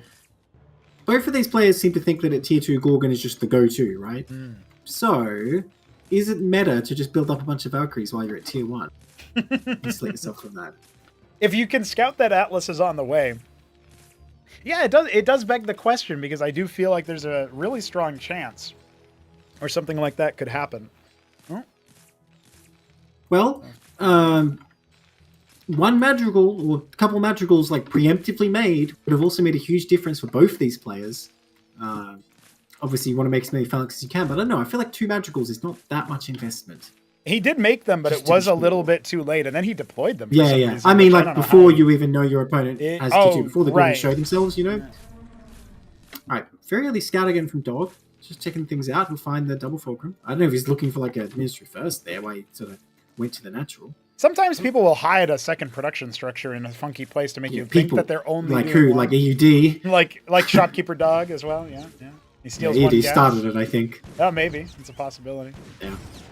Very obnoxious to me when I was trying to deal with, like, you know, Vulture harasses Protoss, and I was, like, not sure what to do about it. And I was like, oh, we only made 1 fulcrum, I'm going to be fine. But no, I was not fine. Sometimes you make 3, and then you just make infinity vultures. But enough about Crisis Vector. No, I thought that's what Dog was doing last game, by the way, but he didn't. He threw down the double scrapyard. I wonder if he could have won the game that way, because EUD is going for this fast star pad and double add-on. There's definitely a big lapse in production. If you hit it just the right time. Also, absorbing those mines. Oh, EUD needs to be careful, man. Okay, not going to get punished today. Or is he? Oh, yeah. Well, there's a mine on both But sides. who's getting... Yeah. Mine's Oh, look at really- that. Hey, what's going on, buddy? Did you need some help? Where did you come from? Oh my gosh. The thing is, EUD still can't really commit. Is he going to get that one, though? Yeah, he is with the This mines. goddamn Well, there's- Mason. Yeah, that Mason's pretty pesky. No, the mine wars are continuing. I will point out, there's no more mines on the front here, and I don't think Dog knows that. There's a window of opportunity where he could just clear the deck, but well, he's trying to be a little bit pesky with it. 2 more on the way for Ayud, and we'll get tied up there. Yeah, the rallies are definitely favoring him. He makes another round. He's actually going for Cyclops now, but after 6 volts, which has been what he's done, and a very fast Ministry after the scrapyards. That's a big change. It's been Star Pad before this. A lot of gas float for Yeah, I Ayud think as this well. will serve him well, because Dog has been extremely timid once we get past the early game. He just sits back with his Phalanx as natural when he has had stronger armies. Now, even with the mine contain here, although I do think he should commit here. He should be able to break this pretty easily. And here he goes. Oh my god, how did that not die? How did ED lose no units there? Poor focus from Dog, has to be said. I don't know why he's being Well, so timid and- about it. Exactly, I feel like this should be his cue to sort of A-move across the map, at least until you encounter more mines, because look at his army. His army's going to kill like any number of vultures, right? Yeah. Those Cyclops in. Even Blackjack might struggle. Yeah, No, he's not doing this. He's just getting his... he wants to get the add-ons vultures now? loose so that he can get a little bit of map control that way, but let's see. His He's fancy going to form moves hide on economically, Radiant. though. Yeah. Cyclops from EUD, do you think he's thinking of a drop? Well, the Star Pad is coming up, so it could very well be that. It does take a while to really foment versus Terran, I feel. Ooh, just barely out of range of that mine. I mean, 4 Cyclops can still do work, I think, against Yeah. some Masons. Yeah. Well, this is the thing, right? Do Matadors even that good against Masons? I guess they're pretty good against everything. It's a little bit hard. It's a little bit worrisome to make I'm that. just running past there as I if there's know. no mines anywhere on the map. He has the intuition, apparently. He doesn't even Yeah. make like a pointy formation, really, so that he's not going to get multiple. You can actually points, just so- see all the mines. Yeah, He's true. pretty strong. Yeah. You can smell them out. He's a dog. Yeah, there you go. Well, Trojan is coming for collecting those 4 Cyclops. And there's 5 of them on the side of Dog, so I guess his worker line is just going to be annihilated if the Cyclops are on call to defend. The Blackjacks, though, they're Yeah. on patrol. I'll just make it worse. Yeah. Oh, hang on. Is he going to fly past the vultures again? Oh, no. I got too excited. I saw the Trojan move like 2 centimeters to the left, and I'm like, oh, he's flying at the vultures. Yeah. Well, it's good positioning for Dog's mines, right? He gets one mine out, like, or a couple mines out in the middle of the, like, between the third and the natural for Aoud. Well, I do think he should have tried to extend them sort of on the 3 o'clock base there. It'd be a key area to look for drops. And one gets cleared out. These vultures might be in danger if they go over there. Nope. Somehow they both know. Second Trojan. What is going on today? Is it going to be some kind of doom drop? I mean, Dog is very prepared for a drops, at least from one direction. I guess if you drop in the natural, it's not going to be a huge deal. So, I mean, I don't think he's going to do much here. Again, if Eudy's thinking combat drops, it's like a way for him to throw, to be honest. I don't think he should do that. Yeah, I mean, also, it's worth pointing out, Aoud cut workers again, because Goliath. he is not actually in a spot where he can deal with the economy of Dog. It doesn't look like he got his ministry, like, minutes earlier, right? This looks like a much more even game than that. Ah, there weren't mines there before, but now there are mines here. But now there aren't anymore. Yeah, I made sure I reset it. I was making him run away, though. God, StarCraft is such a funny game. Yeah. You're like, I'm going to attack, and then you get seen, and you're like, oh, actually, no, I was never going to do it. I don't know what you're talking about. I'm going back this way. I was just passing through. I mean, I have had games where, He's you know, my banking opponent comes Trojan. in and sees me building like 3 gateways, so I cancel them all and then build a Yeah. Nexus Yep. and still win. Yeah, that's pretty So, good. yeah. My God, he's getting rid of 4. Yeah, fourth Trojan. He's just going to drop in the main. He is going to do the main Doom drop, I think. He did this versus mean- Hit 'em Up, and if he microed it a little bit better, as in he unloaded all of his units, it actually could have done some damage. But... Well, that also happened in Brainstorm. They did not unload an entire phalanx, so I don't know. But, Yep. I mean, Dog looks pretty good here. He's got a bunch of random units around, especially those 5 Cyclops. If they just sort of like hit wherever the drop is, they're going to do huge damage. And he's loading up. Again, a lack of Watchdogs, though. He has like 1 random-ass Watchdog over in the corner, and that's it. Not really the key positions he needs. And Now, I think all of these I do Trojans think- are going to fly into the same place, right? That's what it seems like to me. Are they going to fly into where the Watchdog is? That seems like the obvious angle of attack. I've got to be honest. If you're going to do this, it seems like you'd come in on the left there. Look, as long as Dog like is still at home and he reacts quickly, this seems pretty bad for ED. Oh, there's Oh a my God, random these Mason. vultures. The random Mason was Look at these making vultures. Watchdogs, and the Vultures are now going to get cleaned up on the same side. Aoud needs to pull those Okay. Trojans sharply to the other's angle. But is he going to scout it? Oh my God, Oh, he he doesn't sees know. them. It's so close. He finds Oh, he them. sees He it. sees He all sees 4, it. but he didn't even look on the mini-map. He has no idea. He just saw some units. He saw something. He's Now he sees it. Oh, He flies back. He flies back. He Okay, knows messed all up. 4 scouted out. Oh my God, Shopkeeper Dog. About to be Is it Shopkeeper really God bad? in a second with how prophetic he is. Shouldn't he move the rest of his army? He's biting. No, He's surely he's you do just angling. aborts. Surely you just turn around. You have to. Yeah, there's. Oh my God, where are you going? Don't run into there. Yeah, no, there's no way. There's no way. Just go home. Oh my God. It's kind of good for ED in a way that this stopped him from doing it, because even if he wasn't seen, I think it might have gone badly anyway. Dog's gonna go to tier 2. Dog has tier 2 money Yeah, right makes now. sense. He Before knows his his opponent's invested Yeah, in it's- this attack that is not going to happen. Yeah, and his opponent, by the way, was gone for a third base faster. So Aoud gonna go that approach, get a bit more economic.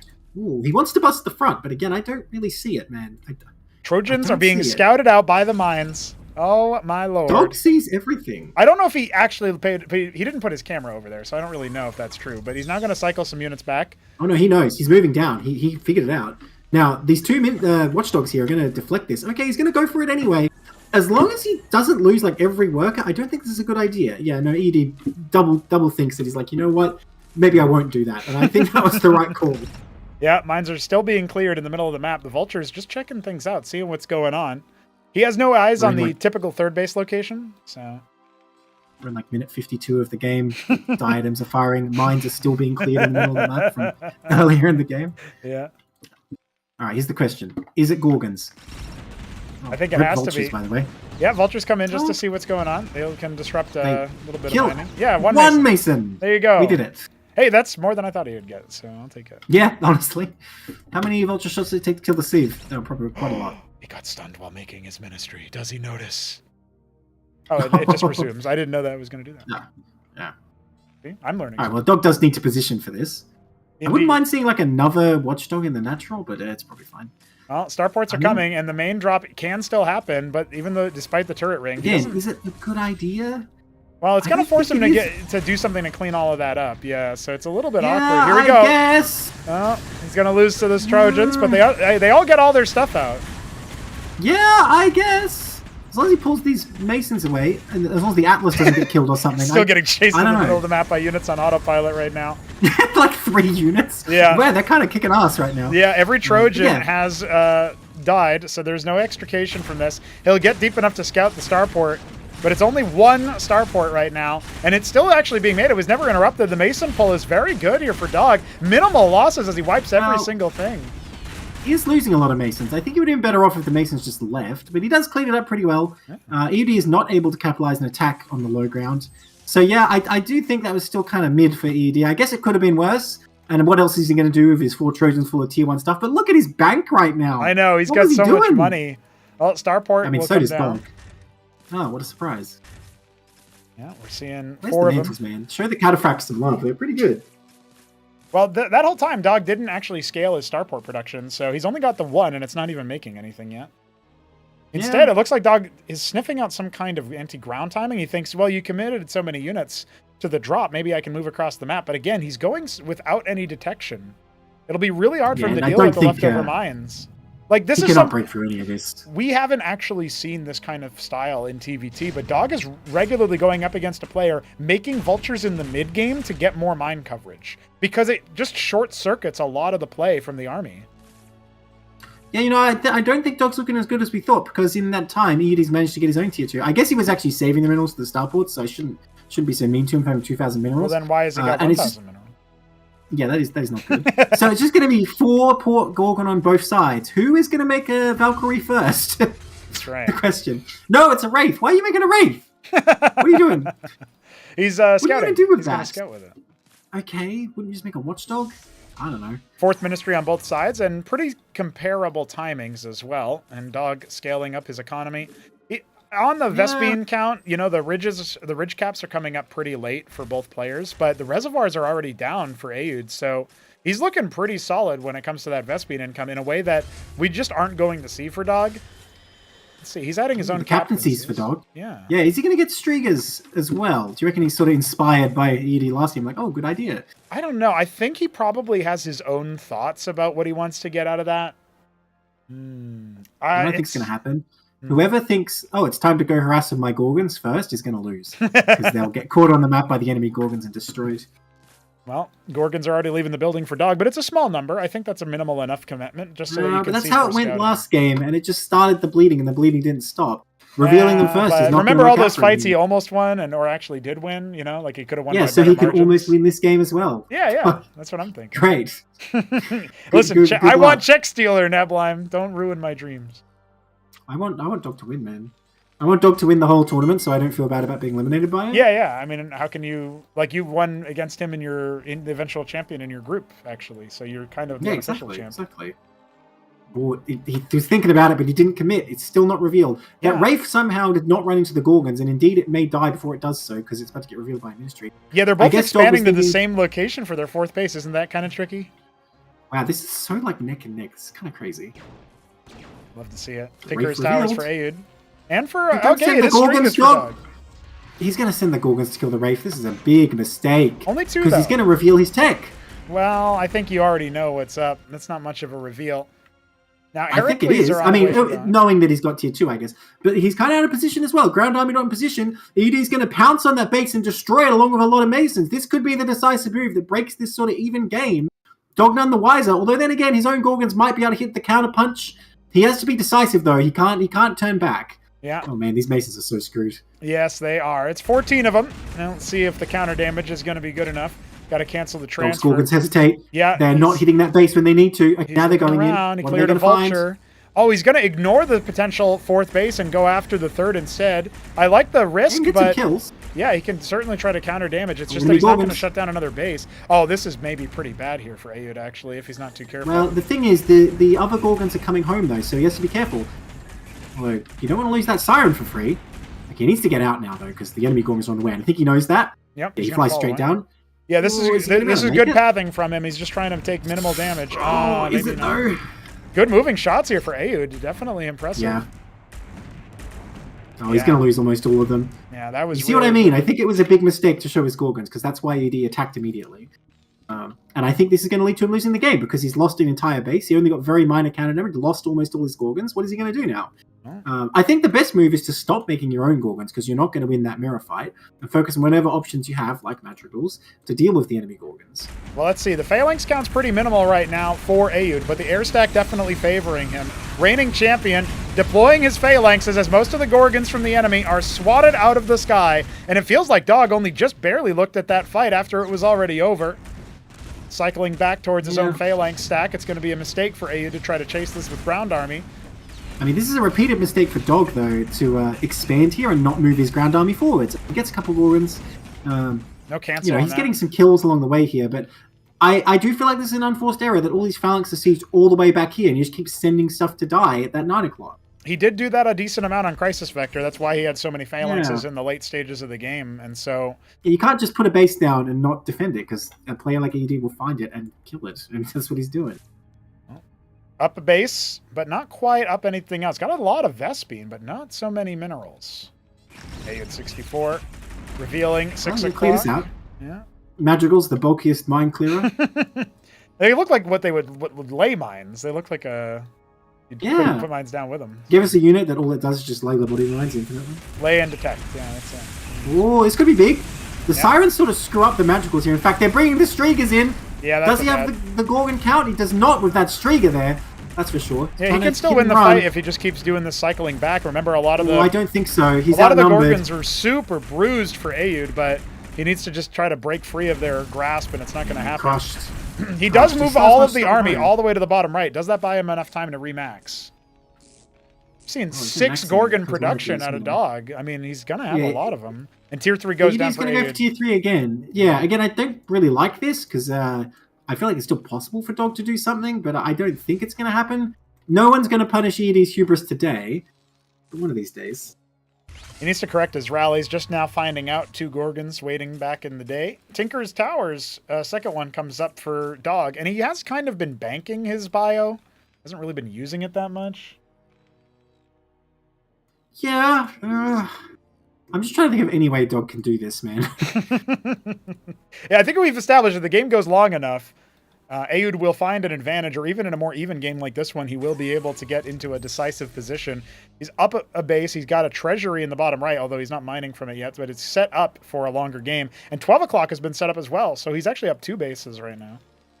You know, I feel like Dog's tactical brilliance in the early game is sort of traded for later in the game. He just makes pretty obvious mistakes, I feel, like tactical ones. And, you know, like, doesn't really seem to have a solid way to sort of outplay his opponent. Where EUD isn't doing anything crazy, but he's just sort of playing steadily and doesn't miss his opportunities. Now, that's a very concentrated pack of Gorgons there. These Striegers, man, they're killers. I do feel like right now, with the Gorgon production being what it is, Dog actually is lackadaisical on it for the moment. Adding guild halls. He actually lifted one of the Tinkerers. I think he intended to make a guild hall before. And he's well, I mean, I guess there's a world where you kill like the Gorgon stack and bring them all back, and I don't know. Oh man, this is a problem. I think we're going to enter base trade territory, and if Dog doesn't have a game plan for it, it's going to be real rough. I think he's going to need to start making Phalanx, Autocrat, and try to hold. As his treasury is on the other side of the map. He's just going to turn back. Okay. Why take such a big risk when you're so ahead? 1 base for 1 base. I guess he's going to lose a lot more workers. He's actually going to lose Dog's going to take the worker lead. Advantage, yeah. Well, hang on a minute. Okay, ED has to take the fight here, but he does look equipped to do so. Magical's going to do a lot of damage, but one goes down immediately. They really don't last that long, do they? Coming in by a string. I mean, the Madrigal's still trying to do some crowd control, but the Gorgons are very well split for Mr. Aoud. He is ransacking the Gorgon count on the other side. All that Tier 3 infantry, or Tier 2.5, if you will, is on the other side of the map for Dog. He's not able to use it. He needs any little bit of anti-air he can get his hands on, but it is not going to be enough to clear all of those Gorgons, despite his best efforts, and that's with the Blackjack and the Siren doing so much work. There's only 4 left, and now the rest of the ground army in the middle of the map is coming for you, Dog. Do you have an answer? That was only half his army anyway in the fight. So yeah, the Autocrat is... you know, emitting a stench on that phalanx, but that's all it's going to do, and now they're gone. Oh, Masons, go! Battle workers! GG is called. GG. Dog can't hack it. The Tier 3 was about to be activated with nanite assemblies on the way, and we are going to check Stealer, ladies and gentlemen.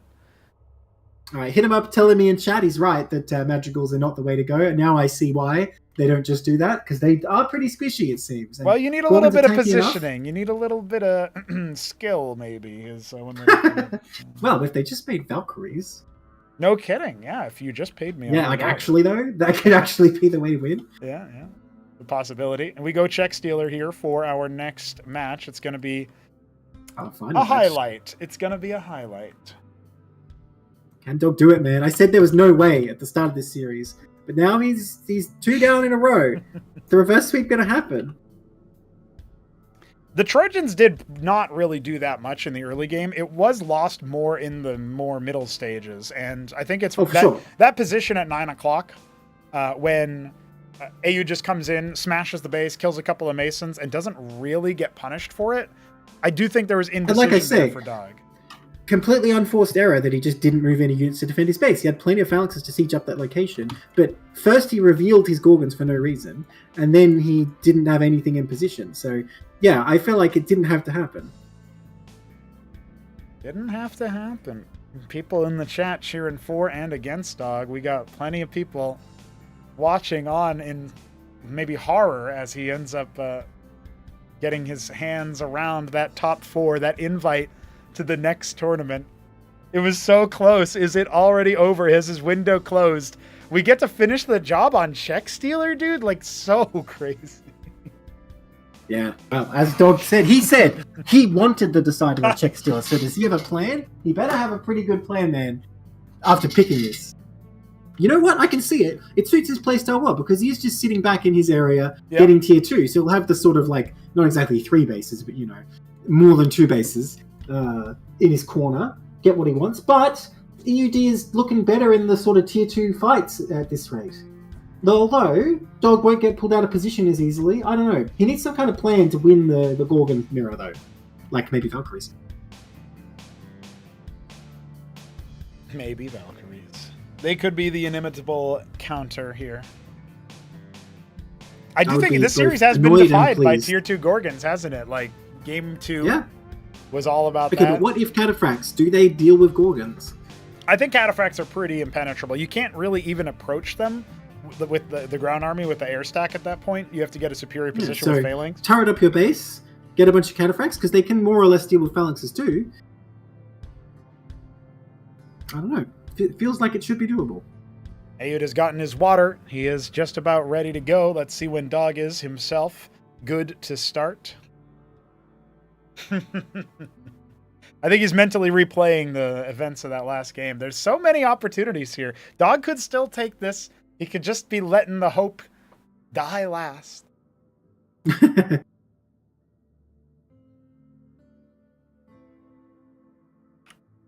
there it is. Ladies and gentlemen, we are about to get ready to experience the last game of the set, and it is Game 5. Shopkeeper Dog in the bottom right is Ultramarine Terran. Ayud 64 cross positions on check stealer Beastra Brownton. Let's go. All right. Let's go. Let's go. Well, Bio Ayud. Oh, he's mining gas. Yeah. Do you think he was thinking about cross positions when he picked check stealer? I don't know. Nobody does like cross only scouts or anything like that, obviously. So probably not. Well, again, I want to see some kind of strategy he has in mind to deal with tier 2. Because it seems like EUD, when they're doing the same thing, EUD's just getting the tactical edge every time. Yep. Oh, by the way, EUD not continuing to mine gas. Yeah, I think he tries to bank up the minerals for a second Folk, but we could be surprised. I mean, you could try and expand and, I don't know, get an anchor or something. Maybe it's a play because you have the sort of defensible area, sorry. Yeah. I don't know. I'd be very surprised they didn't just both do the same goddamn thing. Yeah, there you go, that's the gas. Yeah, he's getting the Vespian a little bit. I'm surprised. It's really worth it, like switching both off and then both back on, so like one, and then later one back on or something? Yeah, I think the last time we were taking special care to look at the Fulcrum timings, the first one's a little bit faster for Ayud, the second one is almost exactly at the same time, so it doesn't seem like it's a huge optimization. Well, yeah, look at that. It is. Pretty much identical. Well, I guess we're going to have one of those games where we're waiting for the... Look, they're even scouting in the same pattern. These are the same player. They're even neck and neck in the overlay and everything, 2 for 2. It's beautiful, like, 2 for you know, 10. Inkblot art. That's right. That's right. Glad you agree. This map is beautiful. No! This map is terrible. I'm going to say, I'm glad you agree. Valkyries are beautiful when they start coming out. I can't believe I'm expecting Valkyries to do something. Yeah. You know what's going to happen? One of them's going to make Valkyries and they'll just fail and lose because Valkyries are like the worst. Man, Dog needs to not lose all his mines to a Mason again. Why is he going home? His own Mason got killed pretty quickly. Or you know what? I guess no mines will be lost today. Bad luck, or maybe good luck for that Mason. I mean, what is there really to see? They've gone the same opening every game so far, so I don't really want to say that even matters that much. Now, Dog is banking right now. Okay, just give me his vultures. Yep, he's waiting for enough money to go down to his next tech path. I wonder if it's going to be Star Pad or if we are going to see a third Fulcrum. That has been Dog's favorite opening. Make more unit, win more game. Hey, hit him up in chat, by the way, confirms that Valks are required. Yeah. So, somebody make the goddamn things. Yeah, before they've already lost the game, like Dog did. Well, he did only make like 1 or 2. Yeah, he had 2 in the big fight on Crisis Vector. And honestly, I think if he had 4 or even 3, that might have been enough to turn it. That was a really close fight, if you recall. All right, 3 Fulcrum versus Ministry. Dog's going to need to make something happen here. Now, 4th I do kind of like the Fulcrum. Cyclops early. 4th Okay, Fulcrum. all right. Now we're talking. So, oh man, but EUD is doing exactly what he needs to do, getting the Palladium first and not the scrapyards. So he's not delaying that much production. He still has 1 pumping Vultures, and he can get a Phalanx out, put it on that high ground. It's going to be very hard to deal with. How did he know? Well, the 3rd Fulcrum has been a staple, and the Cyclops are a little bit further back. They're even in an arc waiting for Vultures to like swing on in through the mines. You see that? Yeah, pretty I think he's trying to deny scouting first and foremost with his Vultures, and then if VD does commit, then he'll be ready. But yeah, I assume he's just going to like run in with 100 Cyclops and try and kill him. Now, VD doesn't quite realize what the situation is and is out on the map with his Phalanx. I can see it happening, but if he knows, he has the setup he needs. He's already got the first Phalanx on the way. He'll have 2 or even 3 maybe by the time the attack comes in, and they just absolutely splatter Cyclops. Looks like Dog's going to go for it now. He finds some Vultures on the side. Man, this is going to be tough. Again, This is EUD 6 just needs to Cyclops. position. Yeah. Okay, if the Vultures can sort of bait the enemy Vultures in first. Don't clear a Keep that mine in for mind. free. Yeah, he needs to be using like 1 at a time, and he's not. Well, here's the Cyclops revealing themselves. You can't fight that. Yeah, I think he wanted to go aggressive to try and sort of force an engage. Now he's shown his cards. EUD Siege is on the low ground, to my surprise. I guess the thing is you don't want to be on one side so the enemy can just sort of sneak around, but once you have a second Phalanx, you can cover both sides. Now, will Dog be able to commit? The Vulture's sort of... I don't know if it's a flank or if it's out of position. The mine's going to be a problem, but Dog is not taking no for an answer. Can he get on top of that he's Phalanx? getting the Phalanx. He's got it immediately. Here comes the Vulture flank. Where's the Dog micro? A lot of the Cyclops already going down. He's trying to clear another Phalanx. Remember, he doesn't have... He has a little bit of mines, actually. Reinforcements coming in. That shot. Oh, it's heartbreaking. It's heartbreaking. He does kill the Phalanx. He does kill it at the end of the day, but is it enough damage? He's got Vultures on the Remax, which makes a lot of sense, and he's queued up 4 more on the Cyclops. He's adding a Star Pad. What is he going to do with that? Gonna drop Cyclops, I guess. Next Phalanx is already I think out. EUD should stabilize. Yeah, now he has no Phalanx, and the army's sort of even. We're going to see an expand come out from Aoud again? Yeah, man, it's a bit greedy. Maybe it could come back to bite it, but I mean, what are you going to do? Once there's a bunch of Phalanxes out, I mean, what do you do about that? There's really no answer. And that was his sort of one chance to break through, and unfortunately, the Phalanx shots from EUD were really good. Ooh, trying to get those what damage you mines can. before they hit. Ooh. Oh, there's some connections. Yeah, okay, getting some value. It's not enough, though. No. And I feel like EUD's not going to fall for it again. Aoud has so much money in the bank, he finally put some of that down. 1 Vulture at a time, going to just be sent on in to scout out the Phalanx count. Maybe if he gets like a hella amount of Vultures and runs in and lays mines over the Phalanx, I don't know, I'm just dreaming at this point. Well, the Trojan is here. I think what he might end up doing is actually elevatoring into a good spot. It is going to split the attention. Maybe, but the problem is, since you have both bases, there's no spot he can go in where he won't be spotted. I mean, he can get some damage that way, but without a ministry of his own, that's not really consequential. No, I think he's all in here. He is going for the jugular. Yeah. Big hit on those mines, but Dog's not on the ball with it. He doesn't actually pounce on that opportunity to clear out some of the get out and scout. I think he's going to suffer from his own problem and run over mines with his Trojan at this point. Okay, now you can drop on top of that Trojan at least. I mean, that Phalanx at least and kill it. Oh man, these vultures getting out is a huge problem. He needed to be on the ball about that. Now it's a big issue. Well, he's I going to don't just think that cycle Trojan's back. spotted. Yeah, he's just cycling back right now, and the Trojan moving on through. It'll narrowly not fly over the mine. And remember, there's distractions elsewhere with a random vulture sliding on in. So let's see what the play is he's going to go ahead. Does he know that there is, in fact, a phalanx up there? I don't know if the answer is yes. The vultures actually dial up a little bit. That is going to allow the spot to come in. He sees the one phalanx, and he's going to let them all scoop up. Oh, well, he can try and sort of bully it, but yeah, there's not much he can really do here. I mean, at what point do you even try and give up and go do something else, or is it too late? I think. Oh my god! Psychologically, I think it might be too late. Dog is gearing up for what feels like a very, very hollow attack here. He's going to take like 2 phalanx release. He's going to load up again. He's not taking no for an answer. He's like, no. Vultures this time as well. There's Watchdog now. Yeah, there's a Watchdog to try to parry that. Okay, what if he just has like 100 Cyclops? Oh, here he goes. He's going in for the big push. Free split is out. He's trying to find a little bit of a needle thread here, and he does end up unloading the vultures to try to draw some of the fire. Cyclops getting shellacked on the way out, and he doesn't have anything left. I think this might be all she wrote. Hold on, he's taking a moment. He's taking his hands off the keyboard. Ayud64 completes the reverse sweep, and Shopkeeper Dog, he was so damn close. Oh, but he doesn't get it across the line. And that, ladies and gentlemen, is how Ayud makes back-to-back top 4s. Close. But there we go. Now he has done a reverse sweep. Well, it's a tough time there, honestly. I have to give it to Dog. He looked so damn good. It looked like he was going to just score the whole thing. But now here we are. We are looking at an Ayud success story. Whew. Well, this being TVT, having taken so long, I think I got to leave you here to do the interviews. Fair enough. I lasted for the games. I was getting a little worried, but we made it. We did make it indeed, yeah. And another reason you'd want Dog to win after the 2-0 start, but unfortunately was not to be. Nebline, thank you for being with us. And I will be sure to ask plenty of questions to our players here as we see Dog off and see Ayud continue on. GG's, my friend. Thank you. See ya.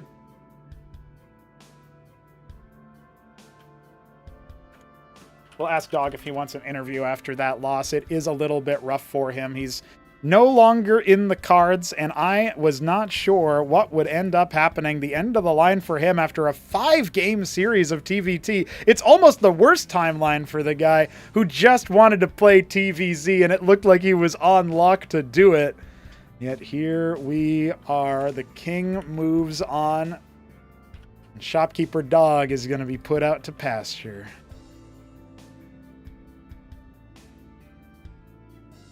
Certainly a damn sight better than last time Shopkeeper Dog played in the Throneroom Stage. Well, in fact, that's kind of the cheat there, is he didn't play in the Throneroom Stage last time. So I hope he doesn't come away with this feeling too reduced. But let's hear from the man himself. Dog, my man, my guy, it's the end of the line for you, but there was a moment, there were in fact 3 whole games after your first 2 starts where I was pretty sure you were going to beat Ayud.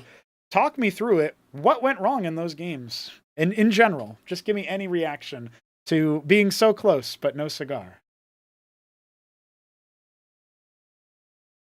Maybe he wasn't ready. He's muted. Taking a moment. Oh, sorry. I think Ayud is just better. I think that's about it. That's about it? He's just better? I mean, you looked like you were just better. Your move on Brainstorm with the staggered phalanx push, and then he tries to go for the desperate combat drop, which just doesn't work out. And then, okay, you can maybe write that one off as, he made some obvious mistake or something, but let's talk about this. I mean, you take your own map pick, and from our perspectives, that looked super clean, super easy on near impact. Did you not have any sense of whoa, this is happening? I'm 1 map away? A little bit. When I win game 2, because he goes, what's it called? He goes Sundogs instead of Gorgons. Yeah. He's 100% knows my comp is just better, and he can just switch. So it's kind of hard after that. Okay, fair enough. Well, after that, it also, I think, what maybe compartmentalizes it a bit more. And You look at Crisis Vector. I think that match is super close. I think there's a couple of fights, especially that one where you deployed your madrigals into Furia mode. Was that a mistake? What was your thought process behind that? Did that just was that a fat finger moment? Did I deploy them? Yes. I don't even know. You had 2 to 3 madrigals deployed in a fight in Crisis Vector that ended up you won anyway, but it would have been closer otherwise, right? Oh, my thought on Crisis Vector was like I got so behind early from his drop that it's kind of hard to come back from that. I mean, I tried with the double expo, but it's difficult. It still ended up looking like you might have been able to do some damage. It's just there was a couple of fights where he got too many Gorgons, and you're right, he did make some alterations, some adjustments in the last minute. I wonder if maybe his pressure was getting to him a little bit, but we'll talk about that a little bit later. Was the fact that you win the first 2 games, even after you win your first 2 games, you're still thinking it's hard? Did that not ever abate, even after dropping Crisis Vector, you go into your own map pick, Radium? There's no thought in your mind there that it's like still winnable? I mean, I was trying to win, but of course. I feel like once he adjusts his comp, like I feel like, especially in tier 2, Ada was just like way better than me, like picking fights, moving around the map, and so it's just difficult for me. Like the near impact game, I had an advantage, and maybe I could have just won without trying Gorgons and then try to win the 3rd game. But yeah, it's kind of hard. Well, one thing that I'm thinking about too is that you were talking about like moving units around the map, finding engagements. You did a great job of sort of intuiting where his mine placement would be and skipping them with your vultures. Maybe except for that last game where you had to be a little bit more obvious about it because you had to clear the middle of the check stealer when it was cross spawns. But up until that point in the series, you were being real tricky with the vulture movement. Talk to me about that. That feels like I've never seen that in TVT before. Is that something you've had to do a lot in practice? Yeah, I want to move around the map, and so I try to take side paths that I don't think he's gonna mine. And he AU'd mines really well, so it's hard to find the paths. But I kind of got a little bit lucky, but yeah. Well, I do feel like there was a real chance for you to score the dub, and I hope that it's not too gutting of a loss because TVZ was right around the corner. That being said, I knew once Ramen lost, I knew it was doomed because it's like there's no way that I'm gonna get to play TVZ, right? I don't know. You could have done the upset. You were 1 game away from winning, and I will say there was a moment on, I think Radium was a little bit more even. I think really maybe the deciding moment is when he clears your 4th at 9 o'clock and you're not able to get any counter damage done. But up until that point, you were able to stay ahead despite his antics, despite his attempt at the mass drop inside your base. You were still able to riposte that. So I don't know. There's a lot of moments in this series that I think you go back and look, and there is that. But that being said, the ultimate question is, Dog, did you have any fun in TVT? I thought the brainstorm game was fun. That was basically, or actually no, the near impact game was fun because I got his dropship really early. Yeah, that was that so felt insane. You dodge all the mines with your vultures and like bisect his minefield with your minefield in front of his natural, and then your magical watchdog, after you scout the Trojan coming through because he doesn't expect you to be there because he's got forward mines ahead of you, your watchdog just kills the Matador drop dead, like flat. I didn't even know if you saw that, but you must have seen the wreckage. No, yeah, I saw it. I looked at it. That's what I like about like playing the game is like getting to move my stuff around, and like I feel like Phalanx just gets rid of all of that stuff. Yeah, fair enough. Well, there's certainly some thoughts about not just Team Mirror, but all the game. We'll see where things go in the future. But I'm very grateful that you stuck it out and got so deep into the tournament. I really thought we would be playing your song at least one more time versus Crank. And who knows? I mean, Hit 'em Up's in the chat sweating and now relieved that he doesn't have to face you in the grand final, because I did ask him in the interview at the end. I was like, what if Dog makes it? And he's like, that would be the worst timeline. That would be the worst possible situation. So I think you were making a lot of I players just win sweat. one game. Yeah, I win one game against Hit 'em Up and it's over, right? There's no coming back from that. Yeah, because he's got to deal with the fact that he lost a game to Shopkeeper Dog, and yeah, and then it's over. The mental's thrown. Whereas, like, you don't have the pressure. Like, maybe you're saying at the end of these interviews, just happy to be here, but a lot of people would say you're not even supposed to be there. How'd you get there? But you got pretty close, man. I will say a damn sight better than last time when you had to exit in battlements because you had number 1 and number 2 in your group, which is brutal.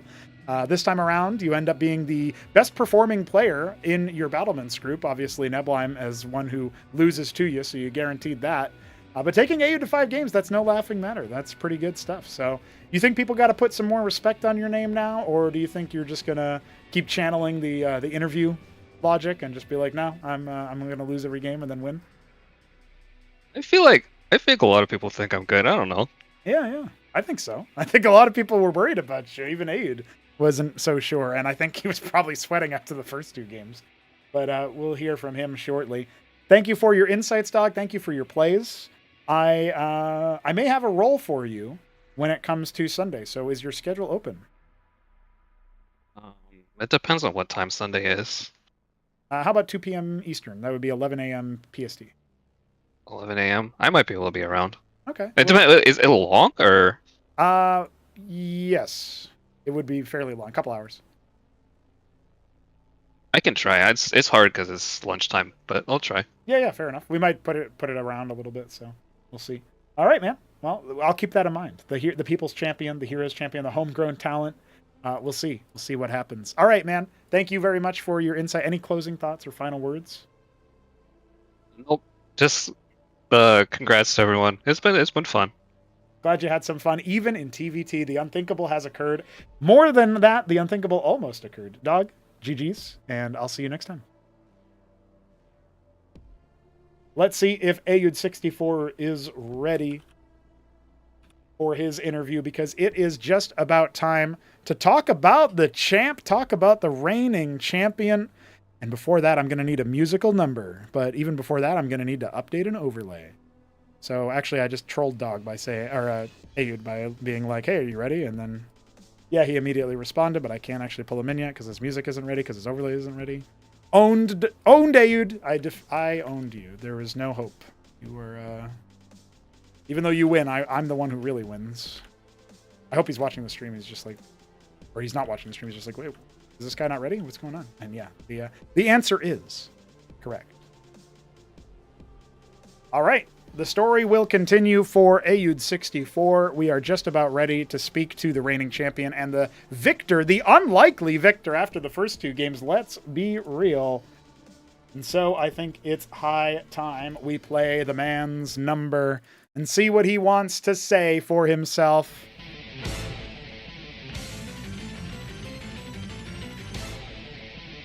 Ayud64, you have maintained your top 4 finish. You got your invite back to the next Acropolis. You also get a reverse sweep under your belt.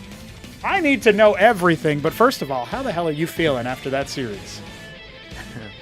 I think I'm still shaking, after those series, because I seriously thought I was gonna lose, especially after the second game.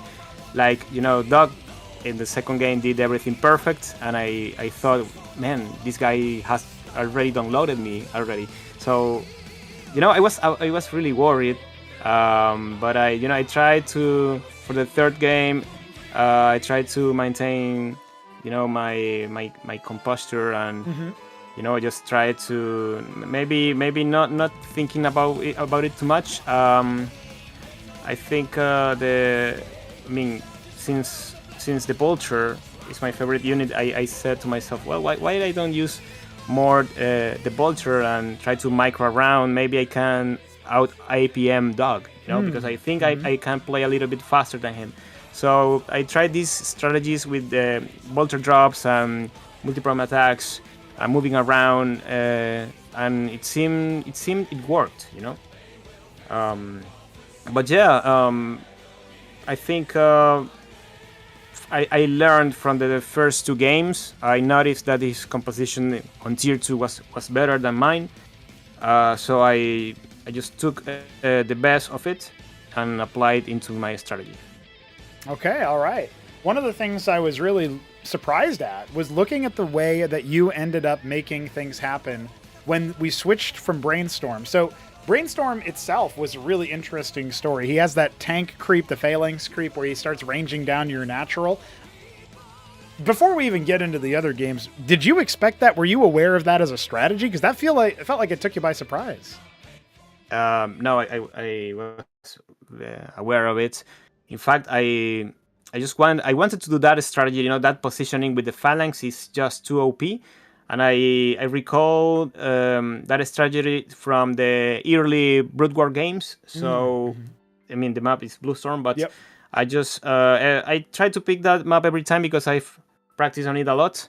I tried to do the same strategy, but for some reason, I don't know. I think Dog delayed his expansion. I just wanted to deny his natural and camp there, but things didn't went the way I expected, and he took advantage of that. And to top it all, he did the strategy I wanted to do against him. So he used my own tactics against me. Oh, okay. So that was actually something you were planning to show us, but sadly, it was done to you before he could end up getting victimized by it. Okay, interesting.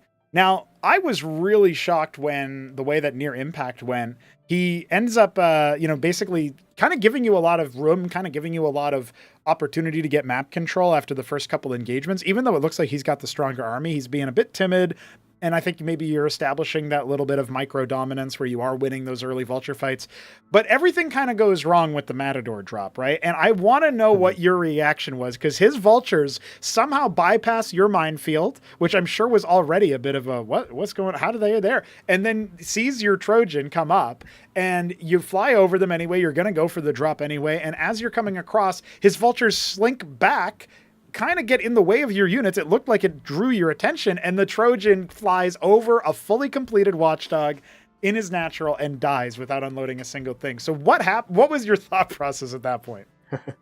Man, at that time, it was total chaos in my mind because he did the same thing on the first map. Yes. Yeah. Where I think that threw me off completely when I saw his vultures in my base. And I didn't know. I wasn't expecting that, So he did something similar on the second game, and I thought to myself, what the hell is happening? Why are those vultures there? So yeah, that definitely drew my attention to those. When I was watching the minimap the whole time, so I knew that there was something shooting at my Trojan. I suspected it was a watchdog, but I wasn't really sure until I focused my unit, and it was like about to die. I tried to unload the units, the Matadors, faster, but I couldn't. So yeah, everything died there. I knew it was really behind because he had already the expansion. I don't know. I just I thought to myself in that moment that it was going to be a pretty difficult game. So yeah, Dog had the advantage, definitely. So total chaos, his vultures being where they shouldn't. How is he getting them all over the place? He said he just got lucky. I wonder if there's a little bit more to it than that, because it does feel like he was sniffing out the spots. I don't believe him, I don't believe him. I think he practiced. His games, he definitely learned something out of the practice game with Hit 'em Up and Ramen, because I remember, it's like he said, when we practiced, when we had these sessions, long sessions of practice games at, I don't know, maybe 1 a.m. and we would play probably, I don't know, 10 to 15 games. And he will take, like 2 or 3 maybe. And he was playing in a specific way, but during these games, he made some changes on the unit composition, and definitely, in Tier 2 also, he switched his unit composition. I remember I copied the air strategy from him, and I did it again during this game. So, I guess I try to take the best of every gamer I play and apply it to my strategies, because I did the same on the previous tournament, and well, I try to do always, trying to improve. I don't fixate myself with just one style, Yeah, for sure. It's definitely something that ends up helping you out, because if the games go long enough, you show your macro skill, your decision-making skill when it comes to Tier 2 stuff. That's really the story of how this reverse sweep comes up. Before we even get to the specifics about that, though, and I do have a couple of questions about a few details there, especially on Crisis Vector. When you're loading up Crisis Vector and you're getting into it and it's down, 0-2, every game you must win in a row. We know at the end you do, But did you still have that belief, or was it like, were you shaken at that point? Like, oh, wow, this is actually happening. He's up 2-0 against me. And, the first 2 games haven't really been like, I haven't really even found a look in necessarily. Right. And so what was your mentality coming in? Like, did you like Dog said in his exit interview, feel like you had a good read on what he was going to do at that point? Did that give you any confidence? What was your thought process? And, yeah, it was weird for me because for a moment I thought I was gonna lose, right? But then again, I have been in a similar situation back in the tourney, the last tourney. When I think I lost to Hamster and I had to go through the whole losers bracket and needed to face tough opponents. So I mean, it's not the first time I'm in a situation that I should be nervous or something. But I think when it comes to the mind, and I think I'm quite strong at that. I can keep my composure and keep myself relaxed. I just take some time to breathe and I guess I just trust on my game plan. And since I have like a lot of builds, I try to switch everything up, Like if the previous builds didn't work, I'm not desperate because I know that I have something under my sleeve that can overcome the situation. So, I mean, you could see that I started to use the vulture more. I started to be more active on the map. Yep. And after that, I mean, when I lost the first 2 games, I thought to myself, well, maybe if I try to apply early pressure and then reach tier 2 faster than him, maybe I have a chance. So I stuck to that plan, and it worked every time. Sticking to the plan, it works every time, and it definitely did. I mean, the first 2 games, obviously, they're very long and hard fought, but you get a great advantage on Crisis Vector. I feel like there was a real chance for him to swing it.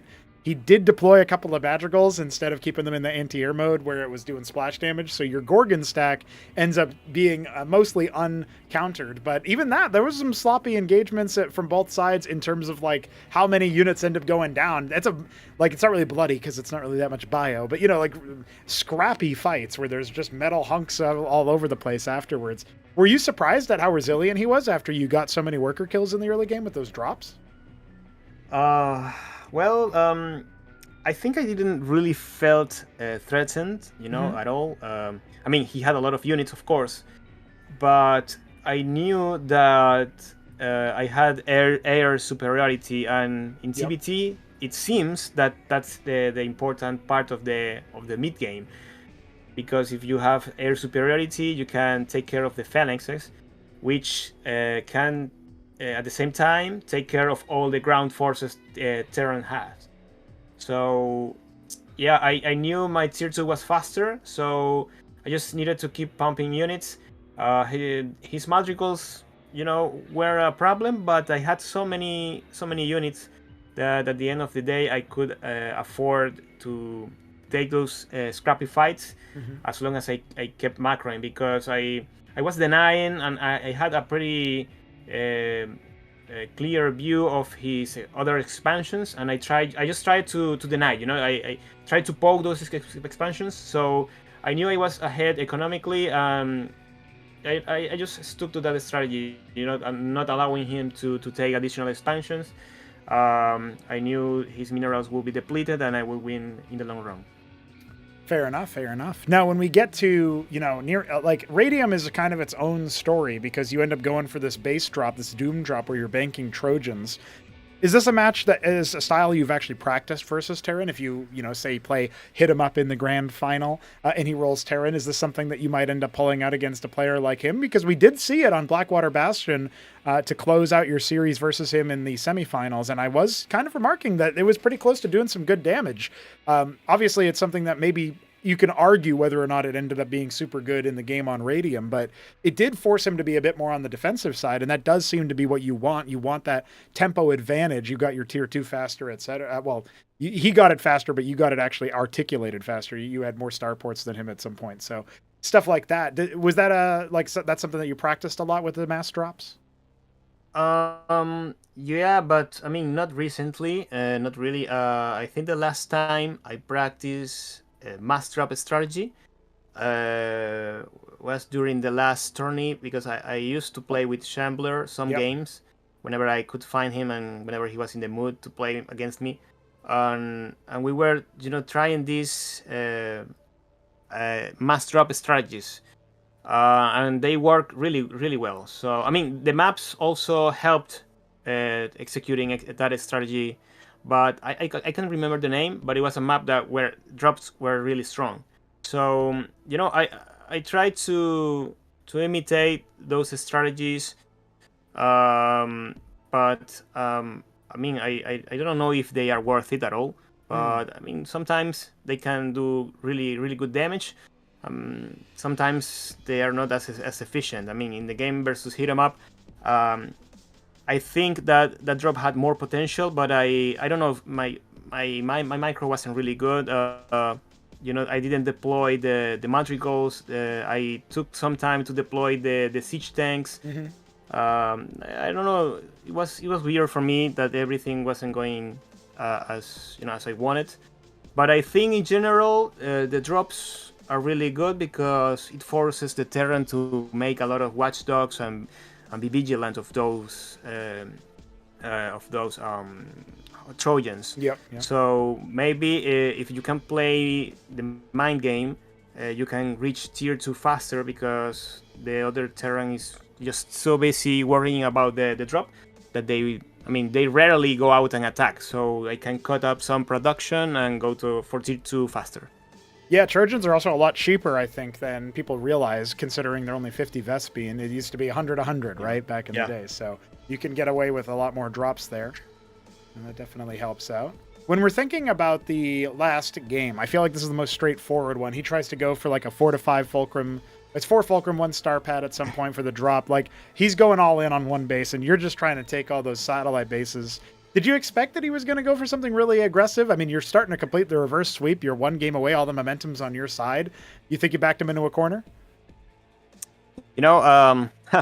I was expecting the triple Fulcrum play because I mean I think I won that game because of hit 'em up.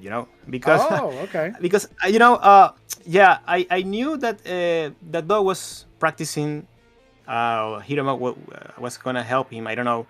But I know hit 'em up likes sometimes to do the 3 Fulcrum play, and Doug, I think he did it against I don't remember who played against that he did that strategy.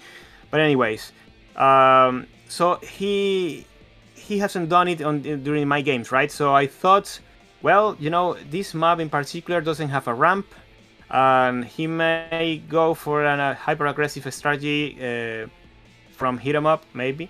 So I just tried to went for that, to instinct. That's why I got the phalanxes early and tried to mine everything because I was expecting some kind of aggressive play. And well, I mean, I guess I was right. It was pretty close in my opinion. I mean, it was very risky taking those 2 expansions without even scouting his base. But I was confident that the phalanxes would, deal with everything the Tyrian ground army is. So, yeah, I just went with that instinct and tried to defend the best I could. I do think that is a fair assessment, right? The idea that you're able to just kind of sniff out what's going on, and you're expecting 3 Fulk. He does one better, 4 Fulk. But that choke is so difficult, and some of those fights have to be played so particularly. He wasn't able to spread his Cyclops versus the Phalanx. Some good targeting from you. It gets you the series. Congratulations. You continue forward. So the last question I have for you is, what are your thoughts about facing Krankendau up next?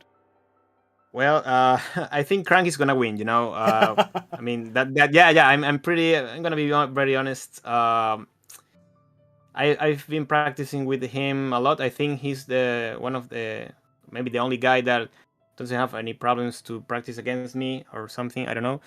But every time we do these practice games, he always comes up on top. Like We will play 10 games and he will win like 70, maybe 70% of all those games. And he's a pretty good player. He's pretty solid. I think if he can, maybe develop 2 or 3 additional strategies that can play with the mind of the opponent, he has pretty good chance to take the whole tournament. But if you let Crank macro and play his game, he's gonna kill you. No matter what you do, he's gonna kill you. So I think it comes for his opponent to dictate the pace of the game and do something cheeky, maybe that throw him off.